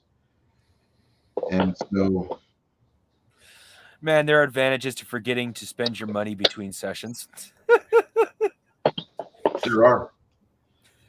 At this moment, I need to do an intermission for a bio break. And I don't know about the rest of you, but a bio break sounds great to me and my culo. So Yeah, I gotta go get another cup of coffee anyway. yep, let's do that, and I will return back for the second half of tonight's game. Okay, I'm gonna go get my coffee. All right, same here. Coffee. Everybody's getting coffee but me. All by myself. I put some more stuff in the Discord, Six Nations, if you want to check that out. I keep doing that and I keep losing StreamYard, so I'll have to check it later. I forgot it does that. Yeah, normally it doesn't, but I think because of the weather today, everything's all janky. Yeah, that makes sense. All right, I'll be right back. I'm going to hit the can, too. Yeah, no problem.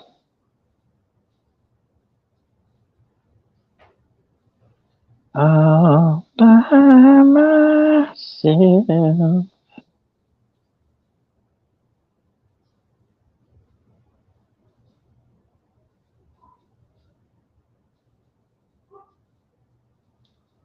Looks like the majority of folks were listening in on the game. Nothing new in the chats. Or they're outside shoveling. Yeah, we got a small bit of snow. Probably saw it earlier when I was out in the backyard. I'll go out here in the front yard. Fire up the camera. It's like a winter wonderland.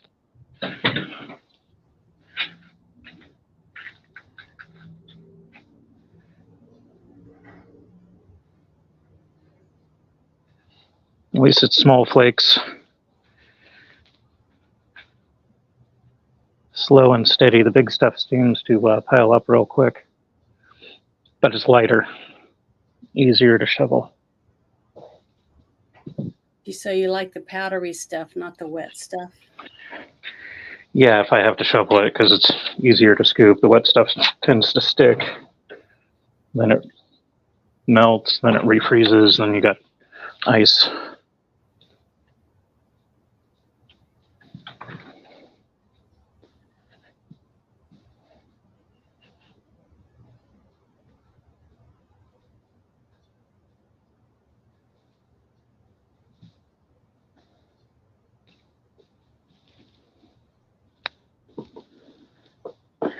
I found out where that stray 22 round came from. So I don't have to recount all my ammo, which is nice.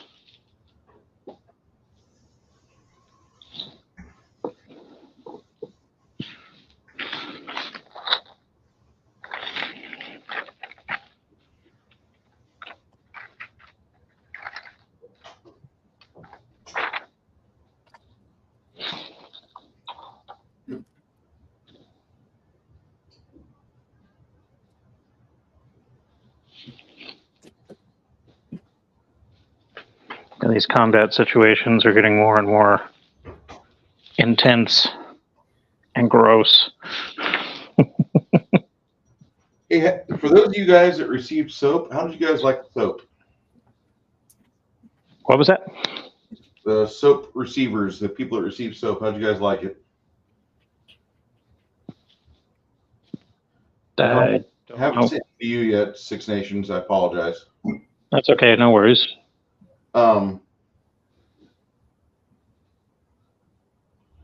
I don't know if I've heard nothing but good things about the soap.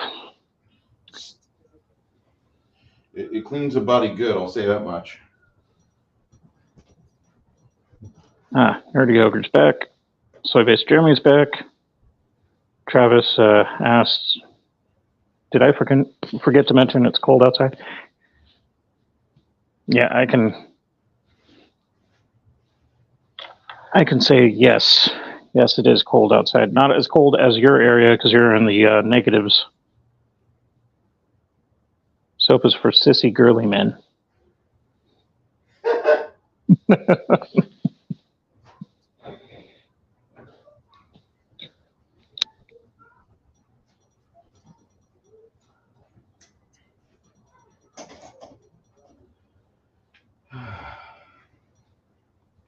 All right.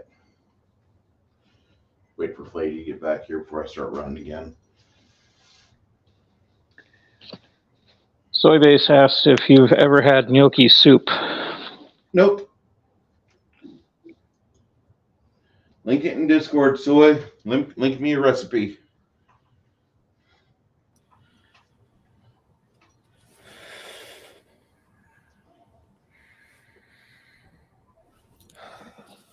Travis washes with the tears of commie traders.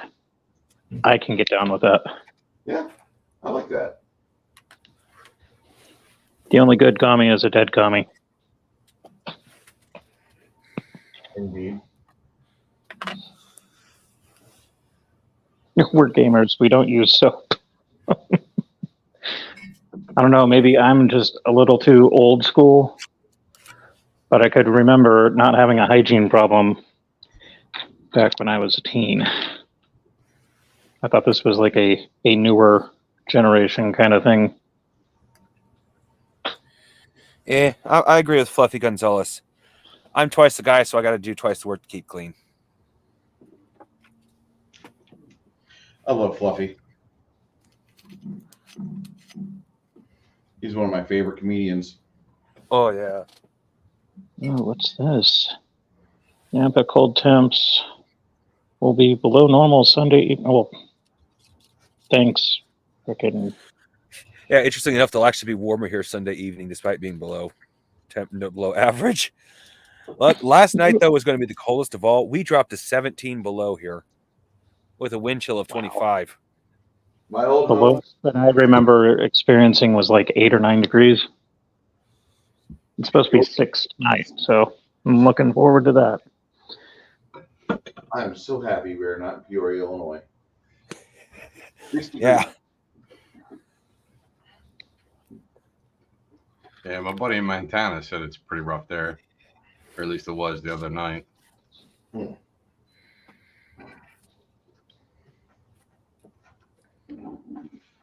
Yeah, exactly, Travis. It is warming, but you couldn't tell. Once it gets past a certain temperature, it like all blends. Unless you live in like Yakutia or something like that. Yakutia Yeah. gets to be what, like negative 96 degrees or some crazy crap like that.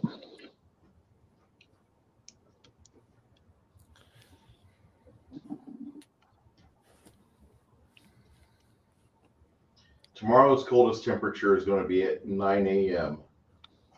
at 30 degrees. Oh, dude, I'd be out in shorts and a t-shirt. I know. Yeah.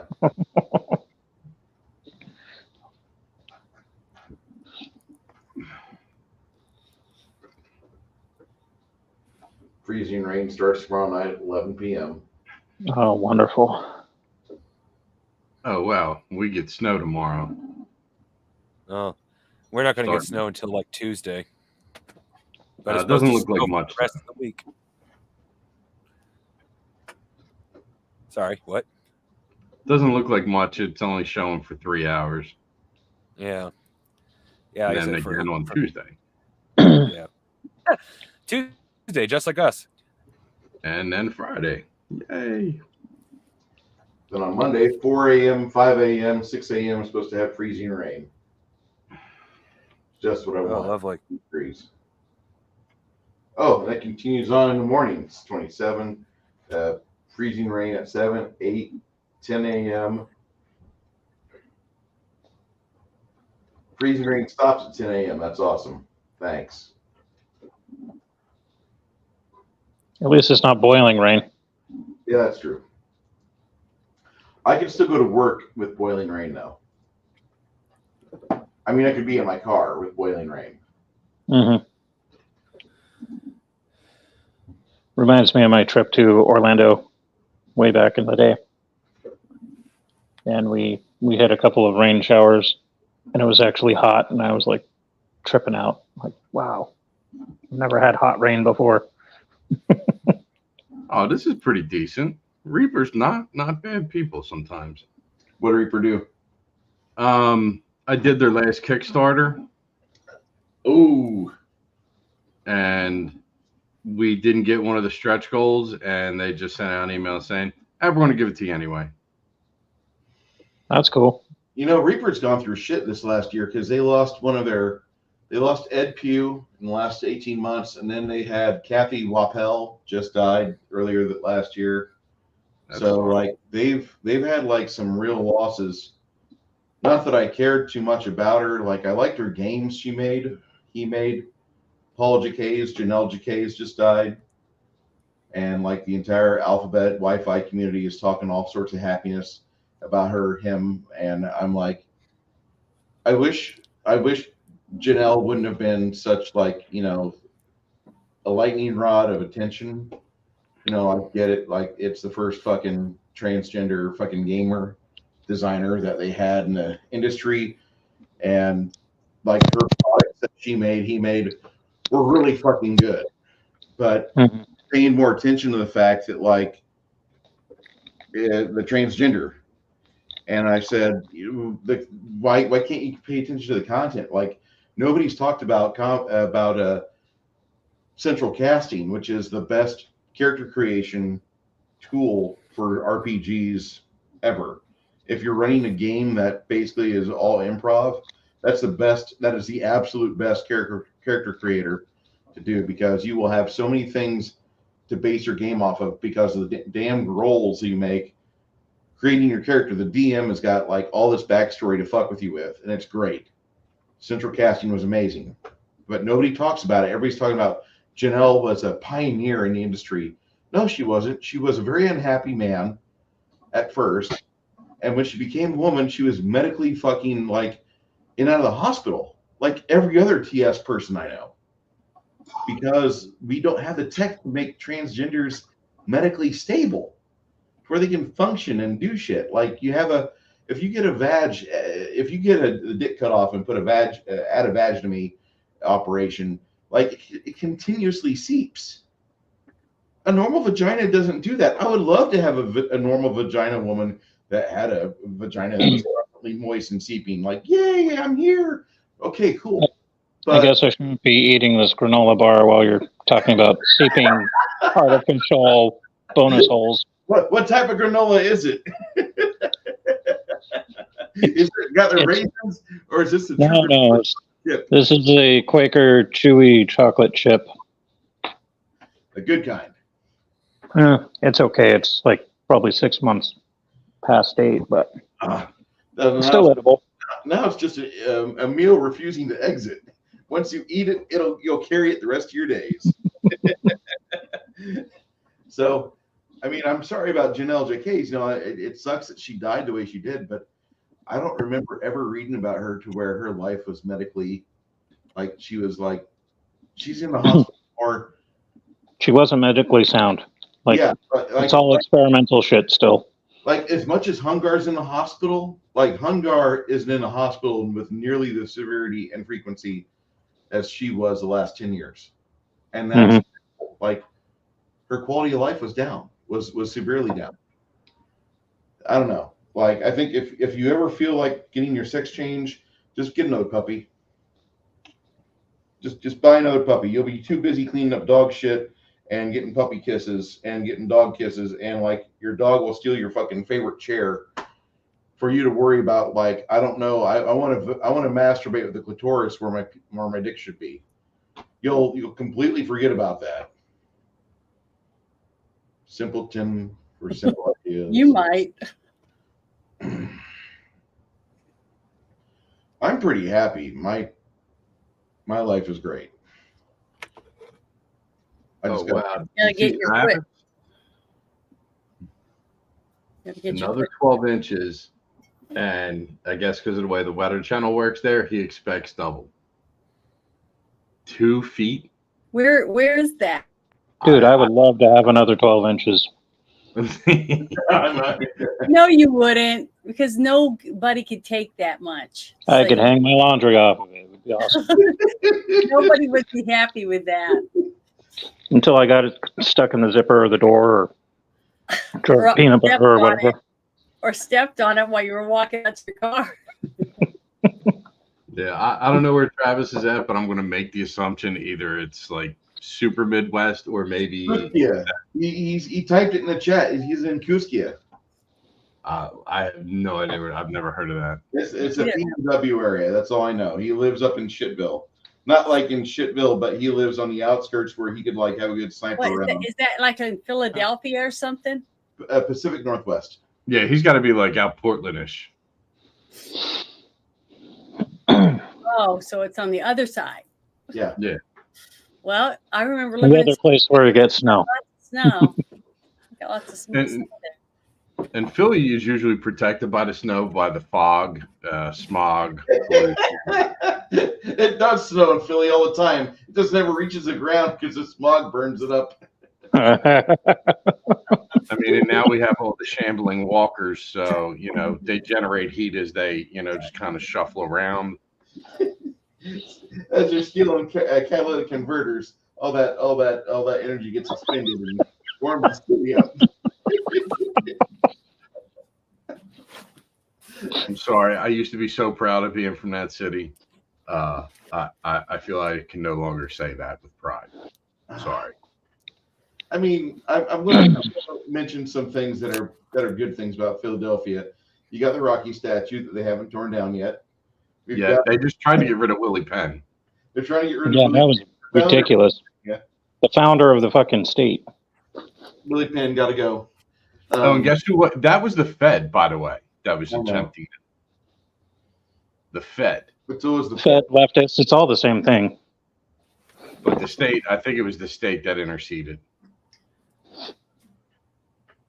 That's just retarded. You got one of the best food truck cultures in America in Philadelphia. I don't care what anybody says. If anybody's ever starving, the only place you'll get fed better than Philadelphia for food trucks is San Antonio. You'll get diabetes almost as quickly in Philadelphia. Diabetes. You'll get that twice as fast in San Antonio than Philadelphia, but Philadelphia is the number 2 city for a reason. Hey, Bruce. Yes, ma'am. Have you ever been to Las Vegas? Never. Okay, if you ever get to go, you need to take your wife to a place called the Heart Attack Grill. I've been. Oh, been yeah. 3 years. Sign a waiver. Isn't that Bobert's? Isn't that Lauren Bobert's place? I think so. I thought she owned a Heart Attack Grill. Not in Las Vegas. Okay. Hey, Bruce, Yes, when sir. we're in intermission, is the mic live for YouTube? It is. Okay. Well, if somebody wants to get rich, here's an idea I've always had, and I can't eat it anymore. I call it the P4. You get a Philly pretzel roll. You spread it with melted Philly cream cheese.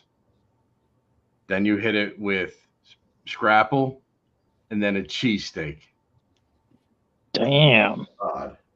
That's a lot of bread. Well, no, not the whole cheesesteak, just the cheesesteak.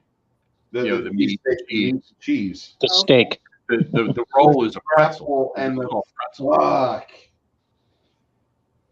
And if you want to get fancy, you can add some broccoli rabe, some garlic in with the butter when you saute the meat. Of course you want to go fancy garlic with the butter. Oh my god. But I mean, like just talking about it, I can see the veins and arteries in my arm just starting to like crystallize. I can feel my body solidifying as I eat it. I am immortal. Because I can no longer eat it. Anybody who's listening, if you make that, people will buy it. Bruce. Yes, ma'am. They might buy it once, but it'll be worth it. That restaurant where they have like a 42-ounce steak, and if you can eat it, you get it for free. You're talking about the Big Texans, a 16-ounce Yeah, steak. that's it. The Big Texan. Yeah. The last time I stopped there on my way home to eat, there was a guy, and he wasn't any bigger than me, I don't think. And he ate everything on his plate. Yeah, I saw a kid that was like 15 years old go up there, and there was one of the cowpoke girls that was up there like rubbing his shoulders, and like I think he was cheating because she was massaging the back of his back while he was like he having a gulp, like she would massage it down, and I think he cheated that way, but like he was only 15 years old, and the plate was bigger than he ever has any reason to be. Because you have to eat the potato and the corn and everything. Everything. You got to eat it all. You got to, if there's whole broccoli meal. on a plate, it's got to go in your mouth and go stay down. You got to have it all. You'd be throwing up. I would. I know I would. You know the thing. Here's the thing about that meal that you guys don't understand. You can order it. You should order it. Don't eat it all at once. Take half of it home. That's still a fucking $30 value. It's a roast. The steak is as big as the roast. Yeah, there are roasts at your Albertsons that are smaller than that steak. Yes. We got a burger joint Sorry. in Boise. I want to say it's Boise. And for the life of me, I can't remember it. But when we first came up here in 2016, we had a church service, and they gave us the whole coupon book, and we had coupons for various restaurants in the area and stuff. And they got this giant cheeseburger about the size of a pizza. It's like $36 at the time, so it's probably like $65 now. But you could literally feed like 10 people with that damn thing. Just this massive burger. And Janet, that food challenge from earlier, Mm-hmm. I used to have a string bean for a friend who would eat. I can guarantee you, eat that entire meal and go, "Oh, I might actually be full." But no, wait, where's more? It's amazing. That's the Some people problem. eat that much food. But he was a string bean through and through, no matter how much he ate. Yeah, back when metabolism was awesome. Yes, youth is amazing. I miss my your body. After I turned 49 and I got out of bed today and my body ached. Oh man, this shit ain't fair. Yeah, from the age of like 4 to about 20, 21, I could literally eat anything, any amount, and I'd just burn it off. Yeah. Once I hit 25, it was all downhill. For me, what I miss is not eating anything without my stomach being ripped apart by it. I think I'll That's buy my some big miss. habaneros later on this week on Friday when I get paid.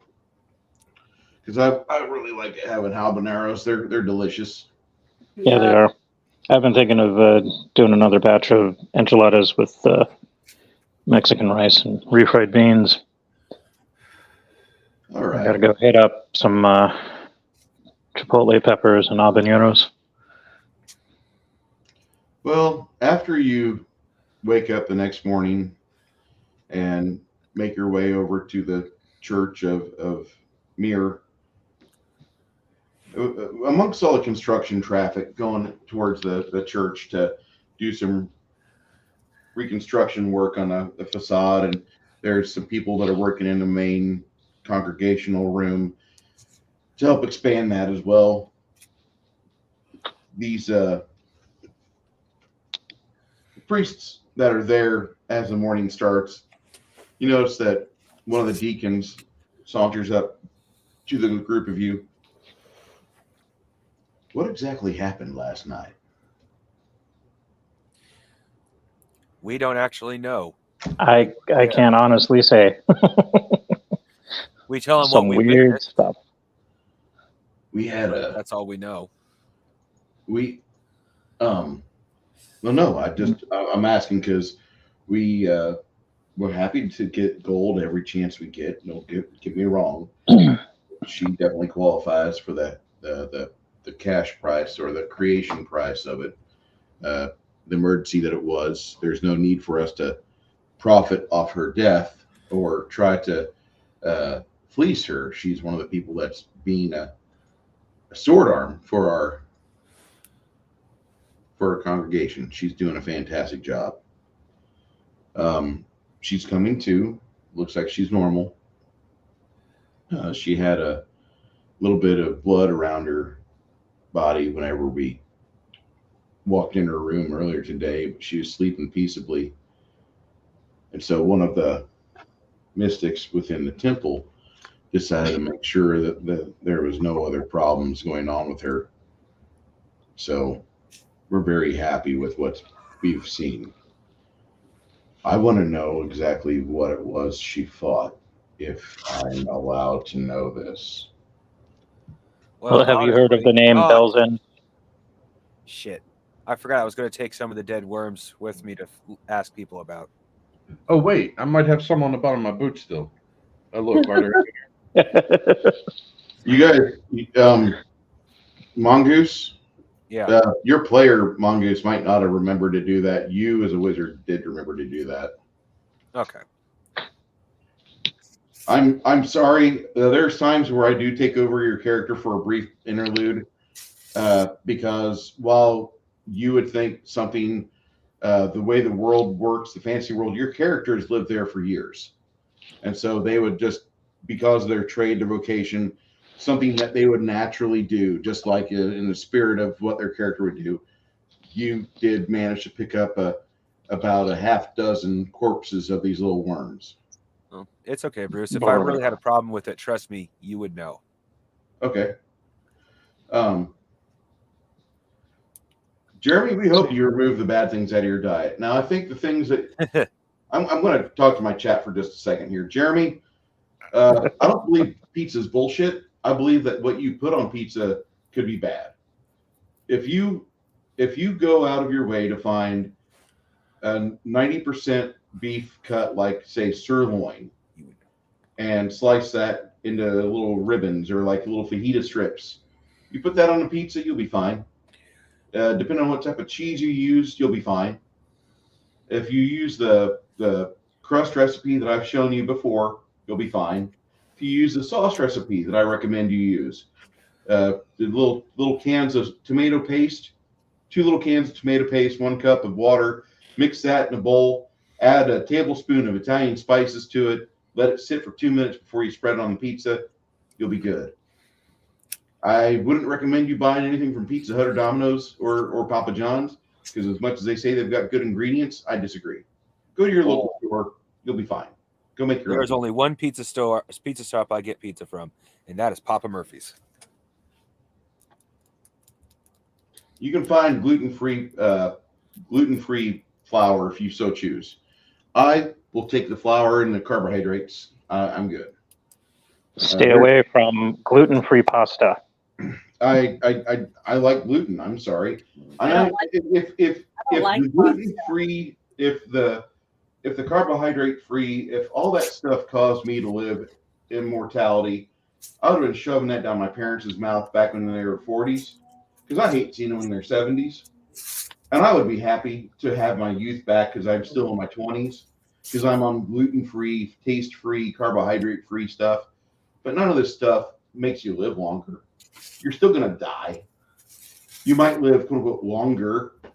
I think you're going to be in more agony, because the older you get, the more your bones ache. And no offense, but alcohol helps me deaden the pain in my knuckles or tendons. So I don't have like an alcohol-free life. I drink 2 beers a day typically. Now I'm starting to push myself a little bit harder on physical exercise and such, and that's not really feeling too great, but a couple beers makes that go away. I think I'm going to go into old age probably as a cranky fuck, and that's probably how it's going to be. So we're all of us. Nothing wrong with that. There's plenty of people in my family that have done that, and they're still kicking.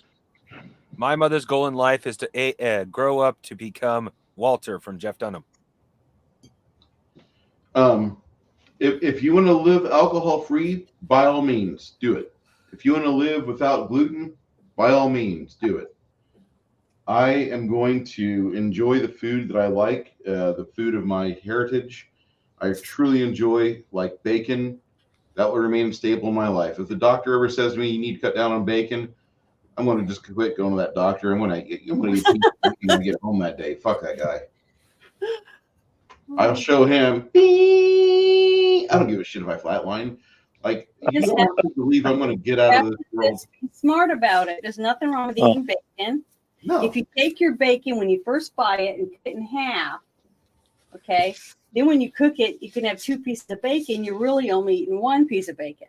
See, you got to train your body to thinking you're eating more. Growing up in the Central Coast, I was raised with Hispanic cooking, so I'm primarily Mexican, sometimes Central or South American.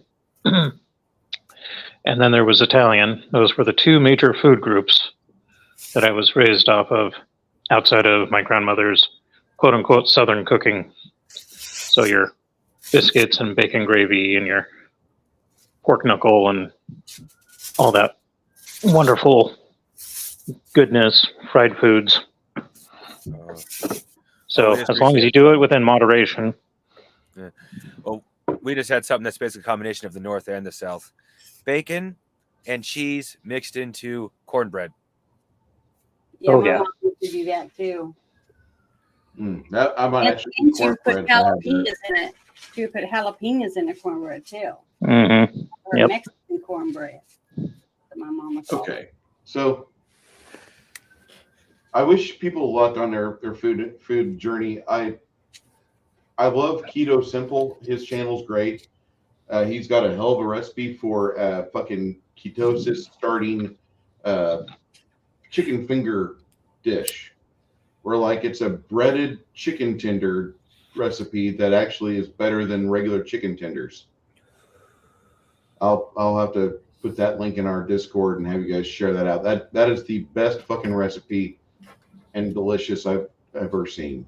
Like, you want to buy like a value pack of chicken tenders and follow that for the letter. You'll be so surprised.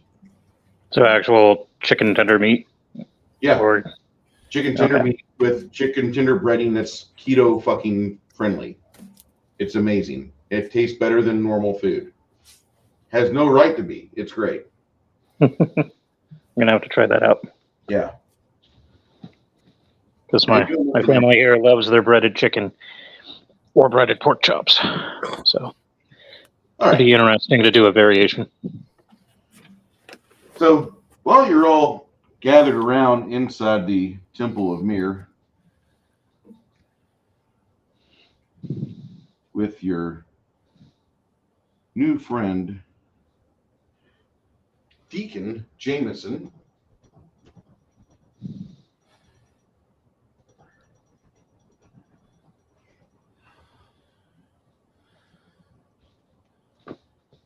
my name is Deacon Jameson. I live my life. In the morning, I start it with a little bit of oatmeal with blueberries, and then I do 75 sit-ups, and then I go to the outhouse because I've just flexed my stomach and it's time to go. Blueberries, after all. All right. Anyway, my name is Deacon Jones, and I'll be the one administering care to your friend, Mrs. Isabella. She was much better before the worm that walks got a hold of her. Now, as she's waking up, don't try to startle her or anything. She's going to be a little weak for a couple days. After a few days, she should be back to her normal self.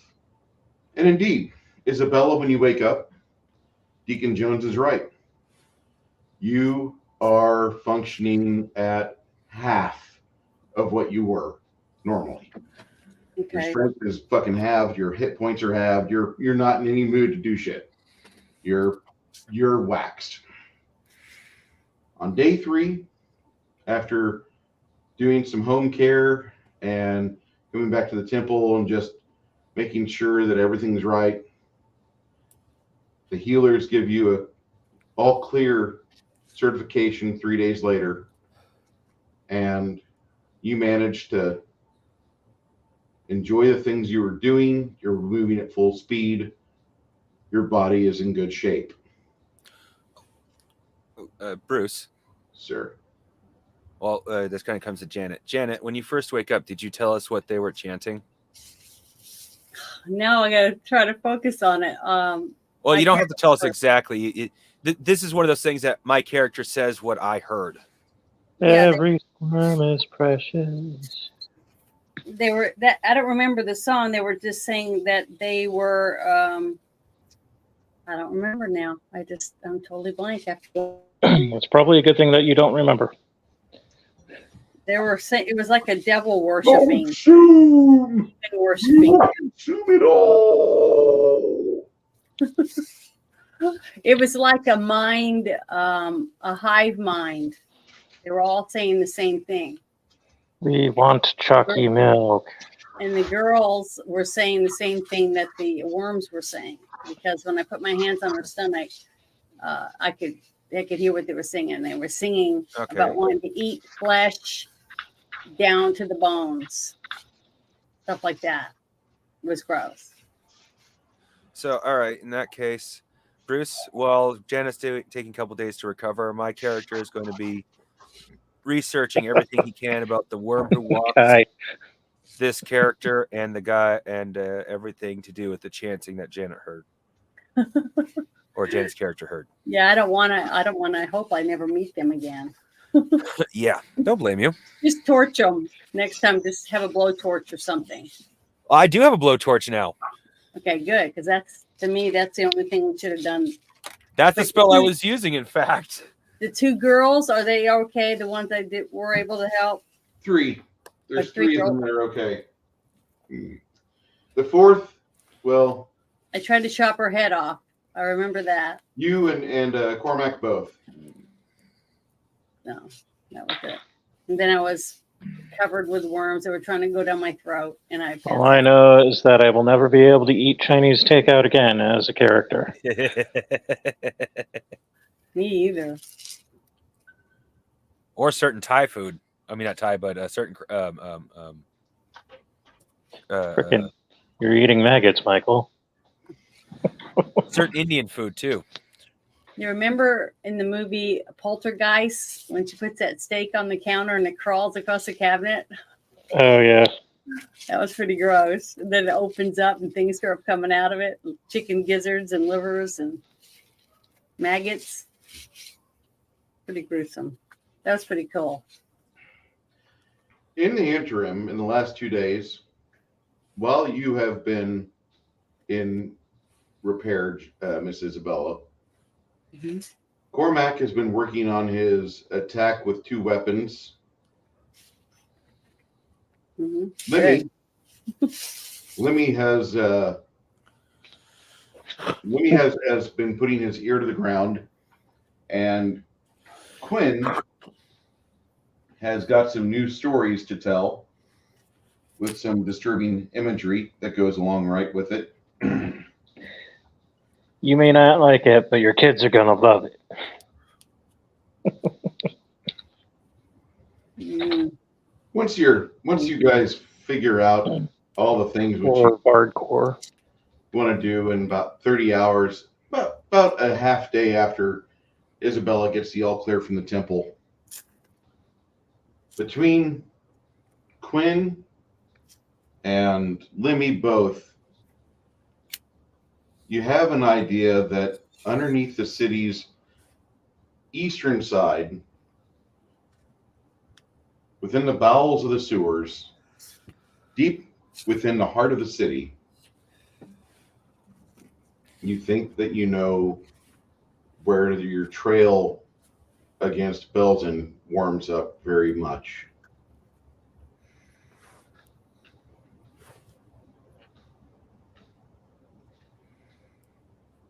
More importantly than that, the Terriers offer to bring you in and escort you down there themselves. Hot damn. Awesome. Now, this is all while Isabella's recuperating, correct? Yeah. Got it. They're not going to, no. The Terriers aren't going down there with you until she's better. Hey, Bruce. So this is like the 2 days while she's getting better. Like you're putting this all together, and you're doing some side gigs. You got Lemmy there doing his putting his ear to the ground and talking to people. And then finally, once all of this works itself out, once Isabella has been found to be clean of the infestation that she had, that's when you guys start putting things into play with the terriers. Hey, Bruce. Sir, Do you have alchemists? in this campaign, there are alchemists. However, the route to being an alchemist. Oh, no. I'm Yeah. referring to buying some potions of basically fire bombs. You do have those, yes. How much would Depending a couple of those cost? Depending on Depending on the size of the kaboom, that will depend on the price. The price depends on the size of the kaboom. Well, given how well the fire worked last time, I think Molotov cocktail is more the way we need to go. Definitely. All right, let's go shop for some booze.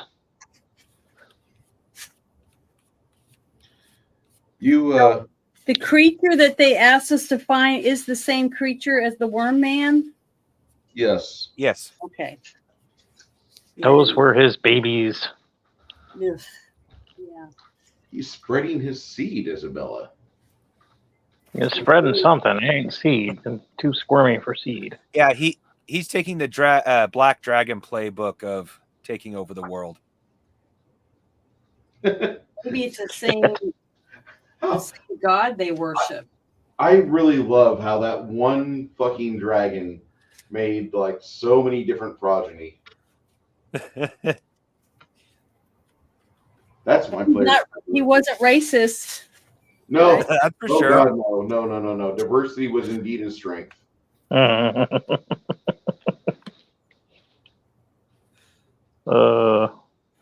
So once you, Yeah. at the end of that third day, you meet up with your contact at the Terrier's hideout. Oh, also, Quinn, Yes. you Wow.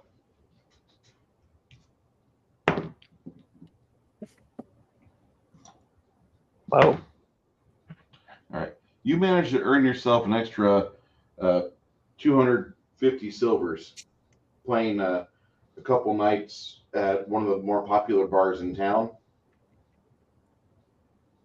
Oh, singing. He does. He starts singing, and on the night two, he's at this bar. He starts performing, and there's this young thing, and she just looks like a firebrand. I mean, she's like got the strawberry blonde hair. She's real athletic looking, and about maybe 5 foot. I don't know, 5'6", 5'7", fairly well built, and she can sing. And as soon as he starts strumming the tune, she starts rocking the audience, and you can just see the purses open. Between his artistic endeavors and her completely playing the crowd, you can there have been less children born on the night where Frank Sinatra crooned, as opposed to, you know, the work that these two are doing on stage, warming up all the moods for the people that attend. and people go home in a happy, lovey-dovey sort of feel.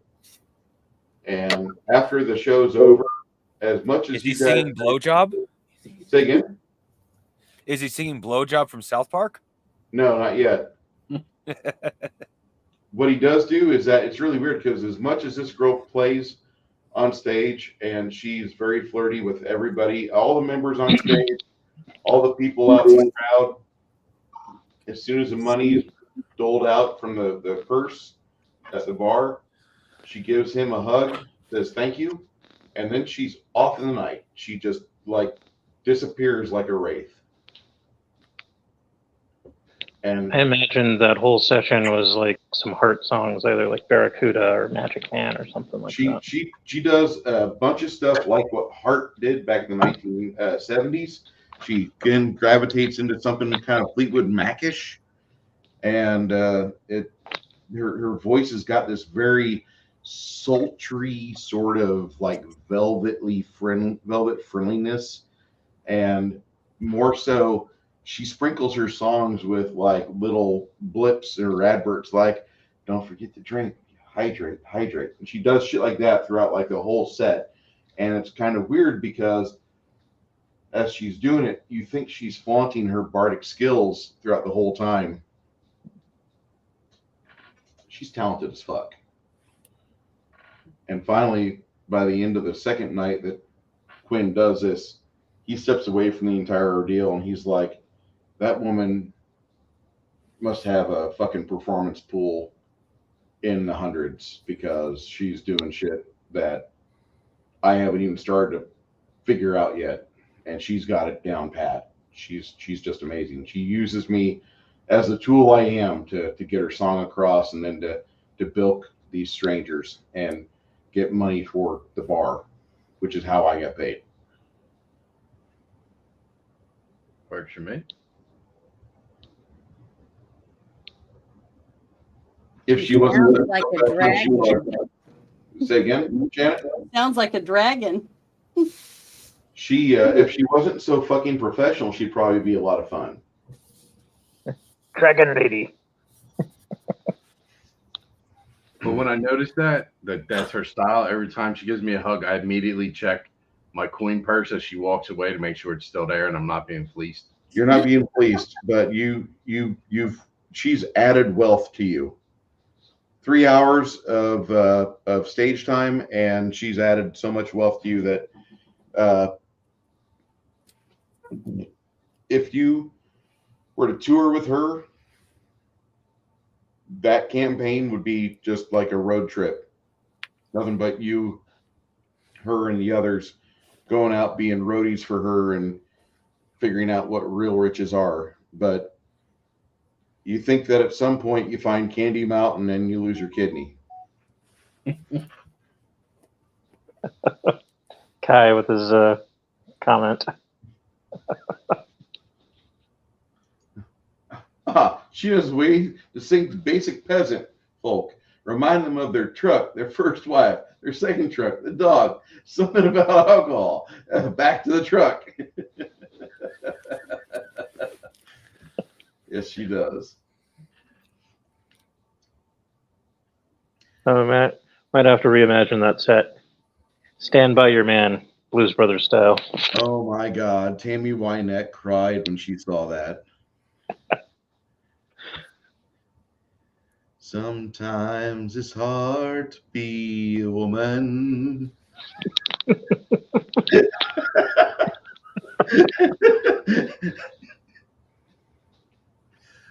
I should never be allowed to sing that song ever again. Oh man, drunk karaoke, that would be epic. So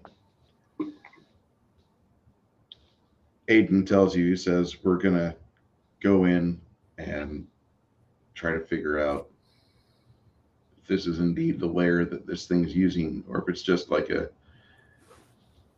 clue or a false layer. We're going to try to figure it out. We'll have us six, and there'll be another team of six behind us to make sure that we don't get taken out or ambushed by something. They'll be following behind us 100 feet.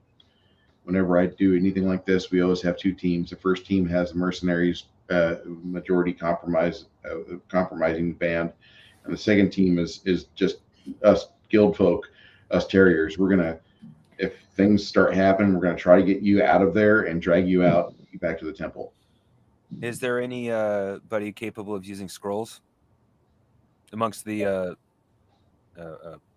Terriers? Are any of you literate? Actually, all of us are literate. Me and my son, we are both able to use spells of a arcane type. Yes. I give them 3 of my 5 scrolls of sleep, just in case. Okay.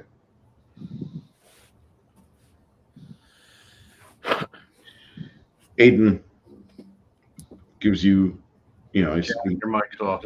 Has any more girls disappeared? during Not this that time? not that you're aware of, Miss Isabel.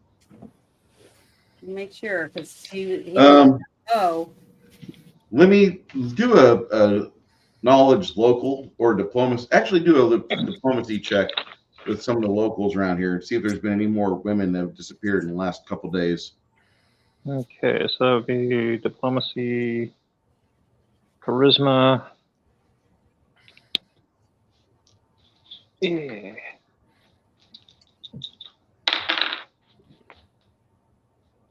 That would be 65. All right, you figure out that in the time that you've been working on this in the last few days, up to a week, not any other losses have been incurred by the town's more desirable populace. They've been staying in their own homes. They've been safe. They've not had to deal with any sort of creepy crawly thing. Whatever it is, maybe Isabella's incident completely has it changing its tune. Maybe. I doubt it. Consume. All right. So, Bruce, how much would those firebomb, I guess, potions cost? We have these flasks of oil that work really well. Okay. Once you get the top lit, you throw it, and it will burn for 12 seconds, which means that you'll be rolling damage 2 separate times, and then that damage goes into the creature. Okay. Now, we do have an alchemist that does prepare actual alchemy bombs, but for him to go on this, he would have to go with you in order to prepare the bombs. Otherwise, the bombs will be pretty much inert. You could have hit a methane pocket in the sewers, and the materials to make his bomb go boom will still be there, unlit, unexhausted, after you've already gone up into a pile of ashes. Okay. Yeah, probably wouldn't hurt to go and have an alchemist along. How much would that cost? Now we're talking. Dietrich, an alchemist from not too far away from your own homeland, south of Gilboa, he offers his services for an additional 200 gold a day. What you get for that 200 gold is the services of an alchemist of his level. The city going to pay for it? Say again, Janet? Is the city going to pay him? No, you will. Why us? Because we're hiring him. Yeah, you're the hiring authority. All right. I go we were back to hired my by the original city. idea. Let's go booze shopping and just get some high quality alcohol. That we were And hired by Jerry the city, but part of our reward will be to cover things like this. That's part of the reason why we get such high rewards. Okay. If we Well, don't then do stuff like this, it's like, oh, we get a huge amount of gold. I have Truth, 300 that's gold, only because we're and I'll give you it so you can pay him for one day because that's all I have. Oh no, I'll cover it, Janet. I have, thanks to the fact I have not spent my money, I have more than everybody else.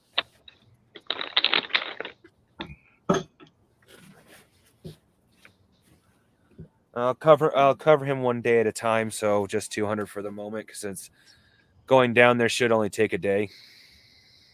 Oh, If it takes more than that, I'll pay him more though.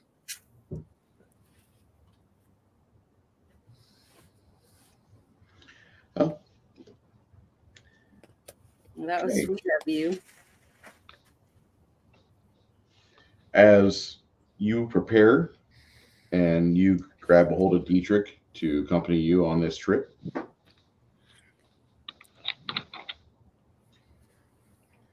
okay, I'm going to wrap up this session tonight right here so I can get prepared for tonight's discussion with Kai. But at the same time, I really don't have a whole lot planned for the sewer and the follow-up to that. So I want to have some threads exposed and ready for whenever you guys get done with that. That way you have things you can explore and other things you can do. And possibly even get into level 3 next week. That would be awesome. All right, cool. The ending experience for tonight as your character goes to rest. Let me kick up the Discord so I can get that. All right. Ooh, that's a hell of a nice job, Flady. What's that fiery humanoid from? Oh, that's Grievous from Episode 2? Yeah. I was trying to show Janet what she might look like after shocking grasp. Real quick. You know, lady, this whole Oh my worms thing you God. put the picture you put Is that above from it. Terminator? Nope, Star Wars Episode 2. Oh. Okay. Lady, this picture you put above General Grievous looks like a particular plant, just so you know, not worms. Oh, it's actually a music video of the song "We Are the Worms" from the '80s. Oh, okay. That and there. Okay, I suggest you play it after we end the stream, so Bruce doesn't get whatever they do with all their craziness, strikes or whatever. It's a stupid, silly song. They took "We Are the World" and just went goof troop with it. Yeah.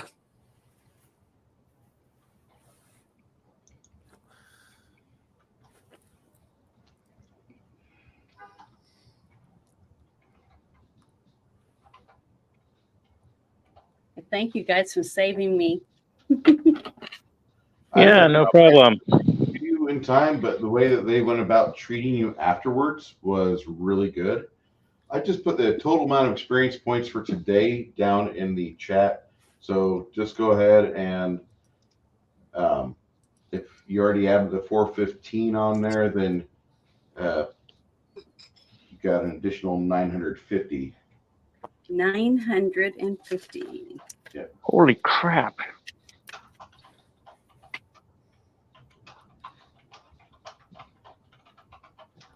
Now I can rock out to Mr. Tommy and have flashbacks of. Did you guys have fun? And do you guys have any concerns about characters and as far as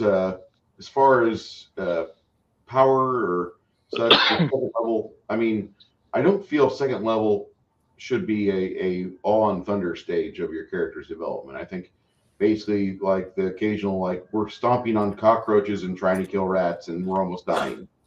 I think that's about the amount of lethality that we've got.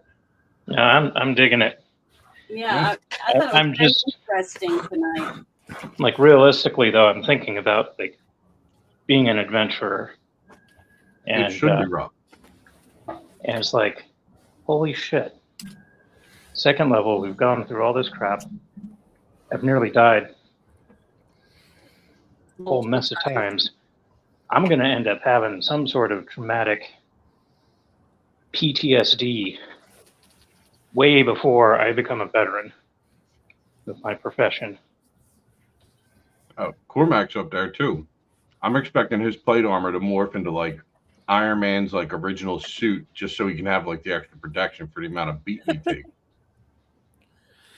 No, he already has one. Like I said, every time he hears little sparking from shocking grasp, he twitches. Yeah. Tack, tack, tack, tack, tack. It works. Don't knock it Like till you it's- try it.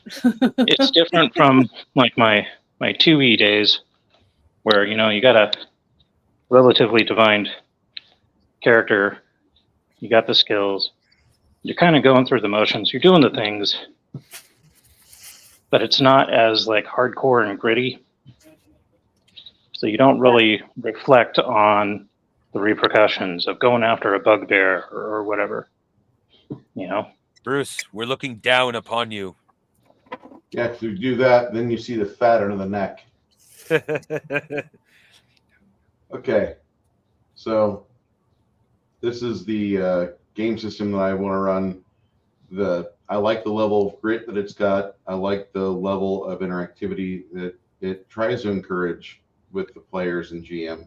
So you're doing more rulings, not really discussing die rolls and such. You're trying to do more just like have a conversation, a back and forth per se, and get the players to where they're thinking really hard about decisions and then executing them as best and as quickly as they can, not to hurt each other. My name is Bruce. Thank you for being on my channel tonight. We will be seeing Connell hopefully next Saturday for that live stream game. Yeah. Hey, Six Nations. Oh, that's horrible lighting.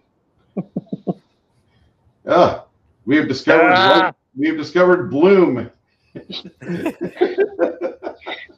Okay, so we will be back next week. I'll be running the high level against the Giants campaign with my players. Hopefully, it'll be done with Friday Giants here in the next couple months, maybe. There we go. That's a little bit gooder. Oh, we have gooder. Here's the other birthday boy that happened this week. Hey, happy birthday. 47, and I feel every bit of it. That's the joy of 47. Our lovely lady Janet, she'll be putting together some shorts for us. And if you guys want to laugh your ass off, you got to subscribe to her channel. Sunday, yes, we're doing a watch party for Minority Report on my channel and on Discord, not YouTube. Monday night, we discuss Minority Report. And then next week, we discuss the movie Imposter, which is another Philip K. Dick movie adapted film. You guys can come with us. Come watch the movie with us in his Discord. It'll be awesome. If you show up at 5, I turn on Star Trek Continues and we watch that because that's a great fucking show. And if you've not seen it yet, what are you doing? Why are you living? Why are you doing the things you're doing? You're missing out. Yeah, you are, really. It's a great show. But we'll be back. Thank you so much. Kai, Miriam, and I are going to be discussing things probably. Kai, if you want to talk at 8:30 or 9 o'clock, let me know, sir. I got to get the computer back in the back room so we can do that. Thank you, everybody, for being part of tonight's game. Thank you. Connell, you have a good one. Yeah, good night. Night. Good night, everybody. Nighty night.